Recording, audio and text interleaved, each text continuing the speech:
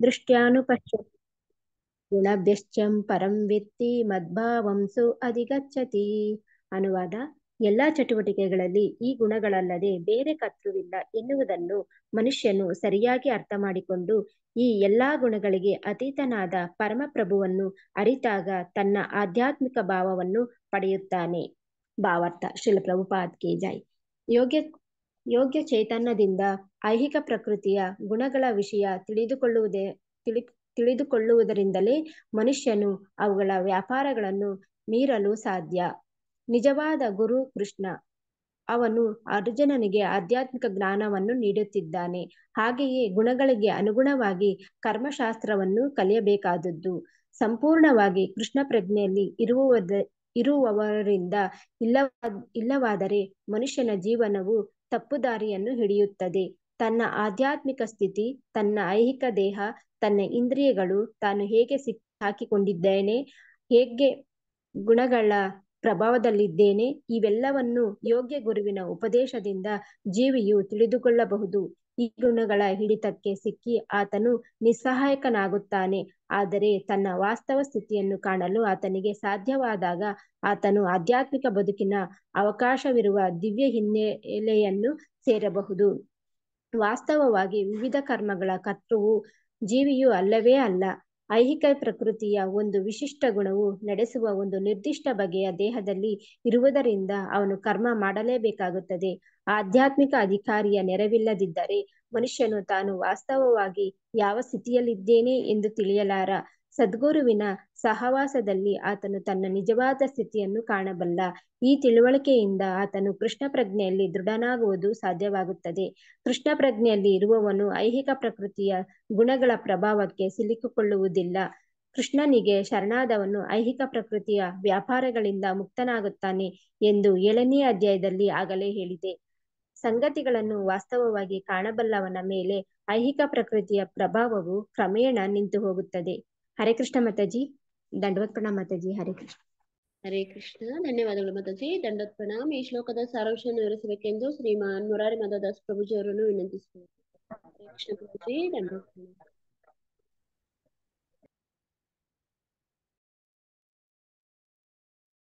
ನಮೋ ಓಂ ವಿಷ್ಣುಪಾದಾಯ ಕೃಷ್ಣಪ್ರೇಷ್ಠಾಯ ಭೂತಲೆ ಶ್ರೀಮತೆ ಜಯಪತಾಕ ಸ್ವಾಮಿನ್ ಇತಿ ನಾಮಿನೆ.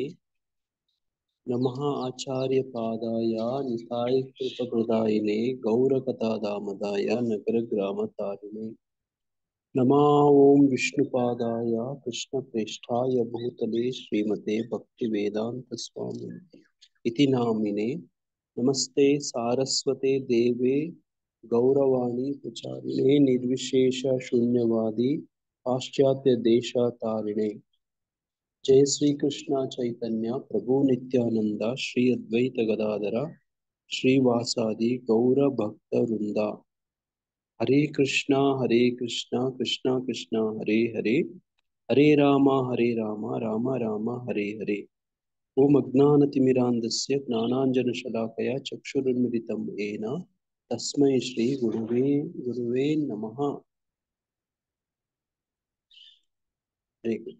ಮೂಕಂ ಕರೋತಿ ವಾಚಾಳಿಂ ಪಂಗಂ ಲಂಘಾಯತೆ ಗಿರಿಂ ಯತ್ಕೃಪಾತಮಹಂ ವಂದೇ ಶ್ರೀ ಗುರುಂ ದೀನತಾರಿಣಂ ಪರಮಾನಂದ ಮಾಧವಂ ಶ್ರೀ ಚೈತನ್ಯಮೀಶ್ವರಂ. ಹರಿ ಓಂ ತತ್ಸತ್. ಹರೇ ಕೃಷ್ಣ.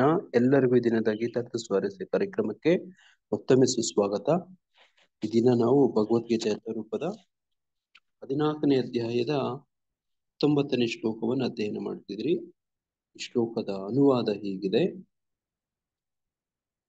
ಎಲ್ಲ ಚಟುವಟಿಕೆಗಳಲ್ಲಿ ಈ ಗುಣಗಳಲ್ಲದೆ ಬೇರೆ ಕರ್ತೃವಿಲ್ಲ ಎನ್ನುವುದನ್ನು ಮನುಷ್ಯನು ಸರಿಯಾಗಿ ಅರ್ಥ ಮಾಡಿಕೊಂಡು ಈ ಎಲ್ಲ ಗುಣಗಳಿಗೆ ಅತೀತನಾದ ಪರಮಪ್ರಭುವನ್ನು ಅರಿತಾಗ ತನ್ನ ಆಧ್ಯಾತ್ಮಿಕ ಭಾವವನ್ನು ಪಡೆಯುತ್ತಾನೆ.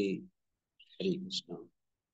ಹಿಂಗೆ ಆಧ್ಯಾತ್ಮಿಕ ಭಾವವನ್ನು ಪಡೆಯುವಂಥದ್ದು, ಇದೇ ಆಧ್ಯಾತ್ಮಿಕ ಭಾವವನ್ನು ಪಡೆಯುವಂಥದ್ದು ಇದೇ ಅಧ್ಯಾಯದ ಪ್ರಾರಂಭ 14ನೇ ಅಧ್ಯಾಯದ ಪ್ರಾರಂಭದಲ್ಲಿ 1 ಮತ್ತು 2ನೇ ಶ್ಲೋಕದಲ್ಲಿ ಹೇಳಿದ್ರು. ಏನಂತ ಹೇಳಿದ್ರು? ಕೃಷ್ಣ ಹೇಳಿದ್ರು ನೋಡಿ, ಇಲ್ಲಿ ಹೇಳ್ತಾರೆ: ದೇವೋತ್ತಮ ಪರಮ ಪುರುಷನು ಹೀಗೆ ಹೇಳಿದನು, ಎಲ್ಲ ಜ್ಞಾನಗಳಲ್ಲಿ ಅತ್ಯುತ್ತಮವಾದ ಈ ಜ್ಞಾನವನ್ನು ನಾನು ಮತ್ತೆ ನಿನಗೆ ಹೇಳುತ್ತೇನೆ. ಈ ಜ್ಞಾನವನ್ನು ತಿಳಿದುಕೊಂಡು ಮುನಿಗಳು ಪರಮಸಿದ್ಧಿಯನ್ನು ಪಡೆದರು. ನೋಡಿ, ಫಲ ಶ್ರುತಿ ಫಲವನ್ನ ಇಲ್ಲೇ ಹೇಳಿದ್ದು. ಹಂಗೆ ಈ ಜ್ಞಾನದಲ್ಲಿ ನೆಲೆಗೊಂಡವನು ನನ್ನ ರೀತಿಯ ದಿವ್ಯ ಸ್ವಭಾವವನ್ನು ಪಡೆಯುವನು.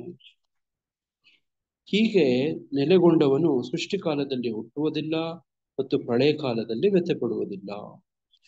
ಹಿಂಗೆ ಭಗವಂತನ ದಿವ್ಯ ಸ್ವಭಾವವನ್ನು ಪಡೆಯೋದ್ರ ಬಗ್ಗೆ, ಹಾಗೇನೆ ಈ ಜ್ಞಾನವನ್ನು ತಿಳ್ಕೊಂಡು ಮುನಿಗಳೆಲ್ಲ ಏನು ಪಡ್ಕೊಂಡ್ರು? ಪರಮಸಿದ್ಧಿಯನ್ನು ಪಡೆದ್ರು. ದಿವ್ಯ ಸ್ವಭಾವವನ್ನ, ಭಗವಂತನ ಕೃಷ್ಣನ ದಿವ್ಯ ಸ್ವಭಾವವನ್ನ ನಾವು ಕೂಡ ಪಡಿಬಹುದು ಅನ್ನೋದು ನೋಡಿ ಈ ಶ್ಲೋಕಗಳಿಂದ ಗೊತ್ತಾಗುತ್ತೆ. ಹಂಗೆ ಇವತ್ತು ಕೂಡ ನನ್ನ ಆಧ್ಯಾತ್ಮಿಕ ಭಾವವನ್ನು ಪಡೆಯೋದ್ರ ಬಗ್ಗೆ ಕೃಷ್ಣ ಹೇಳ್ತಿದ್ದಾನೆ. ಹಂಗೆ ಕೃಷ್ಣನ ಆಧ್ಯಾತ್ಮಿಕ ಭಾವ ಏನು? ಸಚ್ಚಿದಾನಂದ. ನೋಡಿ, ಭಗವಂತನ ದಿವ್ಯ ಅನ್ನುವಂಥದ್ದು ಹೇಗೆ ಅಂತೆಲ್ಲ ಗೊತ್ತು. ಭಗವಂತನು ಈ ಗುಣಗಳಿಗೆ ಅತೀತನಾದವನು.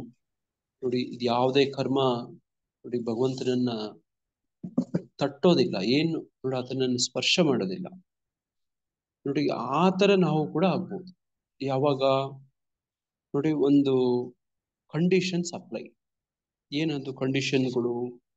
ನೋಡಿ, ಅದನ್ನೇ ಇಲ್ಲಿ ಹೇಳ್ತಿದ್ರೆ, ಎಲ್ಲ ಚಟುವಟಿಕೆಗಳಲ್ಲಿ ಈ ಗುಣಗಳಲ್ಲದೆ ಬೇರೆ ಕರ್ತೃವಿಲ್ಲ ಎನ್ನುವುದನ್ನ ಮನುಷ್ಯನು ಸರಿಯಾಗಿ ಅರ್ಥ ಮಾಡ್ಕೊಂಡಾಗ. ಏನಿಂಗಂದ್ರೆ ನೋಡಿ, ಏನಿಂಗಂದ್ರೆ ಮಾತಾಜಿ, ಎಲ್ಲ ಚಟುವಟಿಕೆಗಳಲ್ಲಿ ಈ ಗುಣಗಳಲ್ಲದೆ ಬೇರೆ ಕರ್ತೃವಿಲ್ಲ ಎನ್ನುವುದನ್ನು ಮನುಷ್ಯನು ಸರಿಯಾಗಿ ಅರ್ಥ ಮಾಡ್ಕೋಬೇಕು ಅಂತ ಹೇಳ್ತಿದ್ದಾರೆ. ಯಾರಾದ್ರೂ ಇದ್ರ ಮೇಲೆ ಒಂದೆರಡು ಮಾತು ಹೇಳ್ತೀರಾ? ಅಂದ್ರೆ ಭಗವಂತ ಮತ್ತೆ ಜೀವಿ ಗುಣಗಳಲ್ಲಿ ಒಂದೇ, ಅಂದ್ರೆ ನಾವು ಕೂಡ ಸಚ್ಚಿದಾನಂದನೇ. ಆದ್ರೆ ನಾವ್ ಅದನ್ನ ಮರ್ತಿರೋದ್ರಿಂದ ಈ ದೇಹನೇ ನಾನು ಅನ್ಕೊಂಡಿರೋದ್ರಿಂದ ನಾವ್ ಮರ್ತೋಗಿದೀವಿ. ಭಗವಂತ ವಿಭು, ನಾವು ಅಣು ಪ್ರಭು. ನಮಗೂ ಭಗವಂತನ್ಗೆ ಸ್ವಲ್ಪ ವ್ಯತ್ಯಾಸ ಇದೆ ಅಂತ ತಿಳ್ಕೊಳ್ಬೇಕು ಪ್ರಭು. ಗುಣದಲ್ಲಿ ಒಂದೇ, ಪ್ರಮಾಣದಲ್ಲಿ ಬೇರೆ ಬೇರೆ ಆಗಿದೆ. ಅಂದ್ರೆ ಎಲ್ಲಾರು ಈ ಮೂರು ಗುಣಗಳನ್ನು ಮೀರಿ ನಾವು ಮೇಲೆ ಹೋಗ್ಬೇಕು ಅನ್ನೋದು ಇದೆ. ಮಾಮೈವಾಂಶ ಜೀವಲೋಕೆ ಜೀವಭೂತ ಸಣ್ಣ.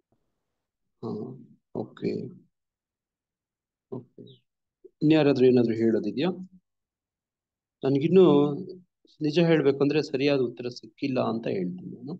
ಹಿಂಗೆ ಹೇಳ್ಬಿಟ್ರಲ್ಲ ಅಂತ ಬೇಜಾರಾಗ್ಬೇಡಿ. ಇದು ಮೂರು ಗುಣಗಳಲ್ಲಿಲ್ಲದವನು ಬೇರೆ ಬೇರೆ ಕರ್ತದಲ್ಲಿ ಇರ್ತಾನೆ ಅಂತ.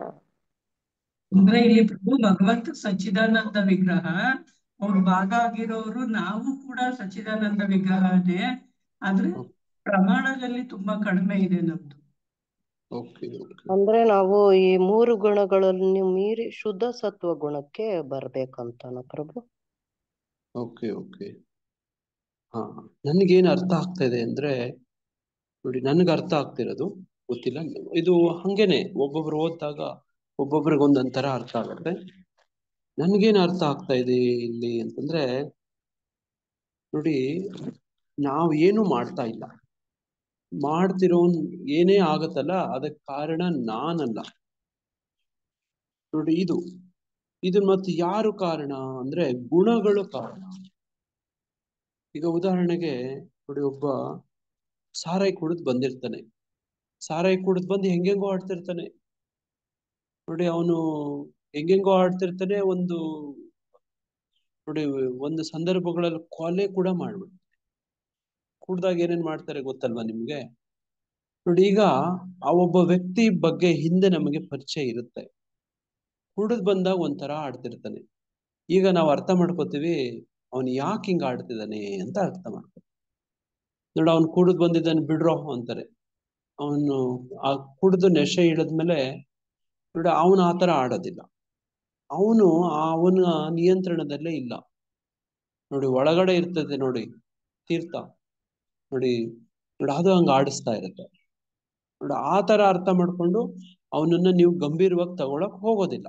ಹೌದಾ? ನಾನು ಹೇಳ್ತಿರೋದು ನಿಜನ ತಪ್ಪ ಅಲ್ವಾ? ಆ ವ್ಯಕ್ತಿ ನಶೆ ಇರೋವರೆಗೂ ಅವನು ಹಂಗೇ ಆಡ್ತಾನೆ. ಯಾಕೆ? ಅವ್ರೇನ್ ಮಾಡ್ತಿರ್ತಾರೆ ಅಂತ ಅವ್ರಿಗೆ ಗೊತ್ತಿರೋದಿಲ್ಲ. ಅವನ ನಿಯಂತ್ರಣದಲ್ಲ ಅವನಿಲ್ಲ. ಅವನು ಇರುವಂತದ್ದು ಒಂದು ಮಾದಕ ವಸ್ತುವಿನ ನಿಯಂತ್ರಣದಲ್ಲಿ ಇದ್ದಾನೆ. ಅದೇ ತರ ಒಂದು ಮಾದಕ ದ್ರವ್ಯ ಡ್ರಗ್ಸ್ ಕೂಡ ಇನ್ನೊಂದು ಮತ್ತೊಂದು ಕೂಡ ಹಂಗೆ ನಾವು ಕೂಡ ನಾವು ಹೆಂಗೆ ಆಡ್ತಿದೀವಿ ಅಂದ್ರೆ ಗುಣಗಳ ಆಧಾರಿತವಾಗಿ ಆಡ್ತೀವಿ, ನಡ್ಕೋತೀವಿ. ನಮ್ಮನ್ನ ನಾವು ಕಂಟ್ರೋಲ್ಗೆ ನಿಯಂತ್ರಣಕ್ಕೆ ನಾವು ತಗೊಂಡಿಲ್ಲ, ನಮ್ಮನ್ನ ಗುಣಗಳು ನಿಯಂತ್ರಿಸ್ತೇವೆ ನೋಡಿ. ಹಂಗಾಗಿ ಮಾಡಿದ್ದು ಕರ್ತು ನಾನಲ್ಲ, ಗುಣಗಳು ಅಂತ ನೋಡಿ. ನಿಮ್ ಮನೆಯಲ್ಲಿ 3 ಜನ ಮಕ್ಳಿರ್ತಾರೆ ಅನ್ಕೊಳ್ಳಿ. ಒಬ್ಬ ಒಳ್ಳೆ ಮಗ, ಇನ್ನೊಬ್ಬ ನೋಡಿ ತಾಮಸಿಕ, ಒಬ್ಬ ಸತ್ವಗುಣದಲ್ಲಿರ್ತಾನೆ, ರಜೋಗುಣದಲ್ಲಿರ್ತಾನೆ, ತಮೋ ಗುಣದಲ್ಲಿರ್ತಾನೆ. ರಜೋಗುಣದಲ್ಲಿರೋನು ಹೆಂಗಿರ್ತಾನೆ? ಯಾವಾಗ್ಲೂ ಕೋಪ, ಸಿಟ್ಟು, ರೋಷ, ಅಹಂಕಾರ, ನೋಡಿ ದರ್ಪ, ನೋಡಿ ದಂಭ, ನೋಡಿ ಹಿಂಗಿರುತ್ತಲ್ವಾ ರಜೋಗುಣದ ಗುಣಗಳು ಅಲ್ವಾ. ನೋಡಿ ಈಗ ನೀವು ನಿಮ್ಗೆ ಚೆನ್ನಾಗಿ ನಿಮ್ ಮಗ ಅರ್ಥ ಆಗ್ಬಿಟ್ಟಿರ್ತಾನೆ, ಅಯ್ಯೋ ಅವನ ಸ್ವಭಾವನೆ ಹಂಗೆ ಬಿಡಿ ಅಂತ.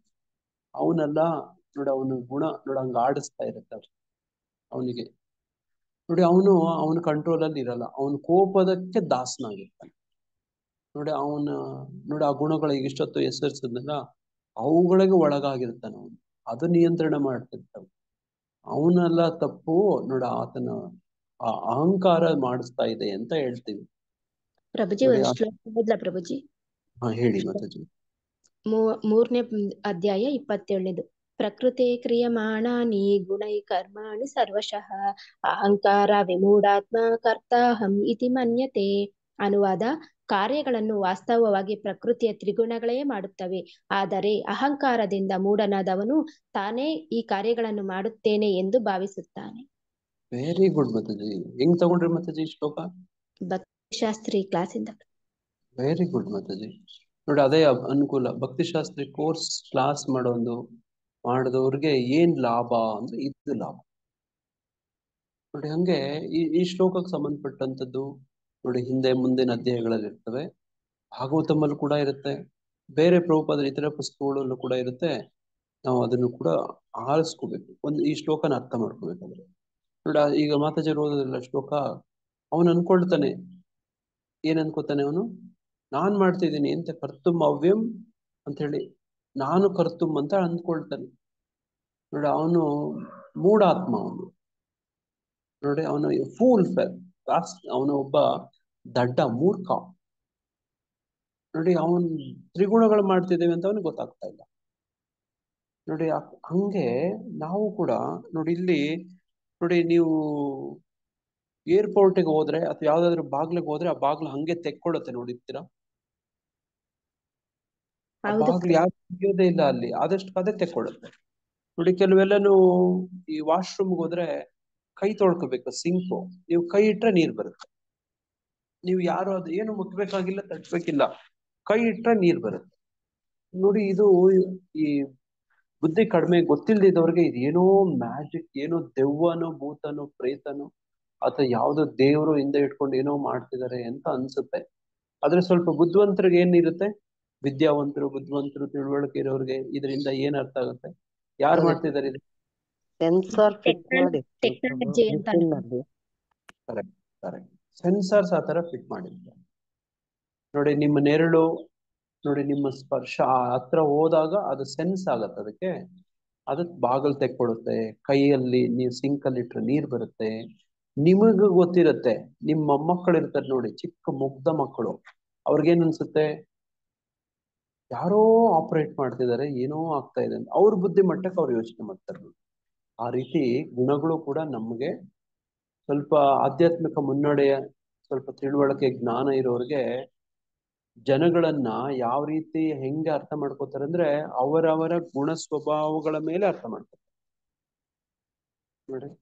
ಹಿಂದಿನ ಕಾಲದಲ್ಲಿ ನೋಡಿ, ಯಾವುದೇ ಒಂದು ವೃತ್ತಿ ಮಾಡ್ಬೇಕು ಅಂತಂದ್ರೆ ಅವನ ಗುಣ ಸ್ವಭಾವವನ್ನ ನೋಡ್ತೀವಿ ನೋಡಿ. ಒಬ್ಬ ಕ್ಷತ್ರಿಯನಾಗಿ ಹೋರಾಡ್ಬೇಕಾ ನೋಡಿ, ಅವನು ಸಹಜವಾಗಿನೇ ರಜೋಗುಣದಲ್ಲಿ ನೋಡಿ ಇರುವಂತದ್ದು ಅವಶ್ಯಕತೆ ಇತ್ತು ನೋಡಿ. ಹಂಗೆ ನೋಡಿ, ಒಬ್ಬ ವ್ಯಾಪಾರಿ ಆಗ್ಬೇಕಾ, ಆ ರಜೋಗುಣ ತಮೋಗುಣದ ಸ್ವಲ್ಪ ಮಿಶ್ರಣ ಇರ್ಬೇಕು.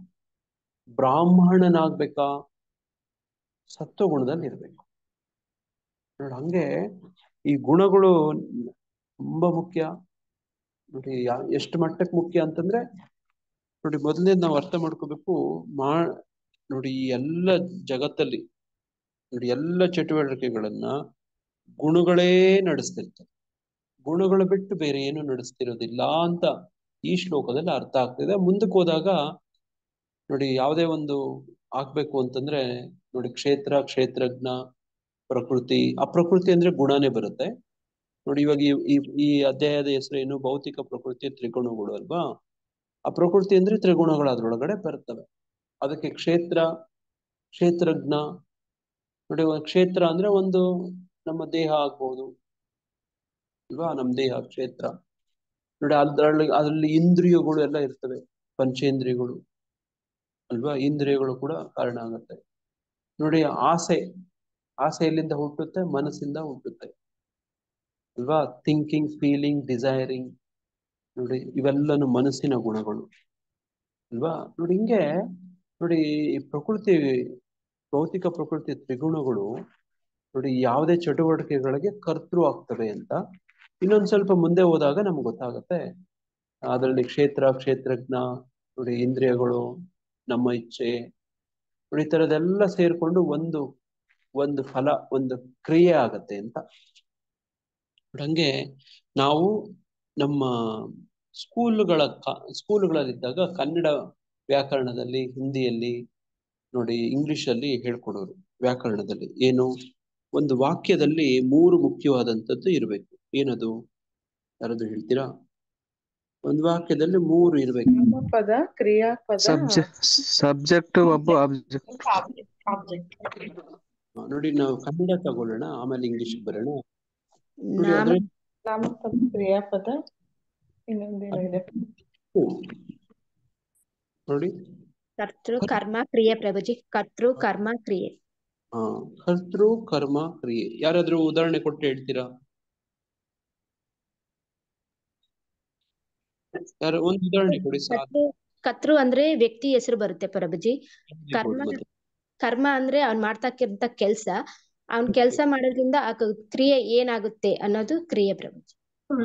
ಕಾಡಿಗೆ ಹೋದನು ಅಂತ ನೋಡಿ ನಾನು ಇದೇ ಸಾಲಿ ಕಾಯ್ತಾ ಇದ್ದೆ. ಇದು ಬಹಳ ಫೇಮಸ್. ರಾಮನು ಕಾಡಿಗೆ ಹೋದನು. ನಾವು ಸ್ಕೂಲಲ್ಲಿ ಇದ್ದಾಗ ಅದನ್ನೇ ಎಲ್ಲಾ ಸ್ಕೂಲಲ್ಲಿ ಇದೇ ಸೆಂಟೆನ್ಸ್ ಹೇಳ್ಕೊಡ್ತಾ ಇದ್ರು ಪ್ರಭು. ಸೆಂಟೆನ್ಸ್ ಇದೆ, ತುಂಬಾ ಒಳ್ಳೆ ಉದಾಹರಣೆ, ವರ್ಲ್ಡ್ ಫೇಮಸ್ ಈ ಸೆಂಟೆನ್ಸ್. ನೋಡಿ ಕರ್ತೃ ಅಲ್ಲಿ ರಾಮ ಆಗ್ತಾನೆ. ನೋಡಿ ಕರ್ಮ, ನೋಡಿ ಕಾಡಿಗೆ ನೋಡಿ ಹೋಗುವುದು ಕ್ರಿಯೆ ಅಲ್ವಾ? ಕರ್ತೃ ಕರ್ಮ ಕ್ರಿಯೆ. ನೋಡಿ ಇಲ್ಲಿ ಅದನ್ನೇ ಇಲ್ಲಿ ಹೇಳ್ತಿದ್ದಾರೆ. ನೋಡಿ ಹಂಗೆ ರಾಮ ಹೆಂಗೆ ಕಾಡಿಗೆ ಹೋದನು ಅಂತ ಅಲ್ಲಿ ಇದೆಯೋ, ಅದೇ ತರನ ಈ ಎಲ್ಲ ಚಟುವಟಿಕೆಗಳನ್ನೆಲ್ಲ ಮಾಡಿಸ್ತಿರೋರು ಯಾರು? ಗುಣಗಳು. ಹಂಗಾಗಿ ನನ್ನ ಪಾಪಗಳಿಗೆ, ನನ್ನ ಕ್ರಿಯೆಗಳಿಗೆ, ನನ್ನ ಕರ್ಮಗಳಿಗೆ ಯಾರು ಹೊಣೆ? ನಾನೇ ಹೊಣೆ. ನೀರಿದು ಪ್ರಸಾದ್ ರಿಲೇಟಿವ್ ತೆಗೆದಿಟ್ಟು ಗುಣಗಳು ಹೊಣೆ. ಗುಣಗಳು, ಪ್ರಕೃತಿಯ ತ್ರಿಗುಣಗಳು.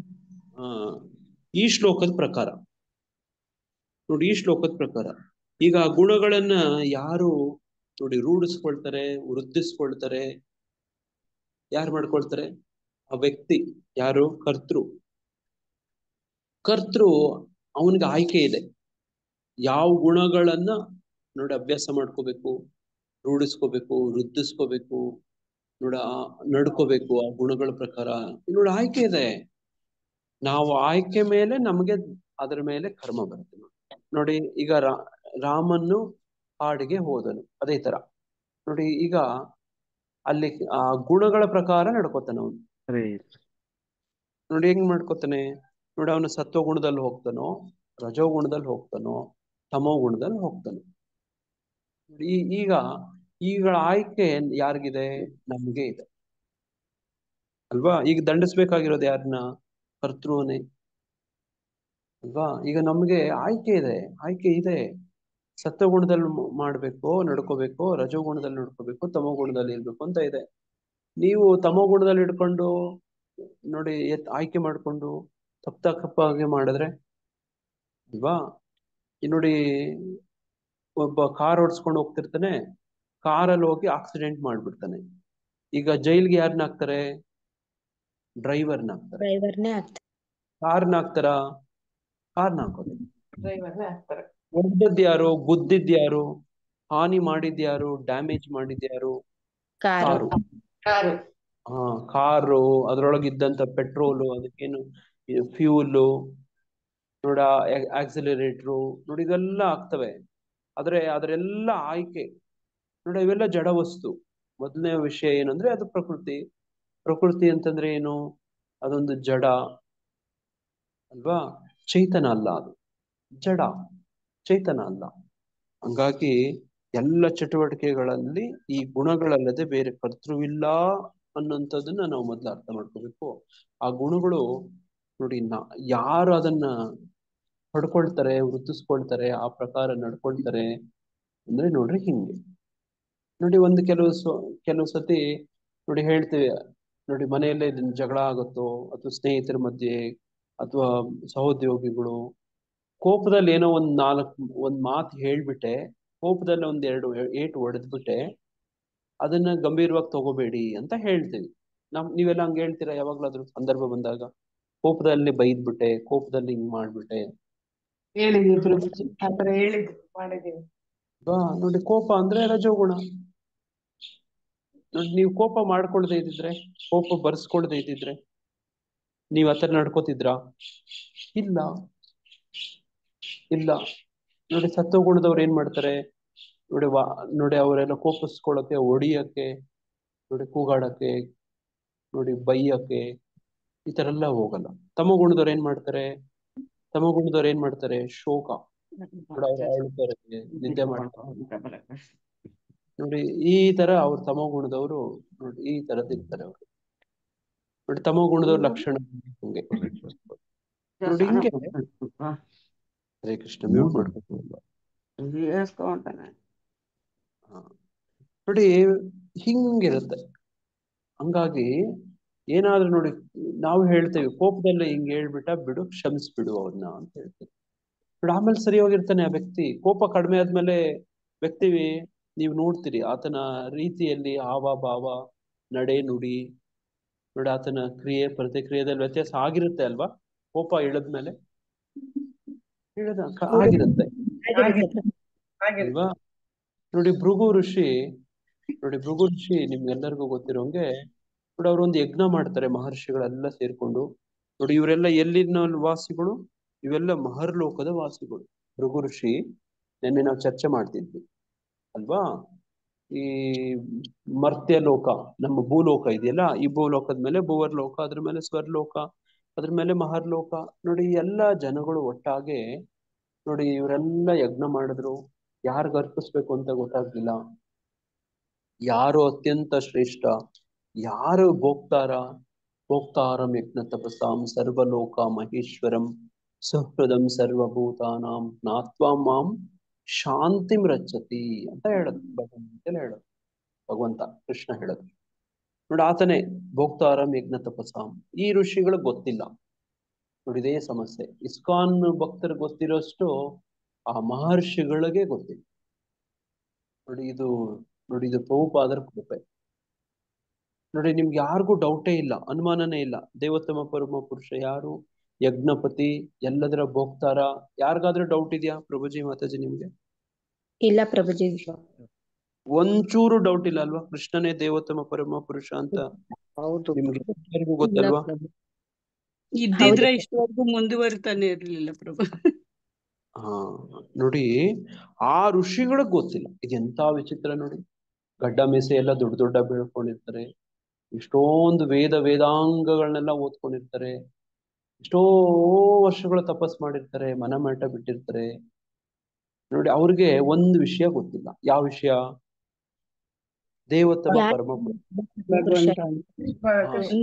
ವೇದಗಳನ್ನ ಪುಷ್ಪಿತ ವಾಚಮ ಕರ್ಮಗಳಿಗೆ ಮಾತ್ರನೇ ಅವರು ಬಂಧಿತರಾಗ್ಬಿಟ್ಟಿರ್ತಾರೆ ಪ್ರಭು. ಅದ್ ರಾಜ್ಯ ಇನ್ನು ಬಂದೇ ಇರಲ್ಲ ಅವ್ರು. ನೋಡಿ, ಯಾರು ಯಜ್ಞಗಳು ಇವುಗಳು ತಪಸ್ಸುಗಳಿಗೆಲ್ಲ ಭೋಗ್ತಾರ ಯಾರು ಅನ್ನೋ ವಿಚಾರನೇ ಗೊತ್ತಿಲ್ಲ ಅವ್ರು. ನಮಗೆಲ್ಲ ಗೊತ್ತು. ಇದು ಯಾರ ಕೃಪೆ? ಶ್ರೀಲ ಪ್ರಭುಪಾದರ ಕೃಪೆ. ಪ್ರಭುಪಾದರ ಕೃಪೆ ಎಷ್ಟು ವ್ಯತ್ಯಾಸ ಮಾಡುತ್ತೆ ನೋಡಿ, ಎಷ್ಟೊಂದು ವ್ಯತ್ಯಾಸ ಮಾಡುತ್ತೆ ನೋಡಿ. ಹಂಗೆ ಅವ್ರಿಗೆ ಗೊತ್ತಿಲ್ಲ. ಈಗ ಅವರು ಸತ್ಯಶೋಧನೆ ಸಮಿತಿ ಮಾಡ್ತಾರೆ ನೋಡಿ, ಹೋಗಿ ಈಗ ಭೃಗು ಋಷಿ ಅದರ ಅಧ್ಯಕ್ಷರು ನೋಡಿ, ಹೋಗಿ ಕೈಲಾಸಕ್ಕೆ ಹೋಗಿ ನೋಡಿ ಭಗವಂತ ಶಿವನನ್ನ ಪರೀಕ್ಷೆ ಮಾಡುವಂಥದ್ದು ನೋಡಿ, ಈತ ಯೋಗ್ಯನ ನೋಡಿ, ಅರ್ಹನ ಅನರ್ಹನ ನೋಡಿ, ಈತನಿಗೆನ ನಾವೆಲ್ಲನೂ ಅರ್ಪಣೆ ಮಾಡ್ಬೇಕಾಗಿರೋದು ಅಂತ ಹೇಳಿ ಪರೀಕ್ಷೆ ಮಾಡೋದು. ಹೆಂಗೆ? ವಾಚ ಅಪರಾಧ ಹೋಗಿ ಆತನ ಈಗ ಮುಖ ಬೈಯೋದು, ನೀನ್ ಅಂತವನು, ನೀನ್ ಇಂಥವನು, ನೀನು ಸ್ಮಶಾನದಲ್ಲಿ ವಾಸ ಮಾಡ್ತೀಯ ನೋಡಿ, ಬೂದಿ ಬಳ್ಕೊಂತೀಯ, ಭೂತ ಪ್ರೇತಗಳು ನೋಡಿ ಬೈಯೋದು ನೋಡಿ. ಭಗವಂತ ಶಿವನಿಗೆ ಕೋಪ ಬರುತ್ತೆ ನೋಡಿ. ಆತನಿಗೆ ನೋಡಿ ಗೊತ್ತು ನಿಮ್ಗೆ, ಭಗವಂತ ರುದ್ರ, ರುದ್ರ ನೋಡಿ, ರುದ್ರ ಕೋಪ ಬಂದ್ರೆ ಏನ್ ಮಾಡ್ತಾನೆ ನೋಡಿ, ಪ್ರಳಯನೇ ಮಾಡ್ಬಿಡ್ತಾನೆ. ರುದ್ರ ತಾಂಡವ ಮಾಡ್ತಾನೆ, ಪ್ರಳಯ ಮಾಡ್ತಾನೆ, ನಾಶ ಮಾಡ್ತಾನೆ ನೋಡಿ. ಇದನ್ನೇ ನಾನು ಮೊನ್ನೆ ಭಾಗವತದಲ್ಲಿ ಓದ್ತಿದ್ದೆ. ನಾನು ಇದ್ರ ಬಗ್ಗೆನೇ ಒಂದು ಕ್ಲಾಸ್ ಕೊಟ್ಟೆ KR ಪುರಂ ನೋಡಿ ಭಕ್ತಿ ಸೆಂಟರ್ ಅಲ್ಲಿ. ಅದಿನ್ನೂ ಅವರು ಲಿಂಕು ನೋಡಿ, ಅದು ಇಂಗ್ಲಿಷ್ ಅಲ್ಲಿ ಇತ್ತು, ನಾನು ಶೇರ್ ಮಾಡ್ತೀನಿ. ಈ ನೆನ್ನೆ ಪ್ರಭುಜಿ ಕ್ಲಾಸ್ ಮಾಡಿದ್ರಲ್ವಾ, ಯಾವುದು 2ನೇ ಅಧ್ಯಾಯದ 7ನೇ ಸ್ಕಂದದ 7ನೇ ಶ್ಲೋಕ. ಯಾರಾದ್ರೂ ಓದ್ತೀರಾ ಮಾತಾಜಿ? 2ನೇ ಸ್ಕಂದದ 7ನೇ ಅಧ್ಯಾಯದ 7ನೇ ಶ್ಲೋಕದಲ್ಲಿ ರುದ್ರನ ಬಗ್ಗೆ ಮತ್ತೆ ಕೃಷ್ಣ ಭಗವಂತನ ಬಗ್ಗೆ ಹೋಲಿಕೆ ಮಾಡ್ತಾರೆ. ವಿಶೇಷವಾಗಿ ನೆನ್ನೆ ಆ ಶೆಡ್ಯೂಲ್ಡ್ ಇನ್ಕಾರ್ನೇಷನ್ಸ್ ಯಾವ ಒಂದು ವಿಷಯ ಇತ್ತಲ್ಲ, ಅದೇ ವಿಷಯವಾಗಿ ಬರ್ತಿತ್ತು ಎಲ್ಲ ಅವತಾರಗಳು ನೋಡಿ. ಅದರಲ್ಲಿ ಈ ಒಂದು ಯಾರಾದ್ರೂ ತೆಗೆದು ಓದ್ಬೋದು, 2ನೇ ಸ್ಕಂದದ 7ನೇ ಅಧ್ಯಾಯದ 7ನೇ ಶ್ಲೋಕ. ಅದರಲ್ಲಿ ಕೋಪದ ಬಗ್ಗೆ ಹೇಳ್ತೀವಿ. ಶಿವನ್ಗೆ ಹೆಂಗಿರುತ್ತೆ, ಭಗವಂತ ಕೃಷ್ಣನ್ಗೆ ಹೆಂಗಿರುತ್ತೆ, ಇಬ್ಬರ ಮಧ್ಯದಲ್ಲಿ ತುಲನೆ, ಹೋಲಿಕೆ ನೋಡಿ. ಹಂಗೆ ಭಗವಂತ ಅಲ್ಲಿ ಹೇಳ್ತಾರೆ ಆ ಶ್ಲೋಕದಲ್ಲಿ, ಭಗವಂತ ಹರೇ ಕೃಷ್ಣ ಓದಿ. ಹರೇ ಕೃಷ್ಣ. ಅನುವಾದ. ಶಿವನಂತಹ ಮಹಾಬಲಿಷ್ಠರು ತಮ್ಮ ಕ್ರೋಧ ದೃಷ್ಟಿಯಿಂದ ಕಾಮನನ್ನು ಗೆದ್ದು ಅವನನ್ನು ನಾಶ ಮಾಡುತ್ತಾರೆ. ಆದರೂ ಅವರು ತಮ್ಮ ಕ್ರೋಧದ ಮಿತಿಮೀರಿದ ಪರಿಣಾಮದಿಂದ ಮುಕ್ತರಾಗಲಾರರು. ಅಂತಹ ಕ್ರೋಧವು ಇವೆಲ್ಲವನ್ನೂ ಮೀರಿದ ಭಗವಂತನ ಹೃದಯವನ್ನು ಎದ್ದು ಪ್ರವೇಶಿಸಲಾರದು ಎಂದ ಮೇಲೆ ಕಾಮವು ಅವನ ಮನಸ್ಸಿನಲ್ಲಿ ಹೇಗೆ ಮನೆ ಮಾಡಿತು? ಭಾವಾರ್ಥ ಓದ್ಲ ಪ್ರಭುಜಿ? ಶಿವನು ಘೋರವಾದ ತಪಸ್ಸಿನಲ್ಲಿ ತೊಡಗಿದಾಗ ಕಾಮದೇವನಾದ ಮನ್ಮಥನು ಅವನ ಮೇಲೆ ಕಾಮಪ್ರಚೋದಕವಾದ ಬಾಣವನ್ನು ಪ್ರಯೋಗಿಸಿದನು. ಕ್ರೋಧ ಪರವಶನಾದ ಶಿವನು ಮನ್ಮಥನತ್ತ ರೋಷ ತಪ್ತ ದೃಷ್ಟಿಯನ್ನು ಬೀರಿದನು. ಕೂಡಲೇ ಮನ್ಮಥನ ಶರೀರವು ದಗ್ಧವಾಯಿತು. ಭಗವಾನ್ ಶಿವನು ತುಂಬಾ ಶಕ್ತಿಶಾಲಿಯಾಗಿದ್ದರೂ ಕೂಡ ಅಂತಹ ಕ್ರೋಧದ ಪರಿಣಾಮಗಳಿಂದ ಮುಕ್ತನಾಗಲು ಸಮರ್ಥನಾಗಿರಲಿಲ್ಲ. ಆದರೆ ಭಗವಾನ್ ವಿಷ್ಣುವಿನ ವರ್ತನೆಯಲ್ಲಿ ಯಾವುದೇ ಸಂದರ್ಭದಲ್ಲಿ ಅಂತಹ ಕ್ರೋಧದ ಪ್ರಸಂಗವೇ ಇಲ್ಲ. ಇದಕ್ಕೆ ಬದಲಾಗಿ ಭೃಗುಮುನಿಯು ಬೇಕೆಂದೇ ಅವನ ಎದೆಗೆ ಒದ್ದು ಭಗವಂತನ ಸಹನೆಯನ್ನು ಪರೀಕ್ಷಿಸಿದಾಗ ಭೃಗುಮುನಿಯ ಮೇಲೆ ಕೋಪಗೊಳ್ಳುವ ಬದಲಿಗೆ ತನ್ನ ಒರಟಾದ ಎದೆಯಿಂದ ಭೃಗುಮುನಿಯ ಕಾಲಿಗೆ ಪೆಟ್ಟಾಗಿರಬಹುದೆಂದು ಭಗವಂತನು ಮುನಿಯ ಕ್ಷಮೆಯನ್ನು ಯಾಚಿಸಿದನು. ಭಗವಂತನ ಎದೆಯ ಮೇಲೆ ಅವನ ಸಹನೆಯ ಕುರುಹಾಗಿ ಭೃಗುಪಾದದ ಗುರುತಿದೆ. ಆದುದರಿಂದ ಭಗವಂತನು ಕ್ರೋಧವಶವನೇ ಅಲ್ಲದೆ ಮೇಲೆ ಅದಕ್ಕಿಂತ ದುರ್ಬಲವಾದ ಕಾಮಕ್ಕೆ ಎಡೆಯಾದರೂ ಎಲ್ಲಿದೆ? ಕಾಮವು ಅಥವಾ ಬಯಕೆಯು ತೃಪ್ತವಾಗದಿದ್ದಾಗ ಕ್ರೋಧವು ಕಾಣಿಸಿಕೊಳ್ಳುತ್ತದೆ. ಆದರೆ ಕ್ರೋಧವೇ ಇಲ್ಲದಿದ್ದಾಗ ಕಾಮಕ್ಕೆ ಎಡೆಯಾದರೂ ಇರಲು ಹೇಗೆ ಸಾಧ್ಯ? ಭಗವಂತನು ಆಪ್ತಕಾಮ ಎಂದು ಪ್ರಸಿದ್ಧನಾಗಿದ್ದಾನೆ ಎಂದರೆ ಸ್ವಯಂ ತೃಪ್ತನು ಎಂದರ್ಥ. ತನ್ನ ಇಚ್ಛೆಯನ್ನು ತಾನೇ ಪೂರ್ಣಗೊಳಿಸಿಕೊಳ್ಳಬಲ್ಲವನು ಎಂದರ್ಥ. ತನ್ನ ಇಚ್ಛೆಯನ್ನು ಪೂರೈಸಿಕೊಳ್ಳಲು ಅವನು ಯಾರ ನೆರವನ್ನೂ ಪಡೆಯಬೇಕಾಗಿಲ್ಲ. ಭಗವಂತನು ಅಮಿತನಾದ್ದರಿಂದ ಅವನ ಆಸೆಗಳು ಅಪರಿಮಿತ. ಭಗವಂತನನ್ನುಳಿದು ಎಲ್ಲಾ ಜೀವಿಗಳು ಎಲ್ಲಾ ಬಗೆಯಲ್ಲೂ ಪರಿಮಿತ ಆಗಿವೆ. ಪರಿಮಿತನು ಅಪರಿಮಿತನ ಬಯಕೆಗಳನ್ನು ಹೇಗೆ ತಾನೇ ತೃಪ್ತಗೊಳಿಸಲು ಸಾಧ್ಯ? ತಾತ್ಪರ್ಯವೇನೆಂದರೆ ಪರಮದೇವೋತ್ತಮ ಪುರುಷನಿಗೆ ಕಾಮವೂ ಇಲ್ಲ, ಕ್ರೋಧವೂ ಇಲ್ಲ. ಕೆಲವು ಸಂದರ್ಭಗಳಲ್ಲಿ ಪರಮನು ಕಾಮ ಅಥವಾ ಕ್ರೋಧವನ್ನು ತೋರಿಸಿದ್ದೇ ಆದರೆ ಅದನ್ನು ಭಗವದ್ ಅನುಗ್ರಹವೆಂದು ತಿಳಿಯಬೇಕು. ಹರೇ ಕೃಷ್ಣ ಪ್ರಭುಜಿ. ಹರೇ ಕೃಷ್ಣ. ತುಂಬಾ ಧನ್ಯವಾದ ಮಾತಾಜಿ. ನೋಡಿ, ನನಗೆ ತುಂಬಾ ಇಷ್ಟ ಆಯ್ತು ಈ ಶ್ಲೋಕ ನೋಡಿ. ಕ್ಲಾಸ್ ಮಾಡಕ್ಕೆ ತುಂಬಾ ಸಂತೋಷ ಆಗ್ತೈತೆ ಅಲ್ಲಿ. ಹಂಗೆ ನೋಡಿ, ವಿಷಯ ತಗೊಂಡ್ರೆ ನೋಡಿ, ಬಾಕಿ ಇತರರು ಭಗವಂತನ್ ಬಿಟ್ಟು ಬಾಕಿ ಇತರರೆಲ್ಲ ಇದಾರೆ ನೋಡಿ ನೋಡಿ. ಈ ವಿಷ್ಣು ಮಾಯೆ ಪ್ರಭಾವಕ್ಕೆ ಒಳಗಾಗ್ತಾರೆ ನೋಡಿ. ಅದನ್ನೇ ಆ ವಿಷ್ಣು ಮಾಯೆ ಎಂತ ಶಕ್ತಿ ಅಂತಂದ್ರೆ ನೋಡಿ, ಎಲ್ಲರೂ ಅದು ಅಧೀನಕ್ಕೆ ಒಳಪಡಬೇಕು, ಯಾರು ಹೊರತಲ್ಲ ನೋಡಿ. ಯಾರಾದ್ರೂ ಹೊರತಾಗ್ತಾರೆ ಅಂತ ಯಾರು ಅಂದ್ರೆ ನೋಡಿ, ಇಲ್ಲಿ ಹೇಳ್ತಿದ್ರಲ್ಲ, ಈ ಎಲ್ಲ ಗುಣಗಳಿಗೆ ಅತೀತನಾದ ಪರಮಪ್ರಭುವನ್ನು ಅರಿತಾಗ ತನ್ನ ಆಧ್ಯಾತ್ಮಿಕ ಭಾವವನ್ನು ಪಡೆಯುತ್ತಾನೆ ನೋಡಿ. ಈ ಹಿಂಗೆ ಕೃಷ್ಣನ ಆಧ್ಯಾತ್ಮಿಕ ಭಾವ ಹೇಗಿದೆಯೋ ಅದೇ ತರ ಪಡ್ಕೊಳ್ತೀವಿ ನೋಡಿ.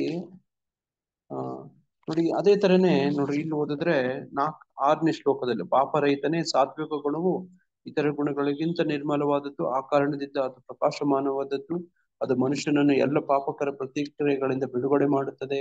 ಆ ಗುಣದಲ್ಲಿ ಸ್ಥಿತರಾದವರು ಸುಖ ಮತ್ತು ಜ್ಞಾನಗಳ ಪ್ರಜ್ಞೆಯಿಂದ ಬದ್ಧರಾಗ್ತಾರೆ ನೋಡಿ. ಇಲ್ಲಿ ಸತ್ವಗುಣ ಬದ್ಧ ಆಗೋದು ಹೇಳಿದ್ರೆ, ಬೇರೆ ಇತರೆ ಶ್ಲೋಕಗಳಲ್ಲಿ ಬಿಡುಗಡೆ ಆಗೋದ್ರ ಬಗ್ಗೆ ಹೇಳ್ತಾರೆ, ಭಗವಂತನ ದಿವ್ಯ ಸ್ವಭಾವವನ್ನು ಪಡೆಯೋದ್ರ ಬಗ್ಗೆ ಹೇಳ್ತಾರೆ. 2ನೇ ಶ್ಲೋಕದಲ್ಲಿ ಇದೇ ಅದು, ಜ್ಞಾನದಲ್ಲಿ ನೆಲೆಗೊಂಡವನು ನನ್ನ ರೀತಿಯ ದಿವ್ಯ ಸ್ವಭಾವವನ್ನು ಪಡೆಯುವನು.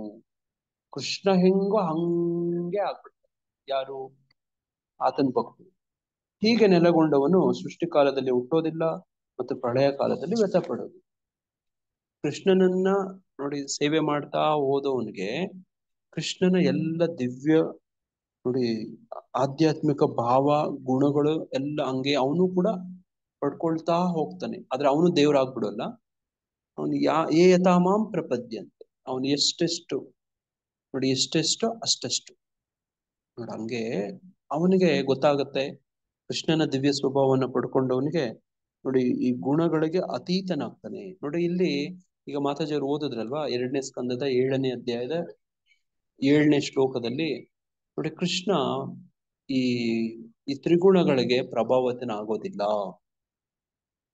ನೋಡಿ. ವಿಷ್ಣು ಮಾಯೆ ನೋಡಿ, ಅದು ವಿಷ್ಣುವನ್ನ ನೋಡಿ ಬಂಧಿಸೋದಿಲ್ಲ, ಬಾಧಿಸೋದಿಲ್ಲ ನೋಡಿ, ಅಧೀನಕ್ಕೆ ಪಡಿಸೋದಿಲ್ಲ ನೋಡಿ, ನಿಯಂತ್ರಿಸೋದಿಲ್ಲ. ಅದಕ್ಕೆ ಅತೀತನಾಗಿರ್ತಾನೆ. ಅದೇ ತರ ಭಗವಂತನ ಭಕ್ತರು ಕೂಡ ಆಗ್ತಾರೆ ನೋಡಿ.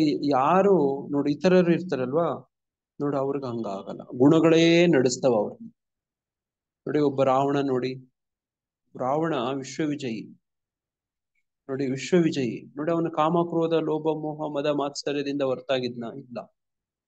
ತ್ರಿಗುಣಗಳು ಆತನ ನಿಯಂತ್ರಣ ಮಾಡ್ತಿತ್ತು ನೋಡಿ. ಅದೇ ತರನೇ ದೇವೇಂದ್ರನು ಕೂಡ ಇನ್ನೊಂದ್ ಕಡೆ ನೋಡಿ ಆತನು ನೋಡಿ ಈ ತ್ರಿಗುಣಗಳಿಂದ ಪ್ರಭಾವಿತನಾಗ್ತಾನ?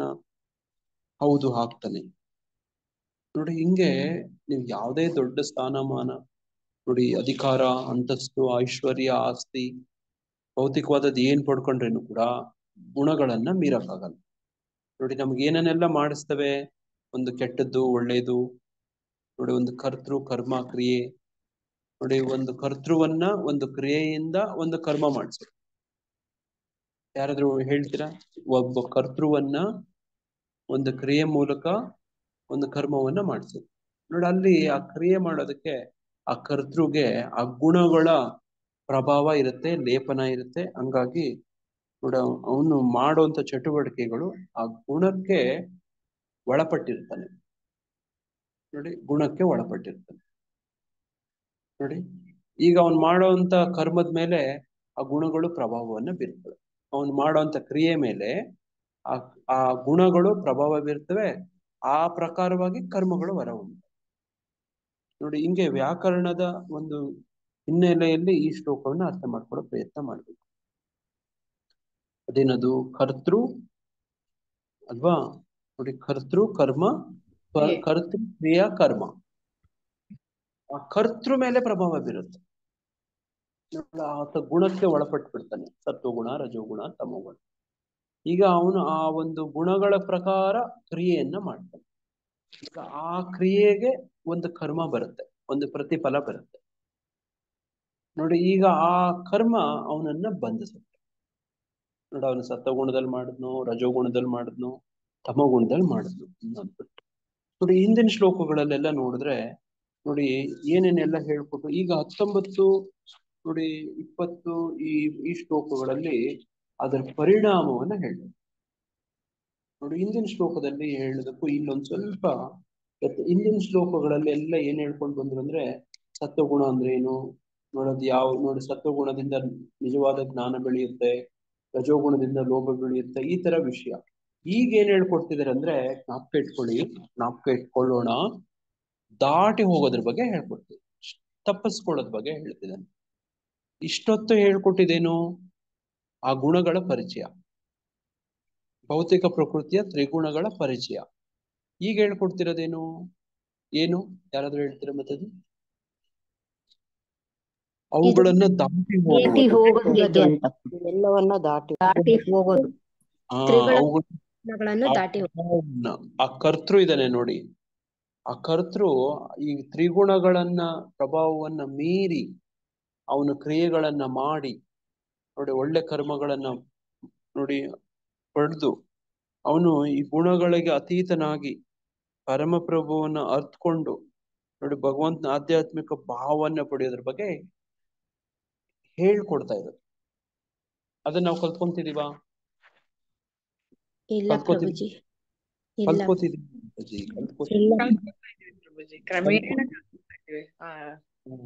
ಕಲ್ತ್ಕೊಳ್ತಾ ಇದೀವಿ, ಇಲ್ ಮೇಲೆ ನಡ್ಕೋಬೇಕಷ್ಟೇನೆ. ಇವತ್ತು ಇದು ಡಿಸ್ಕವರಿ ನೋಡಿ, ಆಮೇಲೆ ಅಂಡರ್ಸ್ಟ್ಯಾಂಡಿಂಗ್ ನೋಡಿ. ಇದನ್ನ ನಾವು ಸರಿಯಾಗಿ ಇದನ್ನ ಸ್ಪಷ್ಟವಾಗಿ ನೋಡಿ, ಏನು ಅನುಮಾನ ಇಲ್ಲದೆ ನೋಡಿ ತಿಳ್ಕೊಂಡ್ವಾ, ಅರ್ಥ ಆಯ್ತಾ ಅನ್ನೋದು ನೋಡಿ ಹೊಸ ಡಿಸ್ಕವರಿ. ಏನದು? ಯಾರಾದ್ರೂ ಹೇಳಿ, ವಾಟ್ ಇಸ್ ದ ಡಿಸ್ಕವರಿ ಇವತ್ತೇನು?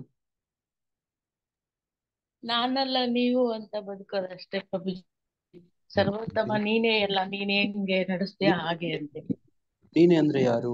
ನಾನಲ್ಲ ನೀನೆ ಅಂದ್ರೆ ಆಗ್ಬಿಡುತ್ತಾ? ಸರ್ವಂ ಕೃಷ್ಣ ಅರ್ಪಣಮಸ್ತು ಅಂತ ಬೆಳಿಗ್ಗೆ ಎದ್ಬಿಟ್ಟು ಸರ್ವಂ ಕೃಷ್ಣ ಅರ್ಪಣಮಸ್ತು, ನೀನ್ ಹೇಗ್ ನಡೆಸ್ತೀಯ ಹಾಗೆ ನಡೆಯೋಣ ಅನ್ನೋದೇ ಒಂದು ಈ ತತ್ವ ಅಷ್ಟೇ ಪ್ರಭುಜಿ.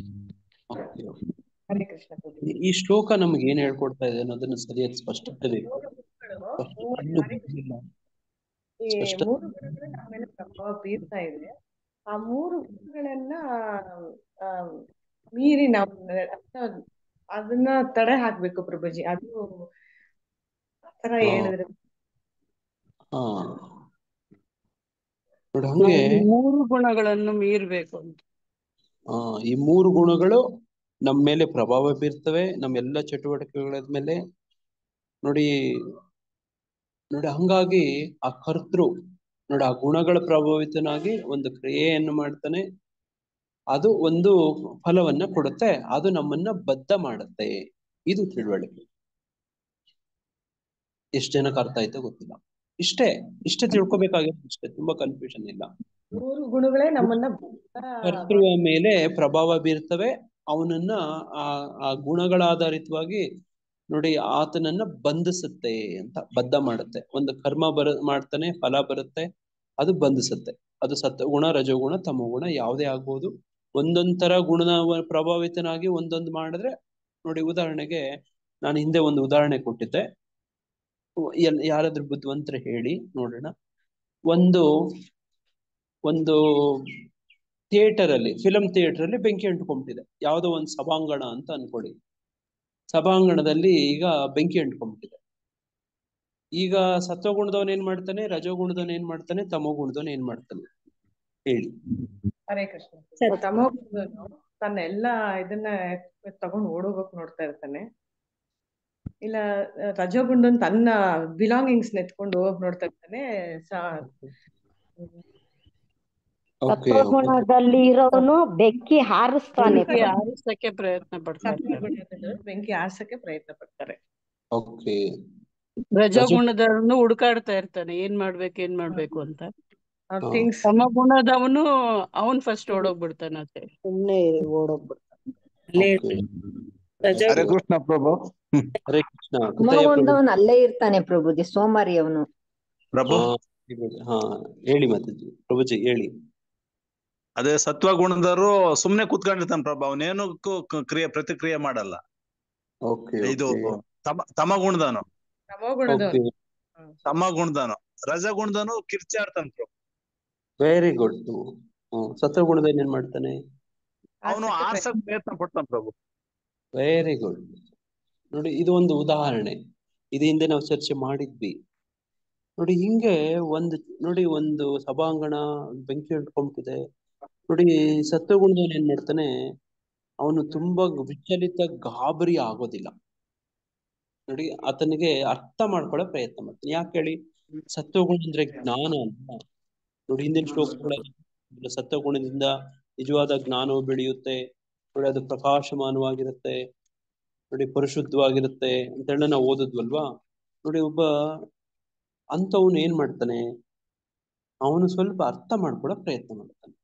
ವಸ್ತು ಸ್ಥಿತಿ ಏನಾಗಿದೆ, ಗಂಭೀರತೆ ಏನು, ನೋಡಿ ಇದೆಲ್ಲ ಅರ್ಥ ಮಾಡ್ಕೊಳ್ಳೋ ಪ್ರಯತ್ನ ಮಾಡ್ತಾನೆ. ಎಕ್ಸಿಟ್ ಗೇಟ್ ಎಲ್ಲಿದೆ, ನೋಡಿ ಜನಗಳನ್ನೆಲ್ಲ ಈಗ ಕಾಲ್ ತುಳಿದಾಗ ಆಗದೆ ಇರೋ ರೀತಿ ನೋಡಿ ಆತನ ಎಕ್ಸಿಟ್ ಗೇಟ್ ಕಡೆ ಡೈರೆಕ್ಟ್ ಮಾಡೋದು. ನೋಡಿ ಆಮೇಲೆ ಸರಿಯಾಗಿ ಸುರಕ್ಷತೆ, ಅದಕ್ಕೆ ಕಾರಣ ಏನಿರುತ್ತೆ. ಒಂದು ಸಭಾಂಗಣದಲ್ಲಿ ಬೆಂಕಿ ಇಟ್ಕೋಬೇಕಂದ್ರೆ ಬಹುಶಃ ಶಾರ್ಟ್ ಸರ್ಕ್ಯೂಟ್ ಆಗ್ಬಹುದು. ನೋಡಿ ಅಂತ ಒಂದು ಸಂದರ್ಭಗಳು ಇರ್ತವೆ. ನೋಡಿ ಅದಕ್ಕೆ ಮೇನ್ ಸ್ವಿಚ್ ಎಲ್ಲಿದೆ, ಅದನ್ನ ಆಫ್ ಮಾಡ್ಬೋದಾ, ಬೇರೆಯವ್ರಿಗೆ ಕರೆಂಟ್ ಎಲ್ಲರಿಗೂ ನೋಡಿ ಶಾಕ್ ಹೊಡಿದೇ ಇರೋ ರೀತಿ ಏನ್ ಮಾಡ್ಬೇಕು. ನೋಡಿ ಈ ತರ ಯೋಚನೆ ಮಾಡ್ತಾನೆ. ಸತ್ವಗುಣದಲ್ಲಿ ಇರೋನಿಗೆ ಜ್ಞಾನ ಇರುತ್ತೆ, ತಾಳ್ಮೆ ಇರುತ್ತೆ. ನೋಡಿ ಆತನು ಗೊಂದಲಕ್ಕಾಗೋದಿಲ್ಲ. ನೋಡಿ ಆ ತರದ ಒಂದು ಅರ್ಥ ಇದೆ. ಆತ ಹಂಗೆ ಅದನ್ನ ಉಪಶಮನ ಮಾಡೋ ಪ್ರಯತ್ನ ಮಾಡ್ತಾನೆ. ಅಲ್ಲಿ ವಸ್ತುಸ್ಥಿತಿ ಅಂದ್ರೆ ಕಂಟ್ರೋಲ್ ತಗೊಳ್ಳೋ ಅದನ್ನ ಆ ತರ ಯೋಚನೆ ಮಾಡ್ತಾನೆ. ರಜೋಗುಣದವನಿಗೆ ಏನಾಗ್ಬಿಡುತ್ತೆ, ಅವನಿಗೆ ಗಾಬರಿ, ಭಯ, ನೋಡಿ ದುಃಖ, ನೋಡಿ ಈ ತರದ ಒಂದು ಸ್ಥಿತಿಯಲ್ಲಿ ಅವನು ಕೂಗಾಡ್ತಾನೆ, ಕಿರ್ಚಾಡ್ತಾನೆ, ಭಯ ಬೀಳ್ತಾನೆ, ಎಲ್ಲೆಲ್ಲೋ ಓಡಾಗಕ್ ಹೋಗ್ತಾನೆ. ನೋಡಿ ಹೋಗ್ಬಾರ್ದ ಕಡೆ ಎಲ್ಲ ಹೋಗಕ್ ಹೋಗ್ತಾನೆ, ದಿಕ್ಕಾಪಾಲಾಗ್ಬಿಡ್ತಾನೆ. ಅವ್ನು ರಜೋಗುಣದಲ್ಲಿ ಇರೋರು ಹಂಗೆ ನಡ್ಕೊಂಡು ಆ ಸಂದರ್ಭ ಪರಿಸ್ಥಿತಿ. ಯಾಕೆ ಹೇಳಿ, ಗುಣ ಪ್ರಭಾವ ಆಗಿರುತ್ತಲ್ವಾ. ನೋಡಿ ತಮೋ ಗುಣದವನಿಗೆ ನೋಡಿ ಅವನಿಗೆ ನಿದ್ರೆ ಬರ್ತಾ ಇರುತ್ತೆ. ನೋಡಿ ಅವನಿಗೆ ಆಲಸ್ಯ, ಅಯ್ಯೋ ಹೋದ್ರೆ ಹೋಗ್ಲಿ ಬಿಡು, ಸತ್ರೆ ಸಾಯ್ಲಿ ಬಿಡು, ನೋಡಿ ಈ ತರದ್ ಇರುತ್ತೆ ಅವನಿಗೆ. ನೋಡಿ ಆ ತಮೋ ಗುಣ ಅಂದ್ರೇನೆ ಹಂಗೆ. ನೋಡಿ ಅವನಿಗೇನು ಗೊತ್ತಾಗಲ್ಲ. ಇಲ್ಲ ನೋಡ ಅಲ್ಲೇ ಅಳ್ತಾ, ಅಯ್ಯೋ ಇಷ್ಟೇ ನಾನು ಹಣೆ ಬರ, ಇಷ್ಟೇ ನನಗೇನು ನೋಡ ಅಂತ ಹೇಳಿ ಹಂಗ್ ಕೂತೀನಿ. ಅವನಿಗೆ ಅಜ್ಞಾನದಲ್ಲಿ ಇರ್ತಾನೆ. ಅಜ್ಞಾನದಲ್ಲಿ ಇದ್ದಾನೆ, ಹೆಂಗ್ ನಡ್ಕೋತಾನೆ ಅಲ್ವಾ. ನೋಡಿ ಹಂಗೆ ಎಲ್ಲ ಚಟುವಟಿಕೆಗಳಲ್ಲಿ ಈ ಗುಣಗಳಲ್ಲದೆ ಬೇರೆ ಕರ್ತೃವಿಲ್ಲ ಅನ್ನೋಂಥದ್ದು ಅರ್ಥ ಮಾಡಿ. ನೋಡಿ ನಮ್ಮ ಮೇಲೆ ಕೂಡ ನಮ್ಮ ಕುಟುಂಬ ಸದಸ್ಯರಾಗ್ಲಿ, ನಮ್ಮ ಸಹೋದ್ಯೋಗಿಗಳಾಗ್ಲಿ, ಅಕ್ಕಪಕ್ಕದವರಾಗ್ಲಿ, ಯಾರೇ ನಮ್ಮ ಮೇಲೆ ನೋಡಿ ನಮ್ಮ ಜೊತೆಗೆ ಅವರ ಮಾತುಕತೆಯಲ್ಲಿ, ಸಂವಹನ ಕ್ರಿಯೆಯಲ್ಲಿ ನೋಡಿ ಕಮ್ಯುನಿಕೇಶನ್, ನೋಡಿ ನಮ್ಮ ಜೊತೆ ನೋಡಿ ಅವ್ರ ಮಾಡೋಂಥದ್ದು, ನಡ್ಕೊಳ್ಳೋದು, ನೋಡಿ ವ್ಯವಹರಿಸೋದು, ಇದೆಲ್ಲನೂ ಕೂಡ ಆ ಗುಣಗಳ ಪ್ರಭಾವಿತ ಆಗಿರ್ತಾರೆ ಅವರು.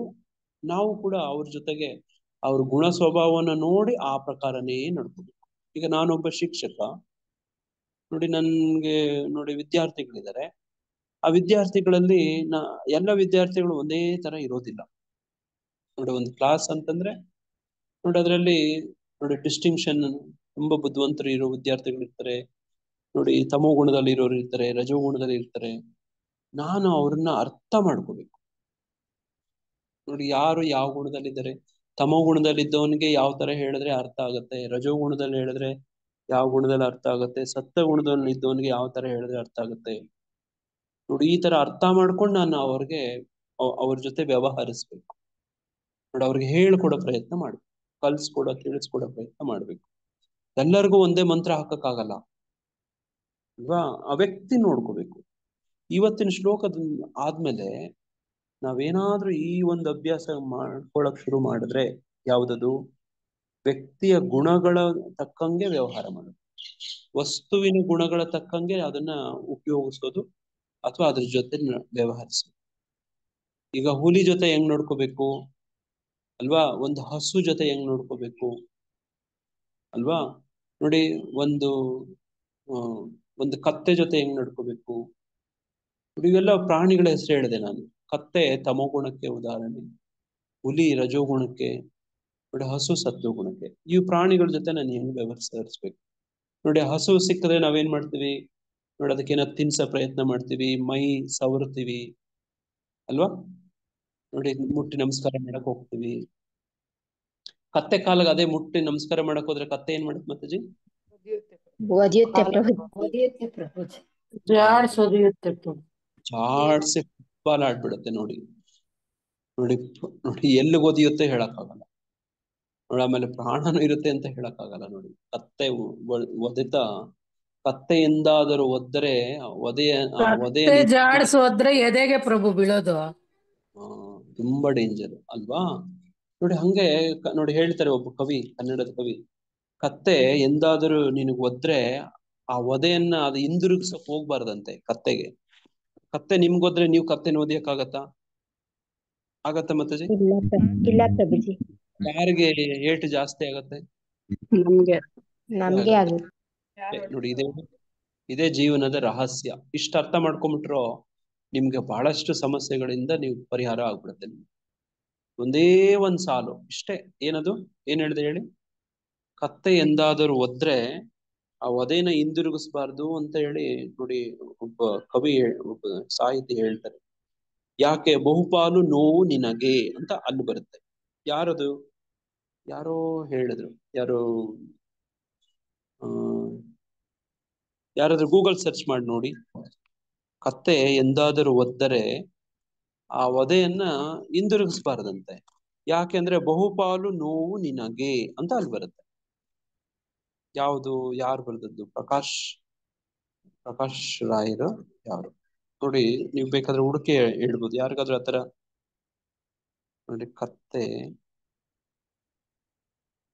ನೋಡಿ ಎಂದಾದರೂ ಒದ್ದರೆ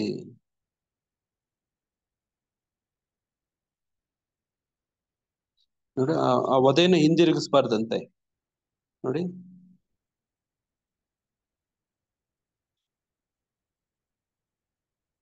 ಹಂಗೆ. ಹರೇ ಕೃಷ್ಣ. ನೋಡಿ ಇಲ್ಲಿ ಹೇಳ್ತಾರೆ, ನಿಮಗೆ ಸ್ಕ್ರೀನ್ ಮಾಡಿ ತೋರಿಸ್ತೀನಿ. ನನಗೆ ತುಂಬಾ ಇಷ್ಟ ಈ ಸಾಲು ನೋಡಿ.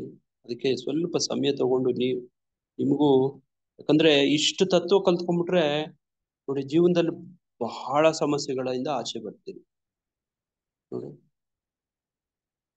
ನೋಡಿ ಇದು ನಮಗೆ 8ನೇ ತರಗತಿ ಪಾಠದಲ್ಲಿತ್ತು ನೋಡಿ. ನೋಡಿ ಇಲ್ಲಿ ಹೇಳ್ತಾರೆ, ನಮ್ಗಿದಿತ್ತು ನೋಡಿ. ಇಲ್ಲಿ ಕಾಣಿಸ್ತಿದ್ಯಾ ನನ್ನ ಮೊಬೈಲ್ ಸ್ಕ್ರೀನ್ ಅಲ್ಲಿ ಮಾತಾಜಿ? ಕಡೆಂಗೊಡ್ಲು ಶಂಕರ ಭಟ್ಟ ಬರೆದದ್ದು ನೆನಪು. ಕತ್ತೆಯು ಎಂದಾದರೂ ನಿನ್ನನ್ನು ಒದ್ದರೆ ಮರಳಿ ನೀನೊದೆಯದಿರದಕ್ಕೆ ಕತ್ತೆಯ ಒದೆಯನ್ನು ಹಿಂದಿರುಗಿಸಿದರೆ ನೋವಿನ ಬಹುಪಾಲು ನಿನಗೆ. ಅರ್ಥ ಆಯ್ತಾ? ಹತ್ತೆಡೆಯೊಳು ತೋಡಿ ಒಂದಿಡಿಯಷ್ಟನು ಬರಲಿಲ್ಲ ನೀರೆನ್ನ ಬೇಡ.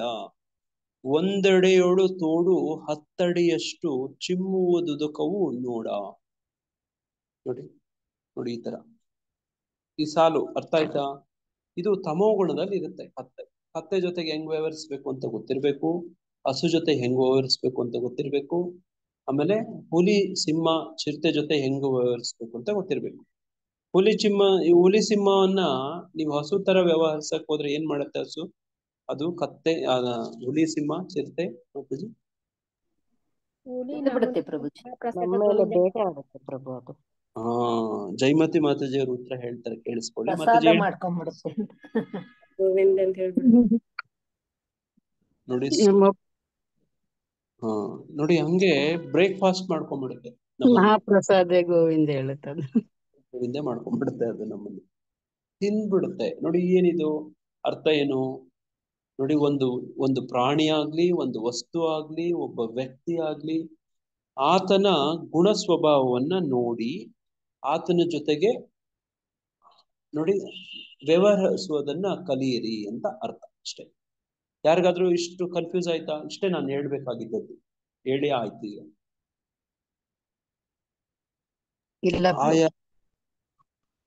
ಅರ್ಥ ಆಗ್ಲಿಲ್ಲ ಮುಖಿಜಿ? ಹರೇ ಕೃಷ್ಣ. ಆಗಿದೆ ಪ್ರಭು. ಅಂದ್ರೆ ಅವ್ರ ಗುಣಗಳನ್ನ ನೋಡ್ಕೊಂಡು ಕೂಡ ನಾವು ಫಸ್ಟ್ ಪರಿಚಯದಲ್ಲಿ ಅವ್ರೆಂತವ್ರು ಏನು ಅಂತ ಯಾರಿಗೆ ಆಸಕ್ತಿ ಇರುತ್ತೋ ಅವ್ರಿಗೆ ನಾವು ಕೃಷ್ಣ ಪ್ರಜ್ಞೆನ ಹಂಚ್ಬೇಕು. ನೋಡಿ ಎಲ್ಲಾನು ಕೂಡ ವ್ಯವಹರಿಸ್ಬೇಕಂದ್ರೇನು ನೋಡ್ಕೊಳ್ಬೇಕು. ಎಲ್ಲರ ಜೊತೆನೂ ಕೂಡ ಇನ್ಮೇಲೆ ಈ ತರ ಕಲೆ ಕಲ್ತ್ಕೊಂಡ್ಬಿಡ್ಬೇಕು. ನೋಡಿ ಆ ವ್ಯಕ್ತಿ ನೋಡ್ಬೇಕು.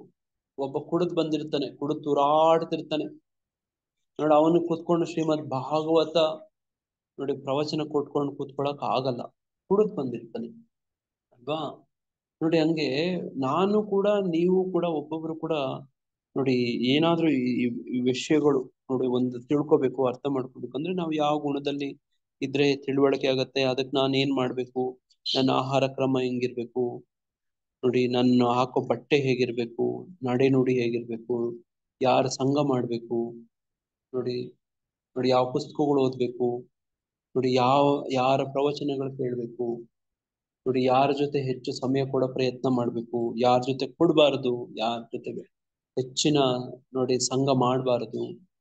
ನೋಡಿ ಅವೈಷ್ಣವ ಸಂಘ ತ್ಯಾಗ, ನೋಡಿ ನೋಡಿ ಅಸತ್ಸಂಗ ತ್ಯಾಗ ವೈಷ್ಣವ ಆಚಾರ ಅಂತ ಹೇಳ್ತಾರೆ. ಯಾರು ಹೇಳ್ತಾರೆ, ಎಲ್ಲಿ ಹೇಳ್ತಾರೆ? ಅಸತ್ಸಂಗ ತ್ಯಾಗ ವೈಷ್ಣವ ಆಚಾರ. ಭಕ್ತಿ ಸಿದ್ಧಾಂತ ಸರಸ್ವತಿ ಠಾಕೂರ್ ಚೈತನ್ಯ ಚರಿತಾಮೃತದಲ್ಲಿ ಹೇಳ್ತಾರೆ. ಏನಂತ ಹೇಳ್ತಾರೆ? ಅಸತ್ಸಂಗ ತ್ಯಾಗ, ಭಕ್ತರಲ್ಲದವರ ಸಂಘವನ್ನು ಮಾಡಬಾರದು, ಮತ್ತೆ ಲೌಕಿಕ ವಿಷಯದಲ್ಲಿ ಯಾರು ಮುಳುಗಿರ್ತಾರೋ ಅವ್ರ ಸಂಘವನ್ನು ನಾವು ಬಿಡ್ಬೇಕು ಅಂತ. ನೋಡಿ ಇದು ವೈಷ್ಣವ ಆಚಾರ. ಇದು ಮೊದಲನೇದ್ ಮಾಡ್ಬೇಕಾಗಿರೋದು ನೋಡಿ ಹಂಗೆ. ಇದು ನಮ್ಮೇಲೆ ತುಂಬಾ ಪ್ರಭಾವ ಬೀರುತ್ತೆ. ನೋಡಿ ಯಾರಾದ್ರೂ ನೋಡಿ ಮಧ್ಯಲೀಲಾ ಚೈತನ್ಯ ಚರಿತಾಮೃತದ 19ನೇ ಅಧ್ಯಾಯದ 157ನೇ ಶ್ಲೋಕದಲ್ಲಿ ಓದಿದ್ರೆ ನಿಮ್ಗೆ ಈ ತರ ಸಿಗುತ್ತೆ. The first business of a Vaishnava is to give up the company of non-devotees. A so-called mature devotee, however, commits a great offense by giving up the company of pure devotees. ನಾವೇನ್ ಮಾಡ್ತೀವಿ ಗೊತ್ತಾ? ಏನ್ ಮಾಡ್ತೀವಿ ನೋಡಿ, ಈ ತರ ಮಾಡ್ತೀವಿ. So called mature devotees ನೋಡಿ ಏನ್ ಮಾಡ್ತೀವಿ, ನಾವು ಭಕ್ತರ ಸಂಘವನ್ನ ತ್ಯಾಗ ಮಾಡ್ತೀವಿ. ಹೌದಾ? ನೋಡಿ ಅಭಕ್ತರ ಸಂಘನೇ ಇಡೀ ದಿನ ಮಾಡ್ಕೊಂಡೇ ಇರ್ತೀವಿ. ಹೌದಾ? ಹೌದು ಅಲ್ವಾ? ಅದಕ್ಕೋಸ್ಕರ ಕೊನೆ ಪಕ್ಷ ವಾರಕ್ಕೊಂದ್ಸತಿ ಆದ್ರೂ ಬಂದು ವೈಷ್ಣವರ ಸಂಘ ಮಾಡಿ ಅಂತ ಹೇಳಿ. ಕೊನೆ ಪಕ್ಷ ನೋಡಿ ಭಾನುವಾರ ಕ್ಲಾಸ್ ಬರುವಂತದ್ದು ಇಷ್ಟೊಂದು ಮುಖ್ಯ ಇದೆ. ಇಡೀ ದಿನ ನಾವು ಅವೈಷ್ಣವರ ಸಂಘದಲ್ಲೇ ಇರ್ತೀವಲ್ವಾ.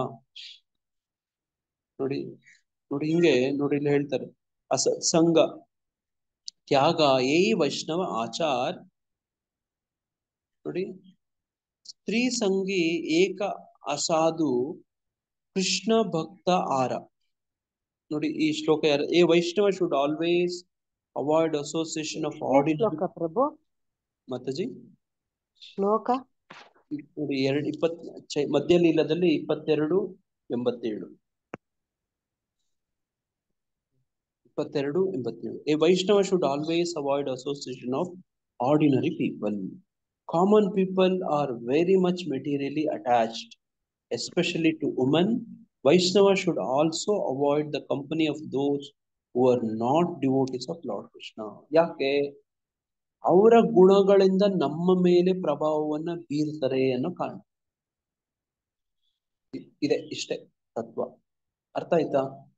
ನೀವು ಯಾರ ಜೊತೆ ನೋಡಿ ಅವ್ರ ಗುಣಗಳನ್ನ, ಇದು ಒಂಥರ ಇನ್ಫೆಕ್ಷನ್ ಇದ್ದಂಗೆ. ನೋಡಿ ಕೊರೋನಾ ಕೋವಿಡ್ ನೋಡಿ ಬಂದವ್ರಿಗೆ, ಪಾಸಿಟಿವ್ ಬಂದವ್ರಿಗೆ ಹತ್ರ ನೀವು ಹೋದ್ರೆ ನಿಮ್ಗೂ ಬಂದ್ಬಿಡುತ್ತೆ ಅಲ್ವಾ. ನೋಡಿ ಈ ನೆಗಡಿ ಶೀತ ಈ ತರ ಇದ್ದವ್ರ ಹತ್ರ ಹೋದ್ರೆ ನಿಮ್ಗೂ ಬಂದ್ಬಿಡುತ್ತೆ ಅಲ್ವಾ. ನೋಡಿ ಯಾರಾದ್ರೂ ಈ ಟೈಫಾಯ್ಡ್ ಬಂದಿರೋ ಊಟದ ಎಂಜಿಲ್ ತಿನ್ಬಿಟ್ರೆ ನಮಗೂ ಬಂದ್ಬಿಡುತ್ತೆ. ಹೌದಾ? ಹೌದು. ನೋಡಿ ಈ ತರ ಆದ್ರಿಂದಾನೇ ಹೇಳ್ತಾರಲ್ಲ ಪ್ರಭು, ನಿನ್ಗೆ ಎಂತ ಸ್ನೇಹಿತರಿದ್ದಾರೆ ಅಂತ ಹೇಳಿದ್ರೆ ನಿನ್ ಗುಣ ಎಂತದ್ದು ನಾನು ಹೇಳ್ತೀನಿ. Show me your friend, I will tell what you are ಅಂತ ಹೇಳ್ತಾರೆ. ನಿಮ್ಮ ಸ್ನೇಹಿತರನ್ನು ತೋರಿಸಿ ನೀವ್ ಎಂತವ್ರು ಅಂತ ನಾನು ಹೇಳ್ಬಿಡ್ತೀನಿ.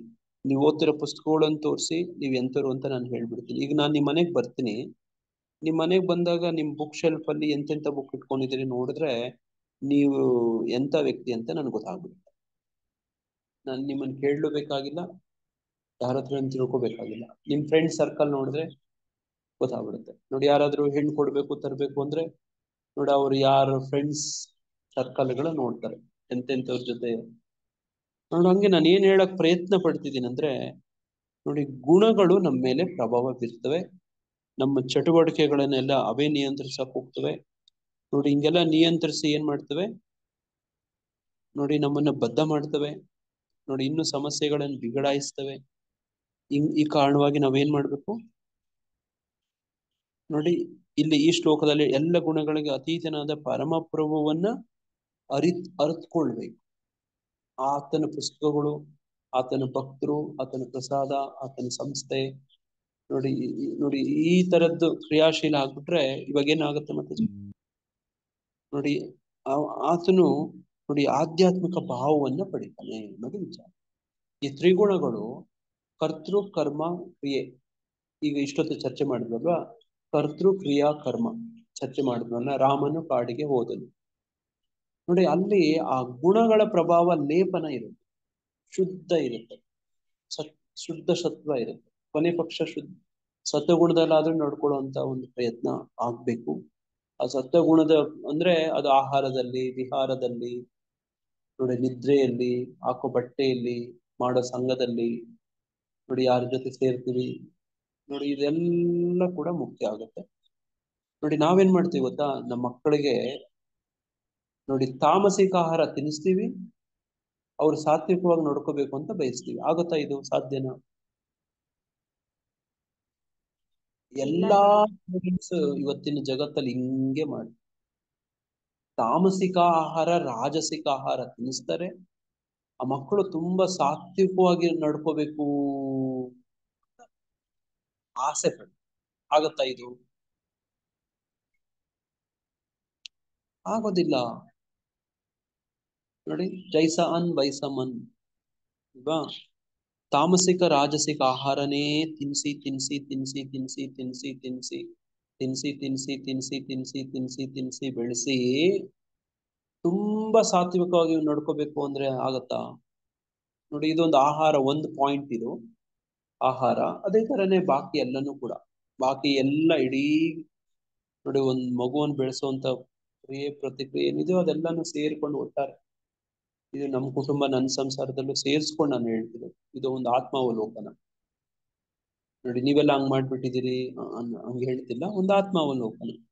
ಕೊನೆ ಪಕ್ಷ ಗೊತ್ತಾಯ್ತೋ, ಇಲ್ಲಿಂದಾದ್ರೆ ಏನಾದ್ರೂ ಬದಲಾವಣೆ ಮಾಡ್ಕೋಬಹುದಾ? ನೋಡಿ, ಒಂದು ಉದಾಹರಣೆ ಆಹಾರ ಒಂದು, ಅದೇ ತರ ಎಲ್ಲಾನು ಕೂಡ ಒಂದೊಂದೊಂದೊಂದೊಂದು ಕೂಡ ನೋಡಿ ಅದೆಲ್ಲ ಯಾವಾಗ ಅವೆಲ್ಲ ಬದಲಾವಣೆಗಳಾಗ್ತವೆ ಅಂದ್ರೆ ನೋಡಿ ವೈಷ್ಣವ ಸಂಘ ಮಾಡಿದಾಗ. ಅದನ್ನೇ ಆದೌ ಶ್ರದ್ಧಾ, ಸಾಧು ಸಂಘ, ಭಜನ ಕ್ರಿಯಾ, ಅನರ್ಥ ನಿವೃತ್ತಿ ಅಂತ ಹೇಳಿ. ನೋಡಿ, ಅನರ್ಥ ನಿವೃತ್ತಿ ಆಗುತ್ತೆ. ನೋಡಿ ಈ ನೋಡಿ ಅನರ್ಥ ನಿವೃತ್ತಿ ಆದಾಗ ಏನಾಗುತ್ತೆ? ನೋಡಿ, ಅವರಿಗೆ ನಿಷ್ಠೆ ಬರುತ್ತೆ. ನಿಷ್ಠೆ ಬಂದಾಗ ಏನಾಗುತ್ತೆ? ನೋಡಿ, ಅವರಿಗೆ ಆಸಕ್ತಿ ಬರುತ್ತೆ. ಆಸಕ್ತಿ ಬಂದ್ಮೇಲೆ ಏನಾಗುತ್ತೆ? ರುಚಿ ಸಿಕ್ಬಿಡುತ್ತೆ. ರುಚಿ ಸಿಕ್ಕದ್ಮೇಲೆ ಬಿಟ್ಟು ಹೋಗಲ್ಲ. ನೋಡಿ, ರುಚಿಯಿಂದ ಮುಂದೆ ಹೋದ್ರೆ ಭಾವ ಹಂತಕ್ಕೆ ಬಂದ್ಬಿಡ್ತಾರೆ. ಅದರಿಂದ ಇನ್ನು ಮುಂದೆ ಬಂದ್ರೆ ಪ್ರೇಮ ಹಂತದಲ್ಲಿ ಇರ್ತಾರೆ, ಕೃಷ್ಣ ಪ್ರೇಮದಲ್ಲಿ ಇರ್ತಾರೆ. ನೋಡಿ, ಹಂಗೆ ಎಷ್ಟ್ ಜನಕ್ಕೆ ನೋಡಿ ಎಷ್ಟು ಅರ್ಥ ಆಯ್ತು ಗೊತ್ತಿಲ್ಲ. ನೋಡಿ, ಈ ಗುಣಗಳೇ ನಮ್ಮನ್ನೆಲ್ಲವನ್ನ ನಿಯಂತ್ರಣ ಮಾಡಿ ನಮ್ಮ ಕೈಯಲ್ಲಿ ಏನೇನೋ ಮಾಡಿಸ್ತಿರ್ತವೆ. ನೋಡಿ, ಇದನ್ನ ಅರ್ಥಕೊಂಡು ತಿಳ್ಕೊಂಡು ಆ ಗುಣಗಳ ಪ್ರಭಾವವನ್ನ ಕಡಿಮೆ ಮಾಡ್ಕೊಳಕ್ ಏನೆಲ್ಲ ಮಾಡ್ಬೋದು ಮಾಡ್ಬೋದು, ಏನೆಲ್ಲ ಮಾಡ್ಬೇಕು ಮಾಡ್ಕೋಬಹುದು. ನಿಮ್ ಉದ್ಧಾರಕ್ಕೆ ನೀವು ನಿಮ್ಮಿಂದನೇ ಉದ್ಧಾರ ಆಗ ಸಾಧ್ಯ, ನಾನು ನನ್ನಿಂದ ಉದ್ಧಾರ ಆಗ ಸಾಧ್ಯ. ಮಾಹಿತಿ ಬೇಕಾದ್ರೆ ನೋಡಿ, ತರ ಪ್ರಭುಪಾದರ ಪುಸ್ತಕಗಳಲ್ಲಿ ಓದಿ ಕೇಳಿ ತಿಳ್ಕೊಬಹುದು. ಅದನ್ನೇ ಭಾವಾರ್ಥದಲ್ಲಿ ಪ್ರಭುಪಾದರು ಹೇಳ್ತಾರೆ, ಒಬ್ಬ ನಮಗೆ ನಿಜವಾದ ಗುರು ಉಪದೇಶ ಬೇಕು ಅಂತ ಹೇಳ್ಕೊಡ್ತಾರೆ. ಅದು ಯಾರು ಉಪದೇಶ ಕೊಡ್ತಿದ್ದಾರೆ ಅಂದ್ರೆ ನೋಡಿ ಪರಂಪರೆಯಿಂದ ಬಂದಿದೆ. ಹೌದು, ಮತ್ತೆ ಕರೆಕ್ಟ್ ಆಗಿ ಹೇಳಿದ್ರಿ. ಪ್ರಭುಪಾದರು ನಮ್ಗೆ ಇಲ್ಲಿ ನಮ್ ಜೊತೆ ಮಾತಾಡ್ತಿದ್ದಾರೆ, ಹೇಳ್ಕೊಡ್ತಿದ್ದಾರೆ. ಹೇಳ್ಕೊಡ್ತಿರೋರು ಯಾರು ಅಂದ್ರೆ ಭಕ್ತಿವೇದಾಂತ ಸ್ವಾಮಿ ಶ್ರೀಲ ಪ್ರಭುಪಾದ. ನೋಡಿ, ಅವರ ಅನುಯಾಯಿಗಳು.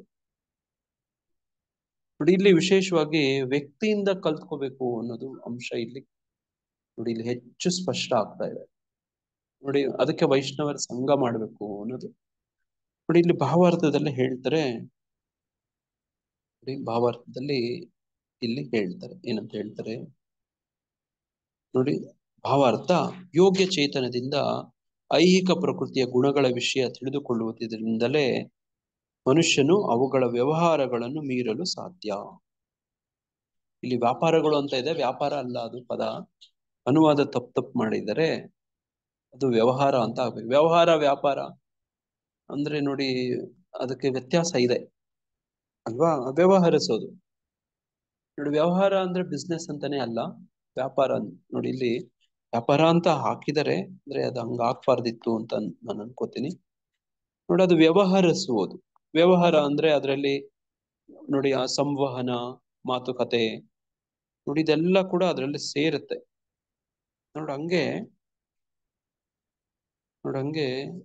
ನೋಡಿ ಯೋಗ್ಯ ಚೇತನದಿಂದ ಐಹಿಕ ಪ್ರಕೃತಿಯ ಗುಣಗಳ ವಿಷಯ ತಿಳಿದುಕೊಳ್ಳುವುದರಿಂದಲೇ ಮನುಷ್ಯನು ಅವುಗಳ ವ್ಯವಹಾರಗಳನ್ನು ಮೀರಲು ಸಾಧ್ಯ, ಅವುಗಳ ಹಿಡಿತವನ್ನ ಮೀರಲು ಸಾಧ್ಯ, ಅವುಗಳ ನೋಡಿ ಪ್ರಭಾವವನ್ನ ಮೀರಲು ಸಾಧ್ಯ ಅಂತ ಅನುವಾದ ಮಾಡ್ಬೇಕಾಗ್ತದೆ ಅಲ್ವಾ. ಅವುಗಳ ಪರಿಣಾಮಗಳನ್ನ ಮೀರಲು ಸಾಧ್ಯ, ಪ್ರಭಾವವನ್ನು ಮೀರಲು ಸಾಧ್ಯ ಅಂತ ಮಾಡ್ಕೋಬಹುದಿತ್ತು ಆಕ್ಚುಲಿ ನೋಡಿ. ಹಂಗೆ ನಿಜವಾದ ಗುರು ಕೃಷ್ಣ. ನನಗೆ ಇಸ್ಕಾನ್ ಅಂದ್ರೆ ತುಂಬಾ ಇಷ್ಟ. ಯಾಕೆ ಅಂದ್ರೆ ನೋಡಿ ಇದು ತುಂಬಾ ಅಧಿಕೃತವಾಗಿರೋದು ಅಂತ ಹೆಂಗೆ ಹೇಳ್ತೀರಿ, ಯಾಕೆ ಹೇಳ್ತೀರಿ ಅಂದ್ರೆ ನೋಡಿ ಕೃಷ್ಣನ ಭಗವದ್ಗೀತೆ ಏನ್ ತತ್ವ ಇದೆಯೋ ಅದೇ ಇಸ್ಕಾನ್ ತತ್ವ ನೋಡಿ. ಅದು ಬಿಟ್ಟು ಇನ್ನೇನು ಇಲ್ಲ, ಹೊರತಾಗಿ ಏನೂ ಇಲ್ಲ. ಭಗವದ್ಗೀತೆಯಲ್ಲಿ ಏನಿದೆಯೋ ಅದು ನೋಡಿ, ಅದು ಹೆಂಗೆ ಯಥಾರೂಪ ನೋಡಿ. ಅಲ್ಲಿ ದೇವೋತ್ತಮ ಪರಮಭವ ಕೃಷ್ಣ ಅಂತ ಹೇಳ್ಕೊಡ್ತಾರೆ ಅಂತ ಹೇಳೋವಂಥದ್ದು ಇಲ್ಲೂ ಕೂಡ ನಮ್ಗೆ ಹಂಗೆ ಕಲಿಸ್ಕೊಡೋದು ನೋಡಿ. ಅದಕ್ಕೆ ಸೂಕ್ತವಾದಂತ ಅಭ್ಯಾಸಗಳನ್ನ ರೂಢಿ ಮಾಡಿಸೋದು ನೋಡಿ. ನಾನು ನೋಡ್ತೀನಿ ಎಷ್ಟೋ ಜನ ಮಠಗಳ ನೋಡಿ ಭಕ್ತರುಗಳು ನನಗೂ ಎಷ್ಟೋ ಜನ ಹತ್ರದಿಂದ ಹೇಳಿದ್ದಾರೆ, ಕಾಫಿ ಟೀ ಕುಡಿಯೋಂತ ಇಷ್ಟು ಚಟಕ್ ಬಿದ್ದಿರ್ತಾರೆ ಗೊತ್ತಾ.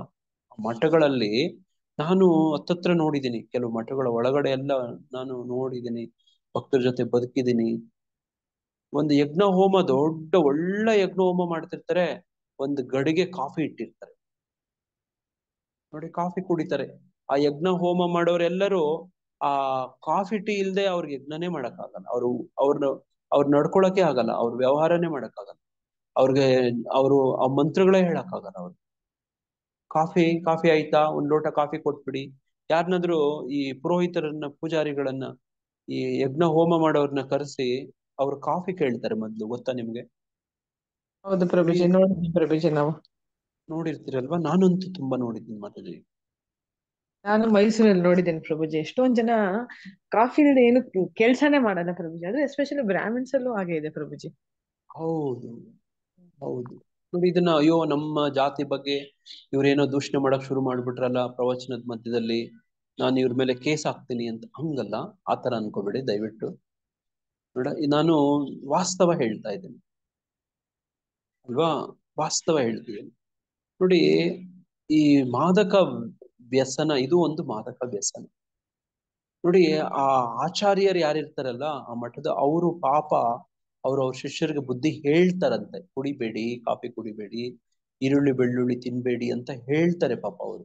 ಇವ್ರಿಗೆ ನೋಡಿ ಎಷ್ಟೊಂದು ಪ್ರಭಾವಿತರಾಗ್ಬಿಟ್ಟಿದ್ದಾರೆ ಅಂದ್ರೆ ಬಿಡಕ್ಕಾಗಲ್ಲ. ಕಾಫಿ ಟೀ ಕುಡಿತಾರೆ ನೋಡಿ, ಒಳ್ಳೆ ಧ್ಯಾನ ಮಾಡ್ಬೇಕು, ಮಂತ್ರ ಹೇಳ್ಬೇಕು, ಸಿದ್ಧಿ ಪಡಿಬೇಕು, ಮಂತ್ರ ಸಿದ್ಧಿ ಪ್ರಜಾಯತೆ, ಹೆಂಗ್ ಸಾಧ್ಯ ಆಗತ್ತೆ ನೋಡಿ. ನಾನೊಬ್ಬ ಒಂದ್ಸತಿ ಗಣಪತಿ ದೇವಸ್ಥಾನದ ಪೂಜಾರಿಗಳನ್ನ ಕೇಳಿದೆ ನಾನು, ಸ್ವಾಮಿ ಯಾಕೆ ನೀವು ಬ್ರಾಹ್ಮಣರು ಈರುಳ್ಳಿ ಬೆಳ್ಳುಳ್ಳಿ ಪರಂಪರಾಗತವಾಗಿ ನೀವು ತಿನ್ನಲ್ಲ ಸ್ವಾಮಿ ಅಂತ ಕೇಳಿದೆ ನಾನು. ಅವರು ಆ ಪೂಜಾರಿಗಳು ತುಂಬಾ ಚೆನ್ನಾಗಿ ಹೇಳಿದ್ರು ನನಗೆ. ಬಟ್ ಅದನ್ನ ಹೇಳಿದ್ರೆ ನಾವು ಮಂತ್ರಗಳು ಪಟ ಪಟ ಪಟ ಪಟ ಅಂತ ಹೇಳ್ತಾರೆ ನೋಡಿ. ಅವರು ಇಷ್ಟು ಚೆನ್ನಾಗಿ ಜ್ಞಾಪಕ ಶಕ್ತಿ ಇಟ್ಕೊಂಡು ಮಂತ್ರಗಳು ಗಂಟೆ ಗಟ್ಲೆ ಹೇಳ್ತಾರೆ. ಒಂದು ಪುಸ್ತಕ, ಒಂದು ಪೇಪರ್ ಕೈಯಲ್ಲಿ ಇಟ್ಕೊಳಲ್ಲ. ಹೌದಾ, ನೋಡಿದೀರಾ? ಇಷ್ಟು ಚೆನ್ನಾಗಿ ಮಾಡ್ತಾರೆ. ಕೆಲವರು ಮಂತ್ರಗಳೆಲ್ಲ ಹೇಳ್ತಾ ಹೋಗ್ತಾರೆ.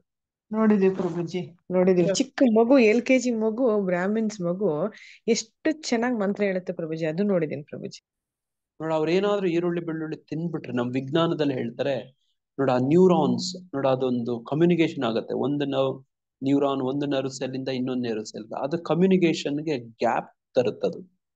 ಸಿಗ್ನಲ್ ಗಳನ್ನ ತಕ್ಷಣ ಪಾಸ್ ಮಾಡಕ್ಕಾಗಲ್ಲ, ಸ್ಪಂದಿಸೋದಿಲ್ಲ ಅವು.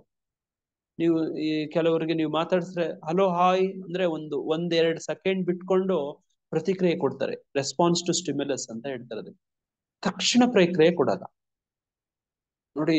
ಅದು ಲೇಟ್ ಆಗತ್ತೆ ಅವ್ರಿಗೆ. ಮಂತ್ರ ಹೇಳಕ್ ಆಗಲ್ಲ ಅಂತ ಹೇಳಿದ್ರು ನನ್ಗೆ ನೋಡಿ. ಅದೇ ಸಮನೆ ಮಂತ್ರ ಹೇಳೋದಿದೆ ನೋಡಿ, ಅದಕ್ಕೆ ತಪಸ್ಬೇಕು, ಸತ್ವಗುಣ ಬೇಕು ನೋಡಿ. ಅದು ನೋಡಿ ಕಾಫಿ ಟೀ, ಈರುಳ್ಳಿ ಬೆಳ್ಳುಳ್ಳಿ, ಈ ಮೊಟ್ಟೆ ಮಾಂಸ ನೋಡಿ, ರಜೋಗುಣದ್ದು ತಮೋಗುಣದ ಆಹಾರ ತಿಂದು ಸತ್ವಗುಣದ ಕೆಲಸಗಳು ಮಾಡಕ್ ಆಗೋದಿಲ್ಲ ನೋಡಿ. ನಾನು ಹಿಂದೆ ಹೇಳಿದ್ದೆ, ಸೀಮೆಣ್ಣೆ ಹಾಕಿ ಹೆಲಿಕಾಪ್ಟರ್ನ ಹಾರಿಸ್ಬೋದಾ? ಆಗೋಲ್ಲ. ಹಾಕೋದಿಲ್ಲ. ಕೆರೋಸಿನ್ ಅದು ಸೀಮೆಣ್ಣೆ. ಅದಕ್ಕೆ ಪ್ಯೂರ್ ಆಗಿರೋ ಪೆಟ್ರೋಲ್ ಹಾಕ್ಬೇಕು, ವೈಟ್ ಪೆಟ್ರೋಲ್ ಅಂತ ಹೇಳ್ತಾರೆ ನೋಡಿ. ಅದೇ ತರನೇ ನಾವು ಕೂಡ ನಮ್ಮ ಆಹಾರ ವಿಹಾರ ವ್ಯವಹಾರ ನೋಡಿ, ನಡೆ ನುಡಿ ಆಚಾರ ವಿಚಾರ, ನಮ್ಮ ಅಧ್ಯಯನ, ನಮ್ಮ ಸಂಘ, ಇವೆಲ್ಲನೂ ಕೂಡ ನೋಡಿ ತಮೋಗುಣ ರಜೋಗುಣದಿಂದ ಪ್ರಭಾವಿತವಾಗಿದ್ದು, ನಾವು ಸತ್ವಗುಣದ ರೀತಿಯಾಗಿ ಅಥವಾ ಕೃಷ್ಣನ ದಿವ್ಯ ಅನುಭವವನ್ನ ಸ್ವಭಾವವನ್ನ ನೋಡಿ, ಈ ಶ್ಲೋಕದಲ್ಲಿ ಹೇಳ್ತಿರೋಂಗೆ ಆಧ್ಯಾತ್ಮಿಕ ಭಾವ, ಕೃಷ್ಣನ ಭಾವವನ್ನ ಪಡೆಯಕ್ಕಾಗೋದಿಲ್ಲ, ಕೃಷ್ಣ ಪ್ರಜ್ಞೆಯಲ್ಲಿ ಪಡೆಯಕ್ಕಾಗೋದಿಲ್ಲ ನೋಡಿ. ಇದು ಸ್ಪಷ್ಟ. ಇದರಿಂದ ಯಾರು ಏನ್ ಅನ್ಕೋತಾರೋ ನಾನು ಯಾರಾದ್ರೂ ಏನಾದ್ರು ಅಂದ್ಕೊಂಡ್ರೆ ಐ ಆಮ್ ಸಾರಿ, ನಾನೇನು ಏನು ಮಾಡಕ್ಕಾಗಲ್ಲ. ಇದು ವಾಸ್ತವ. ಇದು ನಮಗೂ ಅನುಭವ ಆಗ್ತಾ ಇದೆ ಪ್ರಭುಜಿ, ಸತ್ಯ ಅನ್ನೋ ಅಂತ ಒಂದು. ನಾವು ಮೊದಲು ಆಗಿದ್ರಿ ಈರುಳ್ಳಿ ಬೆಳ್ಳುಳ್ಳಿ ತಿನ್ನುವಾಗ ಆಗಿದ್ರಿ, ಕಾಫಿ ಕುಡಿಯುವಾಗ ಆಗಿದ್ರಿ, ಇವಾಗ ಯಾವ ತರ ಚೇಂಜ್ ಆಗ್ತಾ ಇದೀವಿ ಅನ್ನೋದು ನಮಗೆ ಅನುಭವ ಆಗ್ತಾ ಇದೆ ಪ್ರಭುಜಿ. Very good Mataji. ನೋಡಿ, ಈ ತರ ಅನುಭವಗಳನ್ನು ಪಡ್ಕೋಬೇಕು, ಅನುಭವಗಳನ್ನ ಹಂಚ್ಕೋಬೇಕು. ಹರೇ ಕೃಷ್ಣ ಪ್ರಭುಜಿ. ನಾನು ಸ್ವಲ್ಪ ಓದೋದು ಸ್ವಲ್ಪ ಶ್ಲೋಕಗಳು ಬರ್ತಾ ಇರ್ಲಿಲ್ಲ ಪ್ರಭುಜಿ. ಇವಾಗ ಸ್ವಲ್ಪ ಮಟ್ಟಿಗೆ ಪರವಾಗಿಲ್ಲ ಪ್ರಭುಜಿ. ಆ ಉಚ್ಚಾರಣೆ ಸ್ವಲ್ಪ ಚೆನ್ನಾಗಿ ಬರ್ತಾ ಇತ್ತು, ಬಾಯಿ ತಿರುಗ್ತಾ ಇತ್ತು ನೋಡಿ. ಗಮನಿಸಿ ಶ್ವೇತಾ ಮಾತಾಜಿಯವರು ನೋಡಿ, ಒಬ್ಬೊಬ್ಬರು ಭಕ್ತರನ್ನ ಹಂಗೇ ಗಮನಿಸಿ. ಪದ್ಮಾವತಿ ಮಾತಾಜಿಯವರಾಗ್ಲಿ, ಒಬ್ಬೊಬ್ರು ಕೂಡ ನನ್ನ ಹೆಸರೇ ಹೇಳ್ಬೇಕಾಗಿಲ್ಲ, ಒಬ್ಬೊಬ್ಬರನ್ನು ನಿಮ್ ಅನುಭವಗಳೇ ನೋಡಿ, ಹಂಗೆ ನೋಡಿ ಅನುಭವಿಸ್ ನೋಡಿ. ಹಂಗೆ ಇದು ನಾವು ಇದು ಚರ್ಚೆ ಮಾಡ್ತಿದೀವಲ್ವಾ, ಇದು ಪ್ರಾಯೋಗಿಕ, ಇದು ವಿಜ್ಞಾನ. ಇದು ಕರ್ತುಂ ನೋಡಿ, ಸ್ವತಃವಾಗಿ ನಾವು ಅಭ್ಯಾಸ ಮಾಡಿ ಅನುಭವ ಪಡ್ಕೊಳ್ಳೋದು. ಪ್ರತ್ಯಕ್ಷಾವಾಗಮಂ ಗಮ್ಯಂ ನೋಡಿ. ಕರ್ತುಂ ನೋಡಿ, ಅವ್ಯಯಂ ಏನಂತ ಹೇಳ್ತಾರೆ ಮತ್ತೆ 9ನೇ ಅಧ್ಯಾಯದ 2ನೇ ಶ್ಲೋಕ ನೋಡಿ. ಯಾರಾದ್ರೂ ಹೇಳ್ತೀರಾ? ಅವ್ರಿಗೆ ಹೇಳ್ತಾರೆ 2ನೇ ಶ್ಲೋಕದಲ್ಲಿ 9ನೇ ಅಧ್ಯಾಯ, ದೊಡ್ಡ ಭಾವಾರ್ಥ ಬರ್ತಿದ್ದಾರೆ. ಪ್ರತ್ಯಕ್ಷಾವಗಮಂ ಧರ್ಮ್ಯಂ ಸುಸುಖಂ ಕರ್ತುಂ ಅವ್ಯಯಂ. ಕರ್ತುಂ ಅಂತ ಹೇಳ್ತಾರೆ. ಕರ್ತುಂ ಅಂದ್ರೆ ಏನು? ಆಚರಿಸಲು ನೋಡಿ. ಹಂಗೆ ಈ ವಿದ್ಯೆಯು ರಾಜವಿದ್ಯೆ, ಎಲ್ಲ ರಹಸ್ಯಗಳಲ್ಲಿ ಅತ್ಯಂತ ರಹಸ್ಯವಾದದ್ದು. ಇದು ಅತ್ಯಂತ ಪರಿಶುದ್ಧ ಜ್ಞಾನ, ಸಾಕ್ಷಾತ್ಕಾರದಿಂದ ಆತ್ಮದ ನೇರ ತಿಳುವಳಿಕೆಯನ್ನು ಕೊಡುವುದರಿಂದ ಇದು ಧರ್ಮದ ಪರಿಪೂರ್ಣತೆ. ಇದು ಶಾಶ್ವತವಾದದ್ದು ಮತ್ತು ಸಂತೋಷದಿಂದ ಅನುಷ್ಠಾನ ಮಾಡುವಂಥದ್ದು. ಇದನ್ನೆಲ್ಲ ಮಾಡೋದಕ್ಕೆ ನಿಮ್ಗೆಲ್ಲ ತುಂಬಾ ಸಂತೋಷ ಆಗ್ತಾ ಇರುವಂತದ್ದನ್ನ ನಾನು ಕಾಣ್ಬೋದು. ಶ್ವೇತಾ ಮಾತಾಜಿಯವರು, ಪದ್ಮಾವತಿ ಮಾತಾಜಿಯವರಿಗೆ ಹೇಳಿದ್ರಲ್ಲ ಆ ತರ ನೋಡಂಗೆ ನೋಡಿ. ಇಲ್ಲಿ ಭಾವಾರ್ಥದಲ್ಲಿ ಪ್ರಭುಪಾದರು ಹೇಳ್ತಾರೆ, ಹಾಗೆಯೇ ಗುಣಗಳಿಗೆ ಅನುಗುಣವಾಗಿ ಕರ್ಮಶಾಸ್ತ್ರವನ್ನು ಕಲಿಯಬೇಕಾದದ್ದು ಸಂಪೂರ್ಣವಾಗಿ ಕೃಷ್ಣ ಪ್ರಜ್ಞೆಯಲ್ಲಿ ಇರುವುದರಿಂದ. ಕೃಷ್ಣ ಪ್ರಜ್ಞೆಯಲ್ಲಿ ಇಲ್ಲದೆ ನೋಡಿ ಇವುಗಳನ್ನೆಲ್ಲನೂ ಈ ಕರ್ಮಶಾಸ್ತ್ರವನ್ನು ಕಲಿಯಕ್ಕೆ ನೋಡಿ ಇದೆಲ್ಲ ಆಗೋದಿಲ್ಲ ನೋಡಿ. ಹಂಗೆ ಗುಣಗಳಿಗೆ ಅನುಗುಣವಾಗಿ ಕರ್ಮಶಾಸ್ತ್ರವನ್ನು ಕಲಿಬೇಕು ಅನ್ನುವಂಥದ್ದು ನೋಡಿ. ಯಾವ ಗುಣದಲ್ಲಿ ಇರೋರ್ತಾರ ಅವ್ರಿಗೆ ಅಂತಂತ ನೋಡಿ ಅವ್ರಿಗೆ ಕೆಲ್ಸಗಳು ಕೊಡೋದು ನೋಡಿ. ಸತ್ವಗುಣದಲ್ಲಿದ್ದವ್ರು ಏನ್ ಕೆಲಸ ಮಾಡ್ಬೇಕು, ರಜೋಗುಣದಲ್ಲಿ ಇದ್ದವ್ರು ಏನ್ ಕೆಲಸ ಮಾಡ್ಬೇಕು, ತಮ ಗುಣದಲ್ಲಿ ಇದ್ದವ್ರು ಏನ್ ಮಾಡ್ಬೇಕು ನೋಡಿ. ಈ ಒಬ್ಬರಿಗೆ ಇನ್ನೊಂದು ಕೆಲಸ ಕೊಟ್ರೆ ಆಗೋದಿಲ್ಲ. ಅದಕ್ಕೆ ಈಗ ಇತ್ತೀಚೆಗೆ ಒಂದು ಹೊಸ ಪದ ಏನಂದ್ರೆ ನೋಡಿ, ಜಾಬ್ ಸ್ಯಾಟಿಸ್ಫ್ಯಾಕ್ಷನ್ ನೋಡಿ. ಜಾಬ್ ಸ್ಯಾಟಿಸ್ಫ್ಯಾಕ್ಷನ್ ನೋಡಿ, ಇತ್ತೀಚೆಗೆ ನೀವು ಕೇಳಿದ್ರೆ ಜಾಬ್ ಸ್ಯಾಟಿಸ್ಫ್ಯಾಕ್ಷನ್ ಇದೆಯಾ ಅಂದ್ರೆ ನೋಡಿ, ಜನಗಳು ಬಹಳಷ್ಟು ಜನ ಇಲ್ಲ ಅಂತಾರೆ. ಯಾಕೆ? ಸತ್ವಗುಣದಲ್ಲಿದ್ದವರು ರಜೋಗುಣದ ಕೆಲಸ ಮಾಡ್ತಿದ್ದಾರೆ, ರಜೋಗುಣದಲ್ಲಿದ್ದವರು ತಮೋಗುಣದ ಕೆಲಸ ಮಾಡ್ತಿದ್ದಾರೆ, ತಮೋಗುಣದಲ್ಲಿದ್ದವರು ಸತ್ವಗುಣದವರು ಇದನ್ನ ಮಾಡ್ಬೇಕಾಗಿರೋ ಕೆಲಸ ಮಾಡಕ್ ಹೋಗ್ತಾರೆ. ನೋಡಿ, ಉದಾಹರಣೆಗೆ ಒಬ್ಬ ಡಾಕ್ಟರ್ ಸಹಜವಾಗಿ ಸತ್ವಗುಣದಲ್ಲಿ ಇರಬೇಕು. ನೋಡಿ, ಆತನಿಗೆ ದುಡ್ಡು ಜಾಸ್ತಿ ವ್ಯವಹಾರ ಗಳಿಸ್ಬೇಕು ಅಂದ್ರೆ ಅವನ್ ಏನ್ ಮಾಡ್ತಾನೆ? Doctor kidney ಕದಿತಾನೆ. ಡಾಕ್ಟರ್ ಹತ್ರ ಹೋದ್ರೆ ನೋಡಿ, ಒಂದು ಕಾಲ ಇತ್ತು, ಒಂದು 2 ದಶಕಗಳಿಂದ ಇದೊಂದು ದೊಡ್ಡ ನೋಡಿ ವ್ಯವಹಾರ. ಡಾಕ್ಟರ್ಗಳ ಹತ್ರ ಹೋಗಕ್ ಭಯಪಡೋರು ಗೊತ್ತಾ? ಡಾಕ್ಟರ್ ಹತ್ರ ಹೋಗ್ ಬಂದ್ರೆ ಅವ್ರ ಕಿಡ್ನಿಗಳ ಉಳ್ಕೊಂಡಿದಾವ, ಎಗರ್ಸ್ಬಿಟ್ಟಿದಾರ ಅಂತ ನೋಡಿ ಚೆಕ್ ಮಾಡ್ಕೊಳ್ಬೇಕಾಗಿತ್ತು. ಒಂದ್ ಕಾಲ ಇತ್ತು. ಹೌದಾ? ಈ ತರ ಸುದ್ದಿ ಕೇಳಿದ್ರೆ ನೀವು? ಹೌದು ಪ್ರಭುಜಿ, ನ್ಯೂಸ್ ಪೇಪರ್ಸ್ ಹೌದು ಎಲ್ಲ ಬಂದ್ರು ಪ್ರಭು, ನನ್ಗೂ ಎಲ್ಲ ನೆನಪಿದೆ. ನ್ಯೂಸ್ ಬಂದಿತ್ತು ಪ್ರಭು. ಅದು ನೆನಪಿದೆ ಪ್ರಭುಜಿ. ನಾವು ಅವಾಗ ಆಸ್ಪತ್ರೆಗಿದ್ವಿ ಪ್ರಭು, ಫುಲ್ ಭಯ ಆಗ್ಬಿಟ್ಟು. ಫುಲ್ ಭಯ ಆಗ್ಬಿಟ್ಟಿತ್ತಂದೆ ಯಶೋಧ ಮಾತಾಜರಿಗೆ. ನೋಡಿ, ಇಂಥ ಡಾಕ್ಟರ್ಗಳು ಅಂದ್ರೆ ಸತ್ವಗುಣದಲ್ಲಿ ಇರ್ಬೇಕು. ಸಹಜವಾಗಿನೇ ಸತ್ವಗುಣನೇ ಬೆಳೆಸ್ಕೋಬೇಕು. ಯಾಕಂದ್ರೆ ಅವ್ರ ವೃತ್ತಿ ಅಂತದ್ದು. ಅವ್ರಿಗೇನಾದ್ರೂ ಈ ಆಸೆಗಳು ಬಂದ್ರೆ ಕಿಡ್ನಿನ ತಗೊಂಡ್ಬಿಡ್ತಾರೆ. ನೋಡಿ, ಅವರು ಅಂತಂತ ದುರ್ವ್ಯವಹಾರಗಳು ಮಾಡಕ್ ಹೋಗ್ತಾರೆ. ಡಾಕ್ಟರ್ ಹತ್ರ ಹೋದ್ರೆ ಎಲ್ಲಾ ಸ್ಕ್ಯಾನಿಂಗ್ ಗಳೆಲ್ಲ ಬರ್ಸ್ಬಿಡ್ತಾರೆ. ನೋಡಿ, ಎಲ್ಲಾ ಟೆಸ್ಟ್ಗಳು ಬರ್ಸ್ಬಿಡ್ತಾರೆ. ನಿಮ್ಮ ಡಾಕ್ಟರ್ಗಳ ಹತ್ರ ಹೋಗಕ್ಕೆ ಎದುರ್ಕೊಳ್ತಾರೆ ನೋಡಿ ಜನಗಳು. ಎಲ್ಲ ಡಾಕ್ಟರ್ನು ವ್ಯಾಪಾರ ಮಾಡ್ಕೊಂಡ್ಬಿಟ್ಟಿದ್ದಾರೆ ಪ್ರಭುಜಿ. ನೋಡಿ, ಈ ತರದ್ದು ಲೂಟಿ ಮಾಡೋ ತರ ಮಾಡ್ಕೊಂಡು ನೋಡಿ. ಸ್ವಲ್ಪ ಏನೋ ಒಂದ್ ಸಮಸ್ಯೆ ಇದೆ ಅಂತಂದ್ರೆ ಅಡ್ಮಿಟ್ ಆಗಿ ಅಂತಾರೆ ಅಲ್ವಾ? ನೋಡಿ, ಹಂಗೆಲ್ಲ ಭಯ ಆಗತ್ತೆ ಡಾಕ್ಟರ್ಗಳ ಹತ್ರ ಹೋಗಕ್ಕೆ. ತಲೆನೋವು ಅಂದ್ರೆ MRI ತೆಗಿಬೇಕು ಅಂತಾರೆ. ನೋಡಿ, ಏನೇನೋ ನೋಡಿ. ಯಾಕೆ ಹಿಂಗೆ ಅಂದ್ರೆ ಸತ್ವಗುಣದಲ್ಲಿ ಇರ್ಬೇಕಾಗಿರೋರು ರಜೋಗುಣದಲ್ಲಿ ಇದ್ರೆ ಆಸೆಗಳಿರ್ತಾವ ನೋಡಿ. ಆಸೆಗಳು ನೋಡಿ, ಹಿಂದಿನ ಕಾಲದಲ್ಲಿ ನಮ್ಮೂರುಗಳ ಗ್ರಾಮ ವೈದ್ಯರ ಹತ್ರ ಹೋದ್ರೆ ಅವ್ರಿಗೆ ಒಂದು ಎಲೆ ಅಡಕೆ ಕೊಡ್ತಿದ್ವಿ ಅಷ್ಟೇನೆ ಅವ್ರಿಗೆ ದಕ್ಷಿಣೆ ಅಂತ. ಅವ್ರ ಇನ್ನೇನು ತಗೊಳ್ತಿರ್ಲಿಲ್ಲ. ಅಂದ್ರೆ ಆ ತರ ಇತ್ತು ಒಂದು ಕಾಲ ನೋಡಿ, ಆ ತರದ್ದು. ನೋಡಿ, ಹಂಗೆ ತನ್ನ ಆಧ್ಯಾತ್ಮಿಕ ಸ್ಥಿತಿ, ತನ್ನ ಐಹಿಕ ದೇಹ, ತನ್ನ ಇಂದ್ರಿಯಗಳು, ತನ್ನ ಹೇಗೆ ಸಿಕ್ಕಿ ಹಾಕಿಕೊಂಡಿದ್ದೇನೆ, ಹೇಗೆ ಗುಣಗಳು ಪ್ರಭಾವದಲ್ಲಿದ್ದಾನೆ, ಇವೆಲ್ಲವೂ ಯೋಗ್ಯ ಗುರುವಿನ ಉಪದೇಶದಿಂದ ಜೀವಿ ತಿಳಿದುಕೊಳ್ಳಬಹುದು. ನೋಡಿ, ಇದೆಲ್ಲ ತಿಳ್ಕೊಬೇಕು ಅಂತಂದ್ರೆ ನಮ್ಗೆ ಪ್ರಭುಪಾದರಂತವ್ರು ಒಬ್ರು ಆಚಾರ್ಯ ಇರ್ಬೇಕು. ಅವ್ರ ಪ್ರಭುಪಾದರ ಅನುಯಾಯಿಗಳ ಇಂದ ತಿಳ್ಕೊಬೇಕು. ನೋಡಿ, ಪ್ರಭುಪಾದರ ಕಾಲದಲ್ಲೂ ಕೂಡ ಎಲ್ಲಾನು ಪ್ರಭುಪಾದರಿಂದನೇ ಹೇಳಿ ಅವ್ರ 10,000 ಜನ ಶಿಷ್ಯರು ಕಲ್ತ್ಕೊಳ್ತಿರ್ಲಿಲ್ಲ. ನೋಡಿ, ಅವರ ಅನುಯಾಯಿಗಳು ಅವರಿಂದ ಯಾರು ಕಲ್ತ್ಕೊಂಡಿದಾರ, ಅವರಿಂದ ಯಾರು ಕಲ್ತಿದಾರ, ಅವರಿಂದ ಯಾರು ಕಲ್ತ್ಕೊಂಡಿದಾರ. ನೋಡಿ, ಈ ತರದೊಂದು ಅವಶ್ಯಕತೆ ಇದೆ. ಒಬ್ಬ ವ್ಯಕ್ತಿಗೆ ದೀಕ್ಷೆಯ ಅವಶ್ಯಕತೆ ಇದೆ ನೋಡಿ. ಇದಂತೂ ನಾನು ಬಹಳ ಸ್ಪಷ್ಟವಾಗಿ ಹೇಳ್ತೇನೆ. ನಮಗೆ ಗುರು ಅಂತ ಒಬ್ರು ಇರ್ಬೇಕು ನೋಡಿ. ಅವರು ನಮ್ಮ ಮೇಲೆ ನೋಡಿ ಅವರ ಕೃಪೆ ಇರಬೇಕು, ಪ್ರಭಾವ ಇರಬೇಕು. ಅವ್ರಿಗೋಸ್ಕರ ನಾವು ನೋಡಿ ನಡ್ಕೊಳ್ಳುವಂಥದ್ದು ಇರ್ಬೇಕು. ಜೀವಂತ ಗುರು ಬೇಕು ನೋಡಿ. ಹಂಗೆ ಆ ಗುರುಗಳಿಂದ ನಾವು ಉಪದೇಶವನ್ನು ಪಡ್ಕೋಬೇಕು. ನಮ್ಗೇನಾದ್ರೂ ಕಷ್ಟ ಇದ್ರೆ ಅವ್ರಿಗೆ ಹೇಳ್ಕೋಬೇಕು ನೋಡಿ. ನಮ್ಮಲ್ಲಿ ಇಲ್ಲಿರೋ ಭಕ್ತರು ಕೂಡ ಗುರು ಮಹಾರಾಜರಿಗೆ ನೋಡಿ ಅವಾಗವಾಗ ಇಮೇಲ್ ಬರೀತಾರೆ, ಅವ್ರ ಕಷ್ಟಗಳು ಹೇಳ್ಕೊತಾರೆ, ಅವ್ರ ಪರಿಹಾರಗಳು ಪಡ್ಕೋತಾರೆ ನೋಡಿ. ಅದಕ್ಕೆ ಈ ತರದೆಲ್ಲ ನಡೀತಾ ಇದೆ ನಮ್ಮ ಗುಂಪಲ್ಲ, ಇಲ್ಲಿರೋ ಭಕ್ತರಲ್ಲೇನೆ ಈ ತರದಿದೆ ನೋಡಿ. ತಾವು ಕೂಡ ನೋಡಿ ಆ ತರದ್ದು ಇಲ್ಲಿ ಏನಾದ್ರೂ ಪ್ರಶ್ನೆ ಇದ್ರೆ ಗುರು ಮಹಾರಾಜರ ಜೊತೆ ನೀವು ಪತ್ರ ವ್ಯವಹಾರ ಮಾಡ್ಬೋದು, ಇಮೇಲ್ ಕಳಿಸ್ಬೋದು, ವಾಟ್ಸಪ್ ಕಳಿಸ್ಬೋದು ನೋಡಿ. ನಿಮ್ಗೆ ಒಳ್ಳೇದಾಗಿದ್ರೇನು ಕೂಡ ಅವ್ರ ಜೊತೆ ಹಂಚ್ಕೋಬಹುದು. ನಮ್ಮ ಭಕ್ತರುಗಳು ಕೆಲವರು ಇಲ್ಲಿ ಇದ್ದಾರೆ, ಅವ್ರ ಮಕ್ಕಳಿಗೆ ಗುರು ಮಹಾರಾಜರಿಂದ ಹೆಸರು ಅವ್ರು ಪಡ್ಕೊಂಡು ಇಟ್ಟಿದ್ದಾರೆ. ಬಟ್ ಅವ್ರ ಹೆಸರು ಅವರು ಗುರು ಮಹಾರಾಜ್ ಕೊಟ್ಟಿದ ಹೆಸರು ಅಂತ ಹೇಳಿ ಬಹಳ ಅಭಿಮಾನದಿಂದ ಹೇಳ್ಕೊತಾರೆ ಅವ್ರು ನೋಡಿ. ಹಂಗೆ ಈ ಗುಣಗಳ ಹಿಡಿತಕ್ಕೆ ಸಿಕ್ಕಿ ಆತನು ನಿಸ್ಸಹಾಯಕನಾಗ್ತಾನೆ.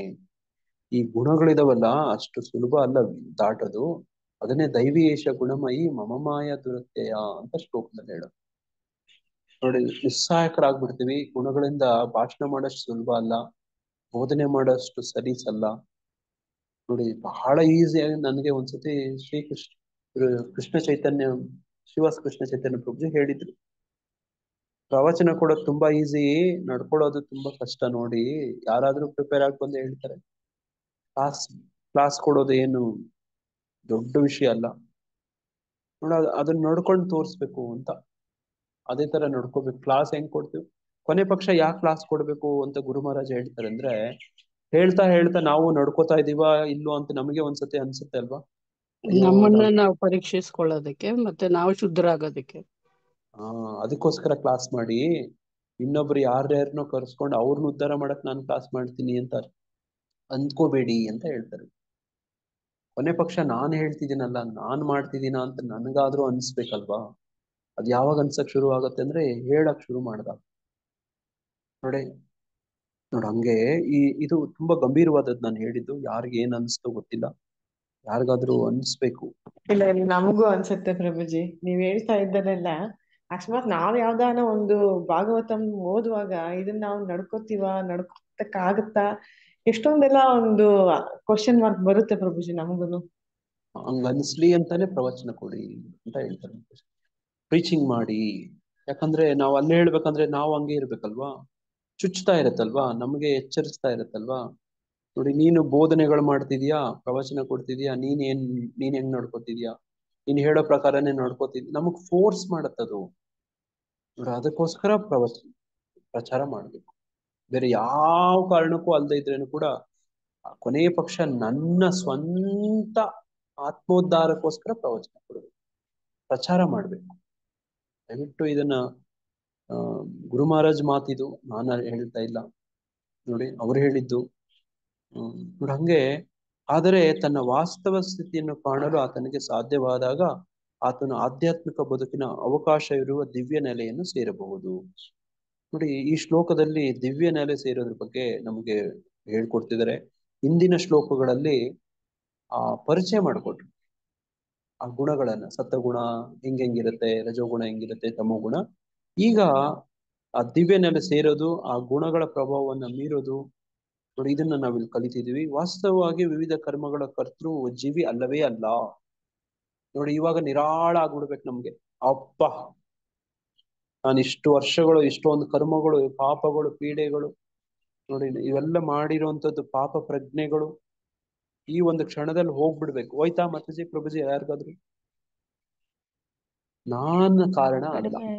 ಕಡಿಮೆ ನನ್ ಆಗಿದೆ. ನೋಡಿ ಇನ್ನೂ ಕೂಡ ನಮ್ ಜೊತೆಗಿರೋರು ವ್ಯವಹಾರ ಮಾಡೋರ್ನು ಕೂಡ ಅದೇ ಪ್ರಕಾರವಾಗಿ ಕ್ಷಮಿಸ್ಬೇಕು. ನೋಡಿ ಒಬ್ಬ ಡಾಕ್ಟರು ಪಾಪ ಆತನ ಪ್ರಯತ್ನ ಮಾಡ್ತಾನೆ ಒಂದು ಜೀವನ ಉಳಿಸಕ್ಕೆ, ಪ್ರಯತ್ನ ಮಾಡ್ತಾನೆ. ಆದ್ರೆ ಎಲ್ಲ ಸತಿನೂ ಸಫಲನೇ ಆಗೋದಿಲ್ಲ. ಕೆಲವು ಸತಿ ನೋಡಿ ಫೇಲ್ ಆಗ್ಬಿಡುತ್ತೆ ಆತನ ಕೊಟ್ಟಂತ ಟ್ರೀಟ್ಮೆಂಟು, ಸರ್ಜರಿ. ಈಗ ಆ ಡಾಕ್ಟರ್ಗೆ ಎಷ್ಟು ಪಾಪ ಪ್ರಜ್ಞೆ ಕಾಡುತ್ತೆ ಗೊತ್ತಾ? ಅಯ್ಯೋ ನೋಡ, ಆ ಪೇಷಂಟ್ ಸಂಬಂಧಿಕರೆಲ್ಲ ಬಂದು ಹೇಳ್ತಿದ್ದಾರೆ, ನೀನೇ ಕೊಂದ್ಬಿಟ್ಟೆ ಅಂತ ಹೇಳ್ತಾರೆ. ಗೊತ್ತಾ? ನಿಮ್ಗೆ ಗೊತ್ತಾ ಈ ತರದ ಅನುಭವಗಳಾಗಿದ್ದಾವೆ ಯಾರಿಗಾದ್ರು? ಹೌದು ಹೌದು ಪ್ರಭುಜಿ, ಹೌದು, ನೋಡಿದೀವಿ ಪ್ರಭುಜಿ ಈ ತರ. ನಾನು ಕೇಳಿ ನೋಡಿದ್ದೀನಿ. ನೋಡಿದ್ವಿ ಪ್ರಭುಜಿ. ಈ ಹಾಸ್ಪಿಟ್ಲ್ ಅಲ್ಲಿ ಸಾಯಿಸ್ತಾರೆ ಈ ಡಾಕ್ಟ್ರು. ನೋಡಿ ಆತ ಕೊಲೆಗೊಡುಕ. ಡೆಲಿವರಿ ಟೈಮಲ್ಲಿ ಆ ತರ ಎಲ್ಲ ತುಂಬಾ ಆಗುತ್ತೆ ಪ್ರಭುಜಿ. ತುಂಬಾ ಆಗುತ್ತೆ ಮತ್ತಿಗೆ. ನೋಡಿ ಪಾಪ ಅವರು ಶಬ್ದ ಮಾಡಿರ್ತಾರೆ ಡಾಕ್ಟರ್ಸ್. ಅವರು ಡಿಗ್ರಿ ಮುಗಿಸಿದಾಗ ಒಂದು ಪ್ರಮಾಣ ಮಾಡಿರ್ತಾರೆ, ನಾನು ನೋಡಿ ಜೀವ ಉಳಿಸೋ ಅಂತ ಎಲ್ಲ ಪ್ರಯತ್ನ ನಾನು ಮಾಡ್ತೀನಿ. ಅದು ಅವ್ರು ತಗೊಳ್ಳೋಂತ ಶಬ್ದ ಆತರ. ನೋಡಿ ಆದ್ರೆ ಅವ್ರು ಪ್ರಯತ್ನ ಮಾಡ್ತಾರೆ, ಕೆಲವು ಸತಿ ಅದು ವಿಫಲ ಆಗಲ್ಲ, ಅಂದ್ರೆ ಸಫಲ ಆಗೋದಿಲ್ಲ, ಫೇಲ್ ಆಗ್ಬಿಡ್ತಾರೆ ಆ ಜೀವ ಉಳಿಸಕ್ಕೆ. ಆಗ ಅವ್ರೇನಾದ್ರೂ ಪಾಪ ಪ್ರಜ್ಞೆನ ಗಂಭೀರವಾಗಿ ಅವ್ರ ಮೇಲೆ ತಗೊಂಡ್ರೆ, ನಾನೇ ಕಾರಣ ನಾನೇ ಕಾರಣ ನಾನೇ ಕಾರಣ ನಾನೇ ಕಾರಣ ಅಂದ್ಬಿಟ್ರೆ ಅವ್ರ ಮುಂದಿನ ಕೆಲಸ ವೃತ್ತಿ ಮಾಡಕ್ ಆಗಲ್ಲ. ಅವ್ರು ಬೇರೆಯವ್ರ ಪ್ರಾಣ ಉಳಿಸೋ ಪ್ರಯತ್ನ ಮಾಡಕ್ ಆಗಲ್ಲ. ಈಗ ಅರ್ಜುನನಿಗೂ ಅದೇ ಕೆಲಸ, ಈಗ ಕೊಲೆ ಮಾಡ್ಬೇಕೀಗ. ನೋಡಿ ಆತನ ಪ್ರಾರಂಭದಲ್ಲೇ ನೋಡಿ ಆತನ ಗುಣಗಳು ಹೆಂಗೆ ಪ್ರಭಾವ ಆಗಿತ್ತು ಅಂದ್ರೆ, ನೋಡಿ ಕೃಷ್ಣ ಬೈತಾನೆ, ಕುತಸ್ತ್ವ ಕಶ್ಮಲಮಿದಂ ಅಂತ ಕೇಳ್ತಾನೆ. ಎಲ್ಲಿಂದ ಬಂತು ಈ ಕಶ್ಮಲ ನಿನಗೆ? ನೋಡಿ ಒಬ್ಬ ಅನಾರಿ ಅಂತರ ನಡ್ಕೊ ಹೇಳ್ತಿದ್ಯಾ, ಅಜ್ಞಾನಿ ತರ ಹೇಳ್ತಿದ್ಯಾ, ತಮೋಗುಣದವನ್ ನೀನು, ತಮೋಗುಣದಲ್ಲಿ ಇರೋ ರೀತಿ ನಡ್ಕೋತಿದ್ಯಲ್ಲ, ಎಲ್ಲಿಂದ ಈ ಕಶ್ಮಲ ಬಂತು ಅಂತ ಕೇಳ್ತಾನೆ. ನೋಡಿ ಹಂಗೆ ಒಬ್ಬ ಈಗ ಯೋಧ ಆತ, ಈಗ ಕೊಲೆ ಮಾಡಕ್ ಹೋಗ್ಬೇಕು, ಯುದ್ಧ ಮಾಡ್ಬೇಕೀಗ, ಅದಕ್ಕೆ ತಯಾರಿ ಮಾಡ್ತಿದ್ದಾನೆ. ಆ ಗುಣಗಳ ಬಗ್ಗೆ ಹೇಳ್ತಿದ್ದಾನೆ ಕೃಷ್ಣ. ಒಬ್ಬ ಡಾಕ್ಟರ್ಗೂ ಹಂಗೇನೆ. ನೋಡಿ ನಮ್ ಬದುಕುಗಳಲ್ಲೂ ನಾವು ಕೂಡ ಹಂಗೇನೆ. ನೋಡಿ ಹಂಗೆ ವಾಸ್ತವವಾಗಿ ವಿವಿಧ ಕರ್ಮಗಳ ಕರ್ತೃ ಜೀವಿ ಅಲ್ಲವೇ ಅಲ್ಲ ಅನ್ನೋದು ನಾವು ಜ್ಞಾಪಕ ಇಟ್ಕೋಬೇಕು. ನೋಡಿ ನಮಗಾದ ನಮ್ಮನ್ನ ಕ್ಷಮಿಸ್ಕೋಬೇಕು, ಬೇರೆಯವ್ರನ್ನ ಕ್ಷಮಿಸ್ಬೇಕೀಗ. ನೋಡಿ ಅದಕ್ಕೆ ನಾವು ಹೇಳೋದು, ಅದು ಕೋಪದಲ್ಲಿ ಏನೋ ಒಂದ್ ಮಾತಾಡ್ಬಿಟ್ಟೆ, ದಯವಿಟ್ಟು ಕ್ಷಮಿಸಿ ಅಂತ ಅಲ್ವಾ, ಕೋಪದ ಪ್ರಭಾವದಲ್ಲಿ. ನೋಡಿ ಹಂಗೆ ಐಹಿಕ ಪ್ರಕೃತಿಯ ಒಂದು ವಿಶಿಷ್ಟ ಗುಣವು ನಡೆಸುವ ಒಂದು ನಿರ್ದಿಷ್ಟ ಬಗೆಯ ದೇಹದಲ್ಲಿ ಇರುವುದರಿಂದ ಅವನು ಕರ್ಮ ಮಾಡಲೇಬೇಕಾಗುತ್ತದೆ. ಆಧ್ಯಾತ್ಮಿಕ ಅಧಿಕಾರಿಯ ನೆರವಿಲ್ಲದಿದ್ದರೆ ಮನುಷ್ಯನು ತಾನು ವಾಸ್ತವವಾಗಿ ಯಾವ ಸ್ಥಿತಿಯಲ್ಲಿದ್ದಾನೆ ಎಂದು ತಿಳಿಯಲಾರ. ನೋಡಿ ಮೊದಲು ಏನಾಗ್ಬೇಕು ಅಂದ್ರೆ ಡಯಾಗ್ನೈಸ್ ಮಾಡು, ನಮ್ಮ ಸ್ಥಿತಿ ಗತಿ ಪರಿಸ್ಥಿತಿಯನ್ನ ನಾವು ತಿಳ್ಕೊಬೇಕು, ಒಪ್ಕೋಬೇಕು. ಇಲ್ಲ ನನ್ ಮೇಲೆ ಗುಣಗಳ ಪ್ರಭಾವನೆ ಬೀರಲ್ಲ ಅಂತ ನಾನು ವಾದ ಮಾಡಿದ್ರೆ, ನಾನು ಹಂಗ ಅಂದ್ಕೊಂಡ್ರೆ, ಮೊದ್ಲು ಡಾಕ್ಟರ್ ಹತ್ರ ಹೋಗಿ ನಮ್ಮ ರೋಗವನ್ನ ನೋಡಿ ಅದನ್ನ ತಪಾಸಣೆ ಮಾಡಿ ಇದು ಇಂಥದೇ ರೋಗ ಅಂತ ಗುರ್ತಿಸ್ಬೇಕು. ಅದು ಮೊದಲನೇ ಹೆಜ್ಜೆ ಅದೇ. ಏನದು? ನಿಮ್ಗೆ ಈ ತರ ರೋಗ ಇದೆ ಅಂತ ಗುರುತಿಸಿ ಡಾಕ್ಟರ್ ಹೇಳ್ತಾರೆ, ಅದನ್ನ ನಾನು ಒಪ್ಕೊಳ್ಳಲ್ಲ ಅಂದ್ರೆ, ನನಗಿಲ್ಲ, ನನ್ಗೇನು ಸಮಸ್ಯೆನೇ ಇಲ್ಲ ಅಂದ್ರೆ ಅಲ್ವಾ? ನೋಡಿ ಮೊದಲನೇ ಟ್ರೀಟ್ಮೆಂಟ್ ಕೊಡಕ್ ಆಗಲ್ಲ ಅಲ್ವಾ? ಹಂಗೆ ನಾವು ಮೊದಲನೇ ಕೆಲಸ ಏನಂದ್ರೆ, ವಾಸ್ತವವಾಗಿ ಯಾವ ಸ್ಥಿತಿಯಲ್ಲಿ ನಾವ್ ಇದೀವಿ ಅಂತ ನಾವು ಅರ್ಥ ಮಾಡ್ಕೋಬೇಕು. ಸತ್ವಗುಣ, ರಜೋಗುಣ, ತಮೋಗುಣ ನಾವು ಅರ್ಥ ಮಾಡ್ಕೋಬೇಕು. ಪ್ರಸ್ತುತ ನಮ್ ದೇಹ ಇದೆ ಅಂದ್ರೆ ನಾವು ಬದ್ರಿದೀವಿ ಅಂತ, ಬಂಧನ ಸ್ಥಿತಿಲಿ ಇದೀವಿ ಅಂತ. ತ್ರಿಗುಣಗಳು ಈ ತೊಗಲು ಬೊಂಬೆ ತರ ನಮ್ಮನ್ನ ಆಡಿಸ್ತಾ ಇದಾವೆ ಅನ್ನೋದನ್ನ ಅರ್ಥ ಮಾಡ್ಕೋಬೇಕು. ಇಲ್ಲ ನಾನು ಹಂಗಲ್ಲ, ನಾನು ಬದ್ಧ ಸ್ಥಿತಿಲಿ ಇಲ್ಲ, ನಾನು ನೋಡಿ ಮುಕ್ತ ಸ್ಥಿತಿಲಿ ಇದೀನಿ ಅಂದ್ರೆ ನಾನು ಪಾಪಿನೇ ಅಲ್ಲ, ನಾನು ಪರಮ ಪುಣ್ಯಾತ್ಮ, ನನ್ಗೇನು ಕಷ್ಟ ಇಲ್ಲ. ನೋಡಿ ಇದೆಲ್ಲ ಅಜ್ಞಾನಿಗಳು ಹಿಂಗೆ ಹೇಳ್ತಾರೆ. ಸದ್ಗುರುವಿನ ಸಹವಾಸದಲ್ಲಿ ಆತನು ತನ್ನ ನಿಜವಾದ ಸ್ಥಿತಿಯನ್ನು ಕಾಣಬಲ್ಲ. ನೋಡಿ ಅದಕ್ಕೆ ಬದುಕಲ್ಲಿ ಒಬ್ಬ ಗುರು ಬೇಕು. ನೋಡಿ ಗುರು ಬೇಕೇ ಬೇಕು, ದೀಕ್ಷೆ ತಗೊಳ್ಳೇಬೇಕು. ನೋಡಿ ಆಧ್ಯಾತ್ಮಿಕ ಬದುಕು ಎಲ್ಲಿಂದ ಶುರುವಾಗುತ್ತೆ ಅಂದ್ರೆ ಅಲ್ಲಿಂದ ಶುರುವಾಗತ್ತೆ ಅಂತ. ನೋಡಿ ಗುರು ಪರಂಪರೆ. ನೋಡಿ ಹಂಗೆ ನಾವೆಲ್ಲರೂ ಒಬ್ಬೊಬ್ರು ಕೂಡ ಆ ದೆಸೆಯಲ್ಲಿ ಪ್ರಯತ್ನ ಪಡೋಣ ಅಂತ ನಾವೆಲ್ಲರೂ ನೋಡಿ ದಯವಿಟ್ಟು ಈ ಕಡೆ ಗಮನ ಇರ್ಲಿ. ಸದ್ಗುರುವಿನ ಸಹವಾಸದಲ್ಲಿ ಆತನು ತನ್ನ ನಿಜವಾದ ಸ್ಥಿತಿಯನ್ನ ಕಾಣಬಲ್ಲ. ಅದಕ್ಕೆ ನೋಡಿ ಆಚಾರ್ಯರು ಅಂದ್ರೆ ಆಚರಣೆ ಮಾಡಿ ತೋರಿಸೋರು ಅಂತ. ಈ ತಿಳುವಳಿಕೆಯಿಂದ ಆತನು ಕೃಷ್ಣ ಪ್ರಜ್ಞೆಯಲ್ಲಿ ದೃಢನಾಗುವುದು ಸಾಧ್ಯವಾಗುತ್ತದೆ. ಕೃಷ್ಣ ಪ್ರಜ್ಞೆಯಲ್ಲಿ ಇರುವವನು ಐಹಿಕ ಪ್ರಕೃತಿಯ ಗುಣಗಳ ಪ್ರಭಾವಕ್ಕೆ ಸಿಕ್ಕಿಕೊಳ್ಳುವುದಿಲ್ಲ. ಕೃಷ್ಣನಿಗೆ ಶರಣಾದವನು ಐಹಿಕ ಪ್ರಕೃತಿಯ ನೋಡಿ ವ್ಯಾಪಾರಗಳಿಂದ ಅಂತ ಇದೆ, ಅದನ್ನ ದಯವಿಟ್ಟು ಹಂಗೆ ಅಲ್ಲ, ಪ್ರಭಾವದಿಂದ ಮುಕ್ತನಾಗ್ತಾನೆ ಅಂತ ನಾವು ಓದ್ಕೋಬೇಕು. ನೋಡಿ ಇಂದು 7ನೇ ಅಧ್ಯಾಯದಲ್ಲಿ ಆಗಲೇ ಹೇಳಿದೆ. ಏನಿದು ಶ್ಲೋಕ? ಇದು 7ನೇ ಅಧ್ಯಾಯದಲ್ಲಿ ಶ್ಲೋಕ ಯಾವುದು? ದೈವೇಶ ಗುಣಮಯಿ ಮಮಮಾಯ ದುರತ್ಯ ಶ್ಲೋಕ. ನೋಡಿ ಸಂಗತಿಗಳನ್ನು ವಾಸ್ತವವಾಗಿ ಕಾಣಬಲ್ಲವನ ಮೇಲೆ ಐಹಿಕ ಪ್ರಕೃತಿಯ ಪ್ರಭಾವವು ಕ್ರಮೇಣ ನಿಂತು ಹೋಗುತ್ತದೆ. ನೋಡಿ ಇದು ತಕ್ಷಣ ಹಂಗೆ ನಿಂತು ಹೋಗೋದಿಲ್ಲ. ನೋಡಿ ಈ ಅನುಭವಗಳು ಇವೆಲ್ಲ ಆಗ್ಬೇಕು ಅಂತಂದ್ರೆ ಏನ್ ಮಾಡ್ಬೇಕು? ಅದಕ್ಕೂ ಸ್ವಲ್ಪ ಕೆಲಸ ಮಾಡಕ್ ಸಮಯ ಕೊಡ್ಬೇಕು. ಇವತ್ತು ಬಂದಿದೀವಿ, ನಾಳೆ ನನಗೆ ಅದನ್ನೇ ಹೇಳ್ತಾರೆ ಪ್ರಭುಪಾದ್ರು ಈ ಉದಾಹರಣೆ ಕೊಡ್ತಾರೆ. ನೋಡಿ ಹುಡುಗ ಹುಡುಗಿ ಮದ್ವೆ ಆಗ್ತಾರೆ, ನಾಳೆನೆ ಮಗು ಆಗ್ಬೇಕು ಅಂದ್ರೆ ಆಗತ್ತಾ? ಏನ್ ಮಾಡ್ಬೇಕಂತೆ ಪ್ರಭುಪಾದ ಏನಂತ ಹೇಳ್ತಾರೆ?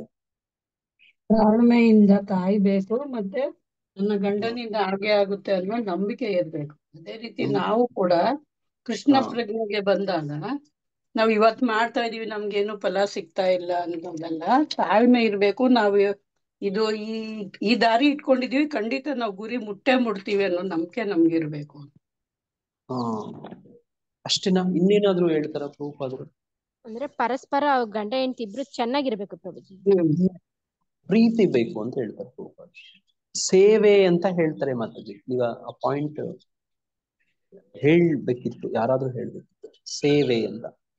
ನೋಡಿ ಪರಸ್ಪರ ನೋಡಿ, ಹೆಂಡತಿನೇ ಗಂಡನ ಸೇವೆ ಮಾಡೋದು, ಗಂಡನೇ ಹಂಗಲ್ಲ ನೋಡಿ. ಅದೇ ಷಡ್ವಿಧ ಪ್ರೀತಿ ಲಕ್ಷಣಂ ಅಲ್ಲಿ ಹೇಳ್ತಾರಲ್ವಾ, ಆ ತರ. ಏನದು? ಒಬ್ಬರಿಗೊಬ್ಬರು ಅವ್ರು ತುಂಬಾ ನಮ್ರತೆಯಿಂದ ಸೇವೆ ಮಾಡ್ತಿದ್ರೆ ಮಾತ್ರ ಇದು ಸಾಧ್ಯ ಅಂತ ಹೇಳ್ತಾರೆ. ನೋಡಿ ಹಂಗೆ ನೋಡಿ ಇವತ್ ಮದ್ವೆ ಆಗಿದೀವಿ, ನಾಳೆ ನೋಡಿ ಮಗು ಆಗ್ಬೇಕು ಅಂದ್ರೆ ಹೆಂಗಾಗತ್ತೆ ನೋಡಿ. ಆ ಸಂಬಂಧ ಈಗ ಸ್ಥಾಪಿತ ಆಗಿದೆ, ಸಂಬಂಧ ಪ್ರಕಾರ ನಡ್ಕೊಳ್ಳಿ, ಮುಂದಿನ ದಿನಗಳಲ್ಲಿ ಅದಾಗತ್ತೆ ಅಂತ ಹೇಳೋದು ನೋಡಿ. ಹಂಗೆ ಅದೇ ತರನೇ ಇಲ್ಲೂ ಪ್ರಭುಪಾದರು ಹೇಳ್ತಿದ್ದಾರೆ, ಸಂಗತಿಗಳನ್ನು ವಾಸ್ತವವಾಗಿ ಕಾಣಬಲ್ಲವನ ಮೇಲೆ ಐಹಿಕ ಪ್ರಕೃತಿಯ ಪ್ರಭಾವ ಕ್ರಮೇಣ ನಿಂತು ಹೋಗುತ್ತೆ ಅಂತ. ಇವತ್ತೇ ನಿಂತು ಹೋಗ್ಬಿಡಲ್ಲ. ಇವತ್ತು ನಾನು ದೀಕ್ಷೆ ತಗೊಂಡೆ, ಇವತ್ತು ನಾನು ಹರೇ ಕೃಷ್ಣ ಮಹಾಮಂತ್ರ ಶುರು ಮಾಡಿದೆ, ಎಲ್ಲ ನಿಂತು ಹೋಗ್ಬಿಡ್ಬೇಕು ಅಂತ ನಾವು ಬಯಸ್ತೀವಿ. ಹಂಗಾಗೋದಿಲ್ಲ ನೋಡಿ. ನಮ್ಮ ಇಸ್ಕಾನ್ ದೇವಸ್ಥಾನಕ್ಕೆ ಬರುವಂತ ಭಕ್ತರುಗಳನ್ನ ನಮ್ಮ ಗುರು ಮಹಾರಾಜರು ಏನಂತ ಹೇಳ್ತಾರೆ ಅಂದ್ರೆ, ಅವರೆಲ್ಲ ಪೇಷಂಟ್ಸ್ ಅಂತ ಹೇಳ್ತಾರೆ, ರೋಗಿಗಳು ಅವರೆಲ್ಲ ಅಂತ. ಹಾಸ್ಪಿಟ್ಲ್ಗೆ ಬಂದ್ರೆ ರೋಗಿಗಳ ಎಲ್ಲ ಗುಣ ನೋಡಿ ಎಲ್ಲಾನು ರೋಗ ಇಲ್ಲದೆ ಇರೋರ್ನೇ ಕಾಣ್ತೀವ, ಹಾಸ್ಪಿಟಲ್ ತುಂಬಾ ರೋಗಿಗಳು ಕಾಣ್ತೀವಿ, ಅವ್ರಿಗೆ ಬೇರೆ ಬೇರೆ ಹಂತಗಳಲ್ಲಿ ಚಿಕಿತ್ಸೆಗಳು ನಡೀತಾ ಇರುತ್ತೆ. ನೋಡಿ ಆ ತರನು ಕೂಡ ನಮ್ಮ ಇಸ್ಕಾನ್ ಸಂಸ್ಥೆಗೆ ಬಂದ್ರೆ ನೀವು ಕೆಲವರು ನಿಮ್ಗೆ ಕೆಟ್ಟ ಅನುಭವಗಳೆಲ್ಲ ಆಗಿರುತ್ತೆ. ಆ ಸಂದರ್ಭದಲ್ಲಿ ಗುರು ಮಹಾರಾಜ್ ಈ ಮಾತನ್ನು ಜ್ಞಾಪಕ ಇಟ್ಕೊಬೇಕು. ನಾವು ಬಂದಿರೋದೇನಕ್ಕೆ? ಆ ಒಂದು ಲಾಭವನ್ನ ಪಡ್ಕೊಳಕ್ಕೆ. ಬೇರೆಯವರು ಹೆಂಗೆಂಗೋ ಇರ್ತಾರೆ, ಕೆಲವರೆಲ್ಲ ಪಾಪ, ಅಯ್ಯೋ ಪಾಪ, ಅವರು ಆ ಒಂದು ಚಿಕಿತ್ಸಾದಲ್ಲಿ ಕ್ರಮದಲ್ಲಿ ತೊಡಗಿರ್ತಾರೆ, ಸ್ವಲ್ಪ ಸಮಯ ಬೇಕಾಗತ್ತೆ ಒಬ್ಬೊಬ್ಬರಿಗೂ ಕೂಡ. ಸೊ ಹಂಗಾಗಿ ನೋಡಿ, ನಮಗಾದ್ರೂ ತಾಳ್ಮೆ ಇರ್ಲಿ, ಬಾಕಿಯವರಿಗೂ ಕೂಡ ನಾವು ಕೂಡ ತಾಳ್ಮೆಯಿಂದ ಅವಕಾಶ ಕೊಡೋಣ. ಯಾವುದು ನೋಡಿ ಮ್ಯಾಜಿಕ್ ತರ ಹಂಗೆ ತಕ್ಷಣ ಆಗ್ಬಿಡೋದಿಲ್ಲ. ಎಷ್ಟು ಸಾಧನೆಯಲ್ಲಿ ತೊಡಗ್ತೀವೋ ಅಷ್ಟು ತರ ವ್ಯತ್ಯಾಸ ಆಗತ್ತೆ, ಪ್ರಭಾವ ಆಗತ್ತೆ. ಹರೇ ಕೃಷ್ಣ. ಹಂಗೆ ಇವತ್ತಿನ ಶ್ಲೋಕದಲ್ಲಿ ನಾವು ಕಲ್ತ್ಕೊಂಡಂಥದ್ದು, ಎಲ್ಲ ಚಟುವಟಿಕೆಗಳಲ್ಲಿ ಈ ಗುಣಗಳಲ್ಲದೆ ಬೇರೆ ಕರ್ತೃವಿಲ್ಲ ಎನ್ನುವುದನ್ನ ಮನುಷ್ಯನ ಸರಿಯಾಗಿ ಅರ್ಥ ಮಾಡಿಕೊಂಡು ಎಲ್ಲ ಗುಣಗಳಿಗೆ ಅತೀತನಾದ ಪರಮಪ್ರಭುವನ್ನ ಅರ್ಥಾಗ ತನ್ನ ಆಧ್ಯಾತ್ಮಿಕ ಭಾವವನ್ನ ಪಡಿತಾನೆ ಅನ್ನೋದು ವಿಚಾರ ಇವತ್ತು. ಆಧ್ಯಾತ್ಮಿಕ ಭಾವವನ್ನ ಪಡೆಯುವಂಥದ್ದು ತಮ್ಮೆಲ್ಲರಿಗೂ ಬೇಗ ಆ ತರದ್ದು ಒಂದು ಅನುಭವ ಆಗ್ಲಿ. ನೋಡಿ, ವಿಶೇಷವಾಗಿ ಇಲ್ಲಿ ಹೇಳ್ತಿರೋಂಗೆ ನೋಡಿ, ಗುರುಗಳ ನೋಡಿ ಕೃಪೆ ಯಾವಾಗ್ಲೂ ನಮ್ಮೆಲ್ಲರ ಮೇಲೆ ಇರ್ಲಿ ಅಂತ ಹೇಳಿ ಹಾರೈಸ್ತೇನೆ. ಯಾರಿಗಾದ್ರೂ ಏನಾದ್ರು ಪ್ರಶ್ನೆ ಇದೆಯಾ? ಯಾರಾದ್ರೂ ಏನಾದ್ರು ಹೇಳಕ್ ಬಯಸ್ತೀರಾ? ಅದು 7ನೇ ಅಧ್ಯಾಯದ್ದು 14ನೇ ಶ್ಲೋಕ ಪ್ರಭು ನೀವು ಹೇಳಿದ್ದು. ಹೌದು. This divine energy of mind consisting of the 3 moods of material nature is difficult to overcome, but those who have surrendered unto me can easily cross beyond it. Very good Mataji. ನೋಡಿ, ಕಲಾವತಿ ಮಾತಾಜಿ ಹುಡುಕಿ ಹೇಳ್ಬಿಟ್ರು. ನೋಡಿ, ನಾವು ಒಬ್ಬೊಬ್ರು ಕೂಡ ಕೈಯಲ್ಲಿ ಭಗವದ್ಗೀತೆ ಈ ರೀತಿ ಇಟ್ಕೊಂಡಿರ್ಬೇಕು. ನೋಡಿ, ನಾವು ಹಂಗೆ ಸ್ವಲ್ಪ ಎಕ್ಸಸೈಸ್ ಮಾಡ್ಬೇಕು. ನೋಡಿ, ತಾವು ಎಷ್ಟು ಶ್ರದ್ಧೆಯಿಂದ ಕಿವಿ ಕೊಟ್ಟು ಕೇಳ್ತಿರೋ ಅಷ್ಟು ಲಾಭ ಸಿಗುತ್ತೆ. ನೋಡಿ ನೋಡಿ ಈಗ ಮಾತಾಜಿಯವರು ನೋಡಿ, ಇಷ್ಟು ಹಿರಿಯರು, ಇಷ್ಟು ವಯಸ್ಕರು ಬುಕ್ ಇಟ್ಕೊಂಡಿದ್ದಾರೆ, ಹುಡುಕಿದ್ದಾರೆ, ನೋಡಿ ಅದನ್ನು ಓದಿದರೆ, ಅವ್ರ ಗಂಭೀರತೆ ತೋರಿಸ್ತಾರೆ. ನೋಡಿ, ಹಂಗೆ ತುಂಬಾ ಸಂತೋಷ ಮಾತಾಜಿ. ಹರೇ ಕೃಷ್ಣ. ಹರೇ ಕೃಷ್ಣ ಪ್ರಭುಜಿ. ಕೃಷ್ಣ.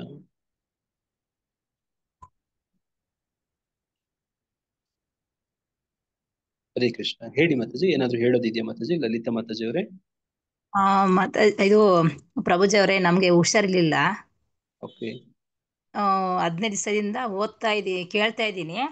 ನನ್ಗೆ ಸ್ವಲ್ಪ ಬೆಳಿಗ್ಗೆ ಎದ್ದು ಕೇಳಕ್ ಆಗ್ತಿರ್ಲಿಲ್ಲ. ನಿನ್ನೆ ಬೆಳಿಗ್ಗೆ ಎದ್ದು ಕೇಳಕ್ಕಂತ ಹೋಗ್ತಿದೀನಿ, ವಾಮಿಟ್ ಆಗ್ತಾ ಇಲ್ಲ. ಬೆಳಿಗ್ಗೆ ಎದ್ದು ಸ್ವಲ್ಪ ಹೆಲ್ತ್ ಹುಷಾರಿಲ್ಲ. ನಮ್ಮ ಅಕ್ಕ ಬಂದು ಕೇಳ್ಬೇಕು ಅಂತಾನು ಅವ್ರು, ಅಮ್ಮ ಕೇಳು ಸೌಂಡಿಕ್ಕಿನ ಬಚ್ಚಲ ಮನೆ ತಂದುನು ಇಕ್ಕವ್ರೆ ಕೇಳ್ಬೇಕು ದೇವ್ರದ್ದು ಅಂತ. ಹೌದು ಮಾತಾಜಿ. ಕೇಳ್ದೆ ಪ್ರಭುಜಿ. ಇವತ್ತು ಬೆಳಿಗ್ಗೆನೆ 5 ಗಂಟೆಗೆ ಎದ್ದು ಸ್ನಾನ ಮಾಡ್ಕೊಂಡು ಕೂತಿದ್ದೀನಿ. ನನಗೆ ನಿದ್ದೆ ಬರ್ತಿಲ್ಲ ಪ್ರಭುಜಿ ಅವರೇ. 2:15 ಎದ್ರೆ 5 ಗಂಟೆವರೆಗೂ ನಿದ್ದೆ ಬರಲ್ಲ ನೈಟ್ ಹೊತ್ತು. ಹರೇ ಕೃಷ್ಣ ಪ್ರಭುಜಿ. ಹರೇ ಕೃಷ್ಣ ಪ್ರಭುಜಿ. ಇವರು ಸೌಮ್ಯ ಮಾತಾಜಿ ಅವ್ರ ನಾದ್ನಿ ಪ್ರಭುಜಿ, ಬೆಂಗಳೂರಿಂದ. ಬೆಂಗಳೂರಿಂದನಾ? ಬೆಂಗಳೂರಲ್ಲಿ ಎಲ್ಲಿರ್ತೀರಿ ಮಾತಾಜಿ ನೀವು? ಲಗ್ಗೆರೆಯಲ್ಲೇ ಪ್ರಭುಜಿ. ಲಗ್ಗೆರೆ. Okay okay. ನಿನ್ನೆ ಅವರು ಮಾತಾಜಿಗೆ ಫೋನ್ ಮಾಡ್ದೆ, ನಂಗೆ ನಿದ್ದೆ ಬರ್ತಿಲ್ಲ, ಏನ್ ಮಾಡಿಲ್ಲ ಅಂತಂದ್ರೆ ಅವ್ರು ಏನಿಲ್ಲ, ನೀನು ಯಾವಾಗ ಎಚ್ಚರಿಕೆ ಆಗ್ಬಿಟ್ರೆ ಅವಾಗ ಜಪ ಮಾಡ್ಬಿಡು ಅಂತ. ಜಪ ಮುಟ್ಕೋಬಹುದು, ಅದನ್ನ ಮಾಡ್ಬೋದಾ? ಇಲ್ಲ ಮಾಡು ಅಕ್ಕ, ನಿನಗೆ ಎಲ್ಲ ಒಳ್ಳೇದಾಗುತ್ತೆ ಅಂದ್ರು. ಪ್ರಭುಜಿ ರಾತ್ರಿ ಎದ್ದು 1 ಗಂಟೆಗೆ ಎದ್ದು ಸುಮ್ನೆ ಮುಟ್ಕೊಂಡ್ ಅಷ್ಟೇ, ಆ ನಿದ್ದೆ ಹಂಗೆ ಮಾಡಿದೀನಿ. ಆರೋಗ್ಯ ಚೆನ್ನಾಗಿತ್ತು, ಪರವಾಗಿಲ್ಲ, ನಿದ್ದೆ ಬಂತು ಪ್ರಭುಜಿ ಇವತ್ತು. Very good Mataji. ನೀವು ಶುಗರ್ ಟೆಸ್ಟ್ ಮಾಡ್ಕೊಳ್ಳಿ. ನೀರ್ ಬಾಯಾರಿಕೆ ಆಗತ್ತಾ? ಇಲ್ಲ ಪ್ರಭುಜಿ, ಎಲ್ಲ ಚೆಕ್ ಮಾಡಿಸಿದ್ವಿ, ಸ್ಕ್ಯಾನಿಂಗ್ ಏನು ಇಲ್ಲ, ಎಲ್ಲ ನಾರ್ಮಲ್. Okay okay. 1-2 ತಿಂಗಳು 3 ತಿಂಗಳ ಪ್ರಭುಜಿ ನಾನು ನಿದ್ದೆ ಬರ್ತಿಲ್ಲ ನೈಟ್ ಹೊತ್ತು. ಇವರು ಸೌಮ್ಯ ಅವರು ಕಡೆಯಿಂದ ಫೋನ್ ಮಾಡಿದ್ರೆ, ಈ ತರ ಹಿಂಗ್ ಮಾಡಕ್ಕ, ಹಿಂಗೆ ನಿನ್ಗೆ ಯಾವ ನಿದ್ದೆ ಒಳಗೆ ಜಪ ಮಾಡು, ನಿನ್ಗೆ ಎಲ್ಲ ಕೃಷ್ಣ ಭಗವಂತ ಇದ್ದಾನೆ, ನೀನು ಯೋಚನೆ ಮಾಡ್ಬೇಡ, ಟೆನ್ಷನ್ ತಗೋಬೇಡ ಅಂತಂದ್ರು ಪ್ರಭುಜಿ. ಅದಕ್ಕೆ ರಾತ್ರಿ 1 ಗಂಟೆಗೆ ಎದ್ದು ನಿದ್ದೆ ಬರ್ತಿರ್ಲಿಲ್ಲ, ಜಪ ಮಾಡ್ದೆ. ಆವಾಗ ನಿದ್ದೆ ಹೆಂಗ್ ಬಂದ್ ಮಾಡಿದೀನಿ ಗೊತ್ತಿಲ್ಲ. ಆಮೇಲೆ 5 ಗಂಟೆಗೆ ಎಚ್ಚರಿಕೆ ಆಗೈತೆ. Very good very good very good Mataji. ತುಂಬಾ ಸಂತೋಷ. ನೋಡಿ, ಇದೊಂದು ಒಳ್ಳೆ ಅನುಭವ, ನಮ್ಮೆಲ್ಲರಿಗೂ ಒಂದು ಪಾಠ ಇದು.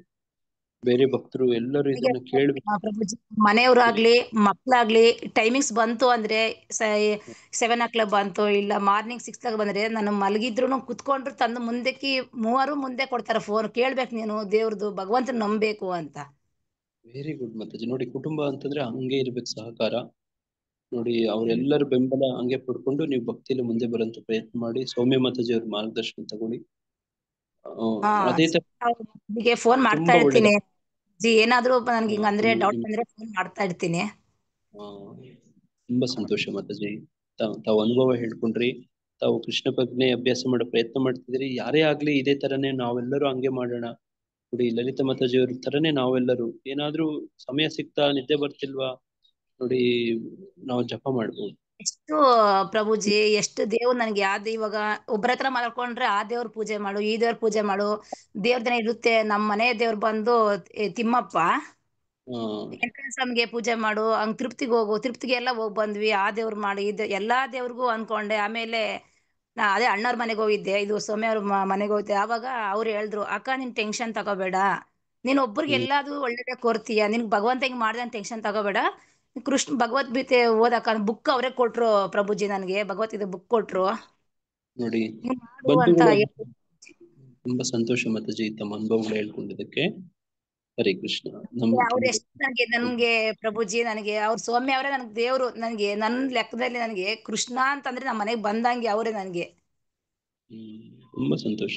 ನೋಡಿ ಹಂಗೆ ನೋಡಿ ತಾವು ಅನುಭವಿಸಿ ಇನ್ನೊಬ್ಬರಿಗೆ ಹಂಚ್ಕೊಳ್ಳೋದೆ, ಅದನ್ನೇ ಚೈತನ್ಯ ಮಹಾಪ್ರಭುಗಳು ಹೇಳ್ತಿರೋದು. ನೋಡಿ ಹಂಚ್ಕೊಳ್ಳಿ ಹಣ್ಣುಗಳು, ನಾನು ಒಬ್ಬನೇ ಎಷ್ಟು ಹಂಚಕ್ಕಾಗತ್ತೆ, ನೀವೆಲ್ಲರೂ ಸೇರ್ಕೊಳ್ಳಿ ನನ್ನ ಜೊತೆ ಹಂಚಕ್ಕೆ ಅಂತ. ನೋಡ ಆ ಹಣ್ಣನ್ನ ನಾವು ತಿಂದು ನೋಡ ಅದರ ಸವಿಯನ್ನ ಅನುಭವಿಸಿ ಇತರರು ಇದೇ ತರ ಅನುಭವಿಸ್ಲಿ ಅಂತೇಳಿ ಒಳ್ಳೆಯದನ್ನ ಹಂಚೋದು, ಅಂದ್ರೆ ಕೃಷ್ಣನ ಹಂಚುವಂಥದ್ದು. ಹಂಗೆ ಎಲ್ಲರ ಮನೆಗಳಲ್ಲೂ ಕುಟುಂಬಗಳಲ್ಲೂ ಇದೇ ತರ ನೆಂಟರಿಷ್ಟಗಳಿಗೆ ಒಂದು ಬಳಗಕ್ಕೆ ಇದೇ ತರ ಹಂಚ್ಕೊಂಡ್ರೆ ತುಂಬಾ ಚೆನ್ನಾಗಿರುತ್ತೆ. ಏನು ಇಲ್ಲ, ಆನ್ಲೈನ್ ಕ್ಲಾಸಿಗೆ ಸಂಪರ್ಕ ಮಾಡ್ಕೊಡಿ. ಭಗವದ್ಗೀತೆ ಪ್ರಭುಪಾದರ ಪುಸ್ತಕವನ್ನ ಕೊಡಿ. ಯಾರ್ಯಾರೆಲ್ಲ ಪುಣ್ಯಾತ್ಮರಿರ್ತಾರೋ ಅವರೆಲ್ಲ ಈ ಲಾಭವನ್ನ ಪಡ್ಕೊಳ್ತಾರೆ, ಅನುಭವವನ್ನ ಪಡಿತಾರೆ. ಪ್ರತ್ಯಕ್ಷಾವಾಗಮಂ ಅವರೇ ಸ್ವತಃ ಅನುಭವಿಸಿ ನೋಡ್ಬೋದು. ತುಂಬಾ ಸಂತೋಷ ಮಾತಾಜಿ. ಲಲಿತಾ ಮಾತಾಜಿ ಅವರೇ, ನೀವು ನಮ್ಮ ದೇವಸ್ಥಾನಕ್ಕೆ ಬನ್ನಿ ಅವಾಗವಾಗ. ಹರೇ ಕೃಷ್ಣ. ಮತ್ತೆ ಯಾರಾದ್ರೂ ಏನಾದ್ರು ಹೇಳೋದಿದ್ಯಾ?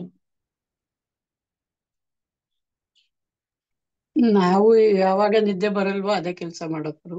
ಯಾವಾಗ ಎಚ್ಚರ ಆಗುತ್ತೋ ಅವಾಗ ಇಲ್ಲ ಬುಕ್ ಓದೋದು, ಇಲ್ಲ ಜಪ ಮಾಡೋದು. ಬುಕ್ ಓದ್ತಾ ಓದ್ತಾ ಹಂಗೆ ನಿದ್ದೆ ಬಂದ್ಬಿಡುತ್ತೆ. ನೋಡಿ ಇದು ಒಳ್ಳೆ ಕೆಲಸ, ಒಳ್ಳೆ ಐಡಿಯಾ. ನಿದ್ದೆ ಬರ್ದಿದ್ದವ್ರಿಗೆ ನೋಡಿ ಸಮಯ ನೋಡಿ ನಿದ್ದೆ ಕೃಷ್ಣ ಹೆಂಗೆ ಅಂತಂದ್ರೆ, ಯಾಕೆ ನಿದ್ದೆ ಬರುತ್ತೆ ಅಂದ್ರೆ ನಮ್ಮ ಮನಸ್ಸು ನೋಡಿ ಆ ಒಂದು ಒತ್ತಡದಲ್ಲಿ ಸಿಕ್ಕಾಕೊಂಡ್ಬಿಟ್ಟಿರುತ್ತೆ. ಆ ಒಂದು ಸ್ಟ್ರೆಸ್ ಅಲ್ಲಿ ಆ ಒತ್ತಡ ನಿದ್ದೆ ಕೊಡೋದಿಲ್ಲ. ಅದಕ್ಕೆ ಚಿಂತೆ ಇಲ್ಲದೆ ಇದ್ದವನಿಗೆ ಸಂತೆಯಲ್ಲೂ ನಿದ್ದೆ ಅಂತ ಹೇಳ್ತಾರೆ. ಏನಾದ್ರೂ ಚಿಂತೆಗಳು ನೋಡಿ ಅವು ಇವು ಬಾಧಿಸ್ತಾ ಕಾಡಿಸ್ತಾ ಇದ್ರೆ ನಿದ್ದೆ ಬರಲ್ಲ. ಯಾವಾಗ ನಾವು ಭಗವಂತನ ಆಶ್ರಯ ಪಡ್ಕೋತೀವಿ, ಅದು ಒಂದು ನಾಮ ಜಪದಲ್ಲೋ ಕತೆ ಕೀರ್ತನೆಯಲ್ಲೋ ಏನಾದ್ರೂ ಕೊಟ್ಟಾಗ ಮನಸ್ಸು ನಿರಾಳ ಆಗತ್ತೆ. ನೋಡಿ ಸಹಜ ಹಂಗೆ ನಿದ್ದೆ ಬಂದು ನೋಡಿ ಹಂಗೆ ನೋಡ ಯುಕ್ತಾಹಾರ ವಿಹಾರಸ್ಯ ಅಂತ ಒಂದು ಶ್ಲೋಕ ಇದೆ ಭಗವದ್ಗೀತೆ. ಹಂಗೆ ತುಂಬಾ ಧನ್ಯವಾದ ತಾವು ಅನುಭವಗಳು ಹೇಳ್ಕೊಳ್ಳೋದಕ್ಕೆ. ಯಾರಾದ್ರೂ ಪ್ರಶ್ನೆ ಕೇಳೋ, ಇವತ್ತಿನ ಶ್ಲೋಕದ ಬಗ್ಗೆ ಯಾರಾದ್ರೂ ಚರ್ಚೆ ಪ್ರಶ್ನೆ ಇದೆಯಾ?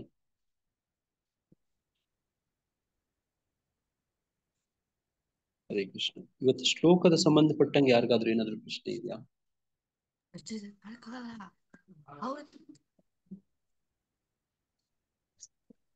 ಪ್ರಭು, ಕೆಲವು ವೇಳೆ ನಾವು ಅನ್ಕೊಂಡಿರಲ್ಲ, ಮಾಡ್ಬಾರ್ದು ಅಂತಾನು ಗೊತ್ತಿರುತ್ತೆ, ಆದ್ರೂ ಬಲವಂತಾಗಿ ಒಂದೊಂದ್ಸಲ ಮಾಡ್ತೀವಿ. ಆವಾಗ ಅನ್ಸುತ್ತೆ ಇದು ನಿಗುಣಗಳಿಂದ ಬಲವಂತವಾಗಿ ನನ್ ಕೈಯಲ್ಲಿ ಮಾಡಿಸ್ತಾ ಇದೆ ಅಂತ ಅನ್ಸುತ್ತೆ. ಸೇಮ್ ನಾನು ಹೇಳೋಣ ಅನ್ಕೊಂಡೆ ಇದೇ ಅನುಭವ ನನಗೂ ಆಗ್ತಾ ಇದೆ. ಗೊತ್ತಿಲ್ಲ ಅದು ಯಾಕೆ ಏನು ಅಂತ. ನಾವು ಈ ಬದ್ಧ ಜೀವಿ ಆಗಿದೀವಲ್ಲ ಪ್ರಭುಜಿ, ಅದಕ್ಕೆ ಈ ಒಂದು ತ್ರಿಗುಣಗಳು ಕಾಡ್ತಾನೆ ಇರುತ್ತೆ. ನಾವ್ ಇರೋವರೆಗೂ ಇರುತ್ತೆ. ಅದಕ್ಕೆ ಅದನ್ನ ಯಾವ ತರ ಇದ್ ಮಾಡ್ಬೇಕು ಅನ್ಕೊಂಡೆ. ಮಾತಾಜಿಯವ್ರು ಅದೇ ಹೇಳಿದ್ರು ಪ್ರಭುಜಿ. ನೋಡಿ ಅದನ್ನೇ ನೋಡಿ ಭಗವದ್ಗೀತೆಯಲ್ಲಿ ನೋಡಿ ಅರ್ಜುನನು ಕೂಡ ಪ್ರಶ್ನೆ ಕೇಳ್ತಾನೆ. ನನ್ಗೆ ಗೊತ್ತು ಈ ತರದ್ ಹಿಂಗ್ ಮಾಡಬಾರ್ದು, ಆದ್ರೇನು ಕೂಡ ನಾನು ಅದನ್ನ ಮಾಡಿಸ್ಬಿಡುತ್ತಲ್ಲ ಅದ್ ಯಾಕೆ ಅಂತ ಹೇಳ್ತಾನೆ. ಅದಕ್ಕೆ ಭಗವಂತ ಉತ್ತರ ಏನ್ ಹೇಳ್ತಾನೆ, ಯಾವ್ದು ಕಾರಣ ಅಂತ ಹೇಳ್ತಾನೆ, ಕಾಮ ಏಷ ಕ್ರೋಧ ಏಷ ರಜೋಗುಣ ಸಮುದ್ರವ. ನೋಡಿ ಅಲ್ಲಿ ಹೇಳ್ತಾನೆ ಭಗವಂತ. ನೋಡಿ ಹಂಗೆ ನೋಡಿ 3ನೇ ಅಧ್ಯಾಯದ 37ನೇ ಶ್ಲೋಕದಲ್ಲಿ ಅದನ್ನ ಹೇಳ್ತಾನೆ. ನೋಡಿ ಹಂಗೆ ಆ ಕಾಮ ಅನ್ನುವಂಥದ್ದು ರಜೋಗುಣ ಸಮುದ್ರವ. ನೋಡಿ ರಜೋಗುಣಕ್ಕೆ ನಾವು ಏನಾದ್ರೂ ಪ್ರಭಾವಿತರಾದಾಗ ನೋಡಿ ಈ ತರ ಪರಿಣಾಮಗಳು ಆಗತ್ತೆ ಅಂತ ಭಗವಂತನೇ ಹೇಳ್ತಾನೆ. ನೋಡಿ ಈಗ ನಾನು ಏನ್ ಮಾಡ್ಬೇಕು, ನಾವ್ ಹಿಂದೆ ನಾವು ಚರ್ಚೆ ಮಾಡಿದ್ವಿ ಇದ್ರ ಬಗ್ಗೆ ಅಲ್ವಾ. ನೋಡಿ ಆ ರಜೋಗುಣವನ್ನ ಕಡಿಮೆ ಮಾಡ್ಕೋಬೇಕು. ಅದು ಕಾಮ ಇಂದ ಪ್ರಾರಂಭ ಆಗತ್ತೆ. ಅದಕ್ಕೆ ಎಲ್ಲಿಂದ ನೋಡಿ ಅಂತಂದ್ರೆ ಅದಕ್ಕೆ ಲಿಂಕ್ ಒಂದರಿಂದ ಒಂದು ಹೋಗುತ್ತೆ. ಎಲ್ಲಾನು ಎಲ್ಲಿಂದ ಶುರು ಆಗತ್ತಂದ್ರೆ ಥಾಟ್ಸ್ ಪ್ರೋಸೆಸ್ ಅಲ್ಲಿ, ಯೋಚನೆಯಲ್ಲಿ ಶುರು ಆಗತ್ತೆ. ನೋಡಿ ಯೋಚನೆ ಎಲ್ಲಿಂದ ಬರುತ್ತಂದ್ರೆ ನಾವು ಏನ್ ನೋಡ್ತೀವಿ, ಏನ್ ಕೇಳ್ತೀವಿ, ನೋಡಿ ಏನು ಚಿಂತಿಸ್ತೀವಿ, ನೋಡಿ ಏನೇನ್ ಯಾರು ಸಂಘ ಮಾಡ್ತೀವಿ, ಅದ್ರ ಮೇಲೆ ನಮ್ಗೆ ಯೋಚನೆಗಳು ಬರ್ತವೆ. ನೋಡಿ ಯೋಚನೆಗಳು ನೋಡಿ ಥಾಟ್ಸ್ ಯೋಚನೆಗಳು ಯೋಚನೆಗಳು ಏನಾಗ್ತವೆ, ನಮಗೆ ಕ್ರಿಯೆ ಮಾಡಕ್ಕೆ ಪ್ರೇರಣೆ ಮಾಡುತ್ತೆ. ಆ ಕ್ರಿಯೆ ಮಾಡಕ್ಕೆ ಪ್ರೇರಣೆ ಮಾಡುತ್ತೆ ಯೋಚನೆಗಳು. ಮೊದಲು ಎಲ್ಲಿ ಬರುತ್ತೆ, ಯೋಚನೆಗಳಂತ ಬರುತ್ತೆ. ಈಗ ಒಂದು ಮನೆ ಕಟ್ಟಬೇಕು, ಮನೆ ಕಟ್ಟಕ್ಕೆ ಮೊದಲು ಏನ್ ಮಾಡ್ತೀವಿ ನಾವು, ಯೋಚನೆ ಮಾಡ್ತೀವಿ. ಆಮೇಲೆ ಏನ್ ಮಾಡ್ತೀವಿ, ಯೋಜನೆ ಮಾಡ್ತೀವಿ, ಪ್ಲಾನ್ ಮಾಡ್ತೀವಿ, ಪ್ಲಾನ್ ಬರ್ಸ್ತೀವಿ ಅಲ್ವಾ ಮಾತಾಜಿ. ಪ್ಲಾನ್ ಬರ್ಸಿ ಅದೇ ತರನೇ ಎಕ್ಸಿಕ್ಯೂಟ್ ಮಾಡ್ತೀವಿ, ಆಕ್ಷನ್ ಆಗತ್ತೆ. ನೋಡಿ ಹಂಗೆ ನಾವು ಯೋಚನೆ ಹಂತದಲ್ಲೇನೆ ಕಡಿವಾಣ ಹಾಕ್ಬೇಕು. ಆ ಯೋಚನೆಗಳು ಪ್ರಭುಪಾದರ ಪುಸ್ತಕಗಳು ನೋಡಿ ಇವೆಲ್ಲ ಓದ್ತಾ ಇದ್ರೆ ಆ ಹಂತದಲ್ಲೇನೆ ಬ್ರೇಕ್ ಆಗ್ಬೋದು. ನೋಡಿ ಹಂಗೆ ಆಕ್ಷನ್ಸ್ ಏನ್ ಮಾಡ್ತವೆ, ಹ್ಯಾಬಿಟ್ಸ್ ಮಾಡ್ತವೆ ನಮ್ಗೆ. ಅದೇ ಅಭ್ಯಾಸ ಆಗುತ್ತೆ, ನಮ್ಗೆ ಹವ್ಯಾಸಗಳಾಗ್ತವೆ. ಹವ್ಯಾಸಗಳಾದ್ರೆ ಅದೇ ಅಭ್ಯಾಸ ಆಗತ್ತೆ. ನೋಡಿ ಹ್ಯಾಬಿಟ್ಸ್ ಏನ್ ಮಾಡುತ್ತೆ, ಒಬ್ಬ ಅದನ್ನ ಹ್ಯಾಬಿಟ್ಸ್ ಹೋಗಿ ಆತನ ಕ್ಯಾರೆಕ್ಟರ್ ಮಾಡುತ್ತೆ. ನೋಡ ವ್ಯಕ್ತಿತ್ವನೇ ಮಾಡ್ಬಿಡುತ್ತೆ ಅದು. ಆಮೇಲೆ ವ್ಯಕ್ತಿತ್ವ ಏನಾಗುತ್ತೆ ನೋಡಿ, ಹಂಗೆ ಒಬ್ಬ ವ್ಯಕ್ತಿಯನ್ನ ನಾವು ನೋಡ್ಬೇಕು ಅಂದ್ರೆ ಅದು ಎಲ್ಲಿಂದ ಒಂದು ಶುರುವಾಗತ್ತೆ ಅಂದ್ರೆ ಯೋಚನೆಯಿಂದ ಶುರುವಾಗುತ್ತೆ. ನೋಡಿ ಅದಕ್ಕೆ ಆ ಹಂತದಲ್ಲೇನೆ ನಾವು ಯೋಚನೆಗಳಂತಾನೆ ಕಡಿವಾಣ ಹಾಕ್ಬೇಕಂತೆ. ನೋಡಿ ಕಾಮ ಏಷ ಕ್ರೋಧ ಏಷ ರಜೋಗುಣ ಸಮದ್ಭವ, ಇದೊಂದೇ ಪರಿಹಾರ. ಇದು ಬಿಟ್ಟು ಬೇರೆ ಏನಾದ್ರೂ ಔಷಧಿಗಳು ತಿಂದೋ ಅಥವಾ ಇನ್ನೊಂದು ಮತ್ತೊಂದು ಪರಿಹಾರ ಇಲ್ಲ. ಇದೊಂದೇ ಒಂದು ಮಾರ್ಗ ಮಾತಾಜಿ ಅಷ್ಟೇ. ಮನಸ್ಸಿನ ಗುಣನೇ ಅದು. ನೋಡಿ ಅದು ಹಂಗೇ ಅದನ್ನ ಸಾಧ್ಯವಾದಷ್ಟು ಕೃಷ್ಣ ಪ್ರಜ್ಞೆಯಲ್ಲಿ ಇಟ್ಕೊಳ್ಳೋ ಪ್ರಯತ್ನ ಮಾಡ್ತಾ ಇರ್ಬೇಕು. ಅದಕ್ಕೆ 2 ಕ್ರಮ ಹೇಳ್ಕೊಡ್ತಾನೆ ಕೃಷ್ಣ ಭಗವದ್ಗೀತೆಯಲ್ಲಿ. ಏನದು, ಅಭ್ಯಾಸ ವೈರಾಗ್ಯ. ಸತತವಾಗಿ ನೋಡಿ ಅದು ಅಭ್ಯಾಸ ಮಾಡ್ತಾನೇ ಇರ್ಬೇಕು. ನಮ್ಗೆ ಡಿಟ್ಯಾಚ್ಮೆಂಟ್ ವೈರಾಗ್ಯ ಕೂಡ ಇರ್ಬೇಕು. ಈ ಭೌತಿಕ ವಸ್ತು ವಿಷಯ ನೋಡಿ ಇವುಗಳ ಮೇಲೆಲ್ಲಾನು ವೈರಾಗ್ಯ ಇರ್ಬೇಕು. ನೋಡಿ ಅವಾಗ ಇವೆಲ್ಲನೂ ಸಾಧ್ಯ ಆಗತ್ತೆ. ಹರೇ ಕೃಷ್ಣ ಮಾತಾಜಿ. ಇದು ಸಾಧ್ಯ ಇದೆ. ನೀವೇನು ನಿಮ್ಮ ಗುರುಗಳು ನಿಮ್ಗೆ ಏನ್ ಕೊಟ್ಟಿದಾರೆ, ಸಾಧನ ಕ್ರಮ ಕೊಟ್ಟಿದಾರೋ ಅವುಗಳನ್ನ ಅಭ್ಯಾಸ ಮಾಡ್ತಾ ಹೋಗೋಣ. ನಮ್ ಗುರುಗಳು ಯಾರು ಕೊಟ್ಟಿದ್ದಾರೆ ಅವ್ರ ಆ ಪ್ರಕಾರ ಅವತ್ತು ಒಂದು ಹಂತದಲ್ಲಿ ಅದು ಸಾಧ್ಯ ಆಗತ್ತೆ ಮಾತಾಜಿ. ನೋಡಿ ನಾವು ಸೈಕಲ್ ಕಳಿಯಕ್ ಮೊದಲು ಎಷ್ಟು ಸತಿ ಪ್ರಯತ್ನ ಮಾಡ್ತೀವಿ, ಬೀಳ್ತೀವಿ, ಪ್ರಯತ್ನ ಮಾಡ್ತೀವಿ, ಸೈಕಲ್ ಇಂದ ಬೀಳ್ತೀವಿ, ಮತ್ತೆ ಪ್ರಯತ್ನ ಮಾಡ್ತೀವಿ, ಸೈಕಲ್ ಬೀಳ್ತೀವಿ. ನೋಡಿ ಯಾವಾಗ ಸೈಕಲ್ ಕಲ್ತ್ಕೋತೀವಿ ಅಂದ್ರೆ ಹಂಗೆ ಅಭ್ಯಾಸ ಮಾಡಿ ಮಾಡಿ ಮಾಡಿ ಹಂಗೆ ಕಲ್ತ್ಕೊಂಡ್ಬಿಡ್ತೀವಿ. ಆಮೇಲೆ ಸೈಕಲ್ ಇಂದ ಬೀಳೋಲ್ಲ. ನೋಡಿ ಈಜು ಕಲಿಬೇಕು ಅಂದ್ರೇನು ಕೂಡ ಈಜು ಕಲಿಯಕ್ಕೆ ಪ್ರಯತ್ನ ಪಟ್ರೆ ನಾವೇನ್ ಮಾಡ್ತೀವಿ, ಮುಳುಗ್ತೀವಿ, ನೀರ್ ಕುಡಿತೀವಿ, ಜಾಸ್ತಿ ನೀರ್ ಕುಡಿತೀವಿ. ನಿಮ್ಗೆ ಯಾರಾದ್ರೂ ಈಜು ಕಲ್ತಿರೋ ಅಭ್ಯಾಸ ಇದ್ರೆ ಗೊತ್ತಾಗುತ್ತೆ. ಸಿಕ್ಕಾಪಟ್ಟೆ ನೀರ್ ಕುಡಿತೀವಿ ಈಜ್ಬೇಕಂದ್ರೆ, ಕಲಿಬೇಕು ಅಂದ್ರೆ. ಆಮೇಲೆ ನಾನು ಮುಳುಗ್ಬೇಕಂದ್ರೇನು ಮುಳುಗಲ್ಲ. ನೀರ್ ಕಲ್ತ್ಕೊಂಡ್ಬಿಟ್ಮೇಲೆ ನೋಡ ಹಂಗಿರುತ್ತೆ ಮಾತಾಜಿ. ಅಭ್ಯಾಸ ವೈರಾಗ್ಯ ಮಾಡಿ ಪ್ರಯತ್ನ ಮಾಡ್ತಾನೆ ಇರೋಣ. ಅವತ್ತು ಒಂದಿನ ನಾವು ಸಫಲರಾಗ್ತೀವಿ. ಹರೇ ಕೃಷ್ಣ. हम होंगे कामयाब एक दिन ಮಾತಾಜಿ ಏನಂದ್ರಿ? हम होंगे कामयाब एक दिन मन में है विश्वास पूरा है विश्वास ಅಂತ ಮಾಡ್ತಾನೆ ಇರ್ಬೇಕು. ನೋಡಿ ನೀವು ದೂರದರ್ಶನ ಹಾಡಿಗೆ ಹೋಗ್ಬಿಟ್ರೆ ನೀವು ತುಂಬಾ ಚೆನ್ನಾಗಿದೆ ಹಾಡೋದು. ಏಕದಿನ್ ನೋಡ ಒಂದಿನ ಅದನ್ನ ಸಾಧಿಸ್ತೀವಿ ಅಂತ. ಯಾಕಂದ್ರೆ ಏನೊಂದು ಭರವಸೆ ಅಂದ್ರೆ ನೋಡಿ ಈ ಮಾರ್ಗ ತುಂಬಾ ಚೆನ್ನಾಗಿದೆ ನೋಡಿ. ಇದನ್ನ ನಮ್ಮಂತವ್ರು ಕೂಡ ಸಾಧನೆ ಮಾಡಬಹುದಾಗಿರುವಂತದ್ದಾಗಿದೆ. ಮತ್ತೆ ಎಷ್ಟೋ ಜನ ಇದನ್ನ ಮಾಡಿ ಸಾಧನೆ ಮಾಡಿ ಹೋಗಿದ್ದಾರೆ, ಸಿದ್ಧಿ ಪಡ್ಕೊಂಡಿದ್ದಾರೆ ನೋಡಿ. ಅವರು ನೋಡಿ ಒಂದ್ ಸ್ವಲ್ಪ ಪ್ರಯತ್ನ ಪಟ್ಟಂತ ನಮ್ ಲಲಿತಾ ಮಾತಾಜಿಯವ್ರು ನೋಡಿ ಇವತ್ತು ಲಗ್ಗೆರೆಯಿಂದ ಇವತ್ತು ಮಾತಾಡ್ತಿದಾರಲ್ಲ ನೋಡಿ, ಅವ್ರ ಅನುಭವಗಳೇ ಹೇಳ್ತಿದ್ದಾರೆ. ಈ ತರದ್ದು ಸ್ವಲ್ಪ ಸ್ವಲ್ಪ ಸ್ವಲ್ಪ ಮಾಡಿ ಅನುಭವ ಪಡ್ಕೊಂಡಿದ್ದೇ ವಿಶ್ವಾಸವನ್ನ ಸಿಗುತ್ತೆ ನಮ್ಗೆ. ಅಷ್ಟೇ ಅಷ್ಟೇ. ಅಭ್ಯಾಸ ಮಾಡಿ ನೋಡಿದಾಗ ಸ್ವಲ್ಪ ಅನುಭವ, ಒಳ್ಳೆ ಅನುಭವ ಆಗತ್ತೆ. ಇನ್ನೊಂದ್ ಹೆಜ್ಜೆ ಮುಂದೆ ಹೋಗೋಕೆ ವಿಶ್ವಾಸ ಕೊಡುತ್ತೆ ಅಷ್ಟೇ. ಹಂಗೆ. ತುಂಬಾ ಧನ್ಯವಾದ ಮಾತಾಜಿ. ಮತ್ತೆ ಯಾರಾದ್ರೂ ಏನಾದ್ರು ಹೇಳೋದಿದ್ಯಾ? ಈಗ ಸಮಯ ಆಗ್ತಾ ಇದೆ. ಈಗ ಯಾರಿಗಾದ್ರೂ ಪ್ರಶ್ನೆ ಇದ್ರೆ ಮಾತ್ರ ಗಂಭೀರವಾದಂಥದ್ದು ಈ ಸಂಬಂಧಪಟ್ಟದಿದ್ರೆ ಹೇಳಿ. ಏನಾದ್ರು ವಿಶೇಷ ದಿನಗಳಿದಾವ ಶ್ವೇತಾ ಮಾತಾಜಿ ಅವರೇ? ಇಲ್ಲ ಪ್ರಭುಜಿ, ಯಾರು ಏನು ಹೇಳಿ. ಹರೇ ಕೃಷ್ಣ ಹರೇ ಕೃಷ್ಣ. ನಾಳೆ ರಥಯಾತ್ರೆ ಇದೆ. ಹಾ, ಪುರಿಯಲ್ಲಿ ರಥಯಾತ್ರೆ ಇದೆ.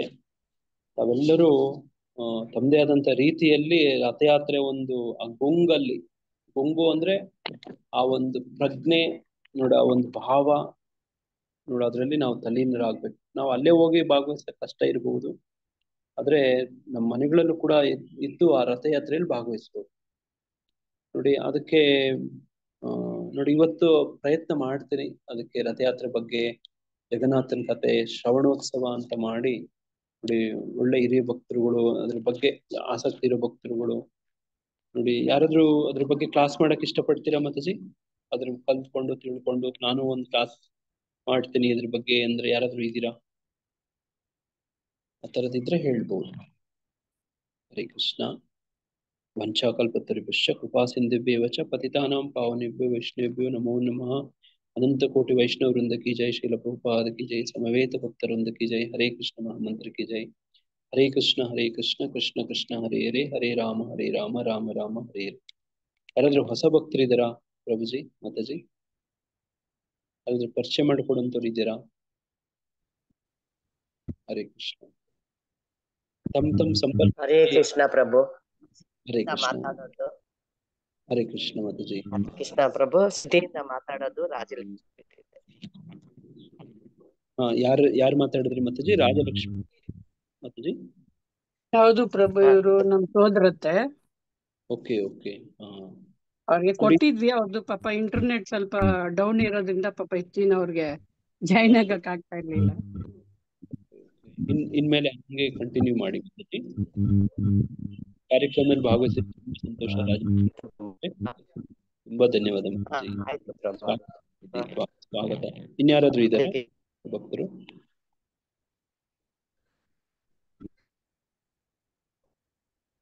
ಹರೇ ಕೃಷ್ಣ. ಮತ್ತೆ ಯಾರು ಇಲ್ಲದೆ ಇದ್ರೆ ಇದು ಕಾರ್ಯಕ್ರಮ. ಪ್ರಮೀಳಮ್ಮ ಜಾಯಿನ್ ಆಗಿದ್ದಾರೆ ಪ್ರಭುಜಿ. ಬೆಳಗ್ಗೆ ಮಂಗಳಾರತಿ ಇದಕ್ಕೆ ಈಗಲೂ ಇದ್ದಾರೆ ಮಾತಾಜಿ. ಪ್ರಮೀಳಮ್ಮ ಮಾತಾಜಿ ಇರ್ತಾರೆ. ಪ್ರಮೀಳಮ್ಮ ಮಾತಾಜಿ ಅವರೇ, ಪ್ರಮೀಳಮ್ಮ ಮಾತಾಜಿ ಅವರು ಸುಕನ್ಯಾ ಮಾತಾಜಿ ಅವರ ಬಂಧುಗಳು. ಹರೇ ಕೃಷ್ಣ ಮಾತಾಜಿ. ನೀವು ಮಾತಾಡಕ್ಕೆ ಕೃಷ್ಣ. ತುಂಬಾ ಸಂತೋಷ ಮಾತಾಜಿ, ತಾವು ಕಾರ್ಯಕ್ರಮದಲ್ಲಿ ಭಾಗವಹಿಸಿದ್ದು ತಮಗೆ ಸ್ವಾಗತ. ಹರೇ ಕೃಷ್ಣ. ಹರೇ ಕೃಷ್ಣ. ಹರೇ ಕೃಷ್ಣ. ತುಂಬಾ ಧನ್ಯವಾದ. ಹರೇ ಕೃಷ್ಣ ಪ್ರಭು. ಕೃಷ್ಣ. ನಾಗಮ್ಮ ಮಾತಾಜಿ ಹೇಳಿ ಮಾತಾಜಿ. ನಾವು ಚಳ್ಳಕೆರೆಯಿಂದ ನಾಗಮ್ಮ. ತುಂಬಾ ಸಂತೋಷ ಮಾತಾಜಿ. ತಾವು ಯಾರ ಸಂಪರ್ಕದಲ್ಲಿ ಇದೀರಿ? ಚಳ್ಳಕೆರೆಯಲ್ಲಿ ಯಾರಾದ್ರೂ ಪರಿಚಯ ಇದಾರೆ? ಮತ್ತೆ ಚಳ್ಳಕೆರೆಯಲ್ಲಿ ಯಾರಾದ್ರೂ ಪರಿಚಯ ಇದಾರೆ ತಮಗೆ? ಉಮಾ ಮಾತಾಜಿ ಅವ್ರ ಕಡೆಯಿಂದ ಅವರು ಇದ್ದಾರೆ ಪ್ರಭುಜಿ. ಹರೇ ಕೃಷ್ಣ ಪ್ರಭು. ನಾವು ಹೊಸದಾಗಿ ಜಾಯಿನ್ ಆಗಿರೋದು. ನಮಗೆ ಉಮಾ ಮಾತಾಜಿ ಅವರು. ಉಮಾ ಮಾತಾಜಿ ಅವ್ರು ಪರಿಚಯ ಇದಾರಲ್ವಾ? ಉಮಾ ಮಾತಾಜಿಯಿಂದ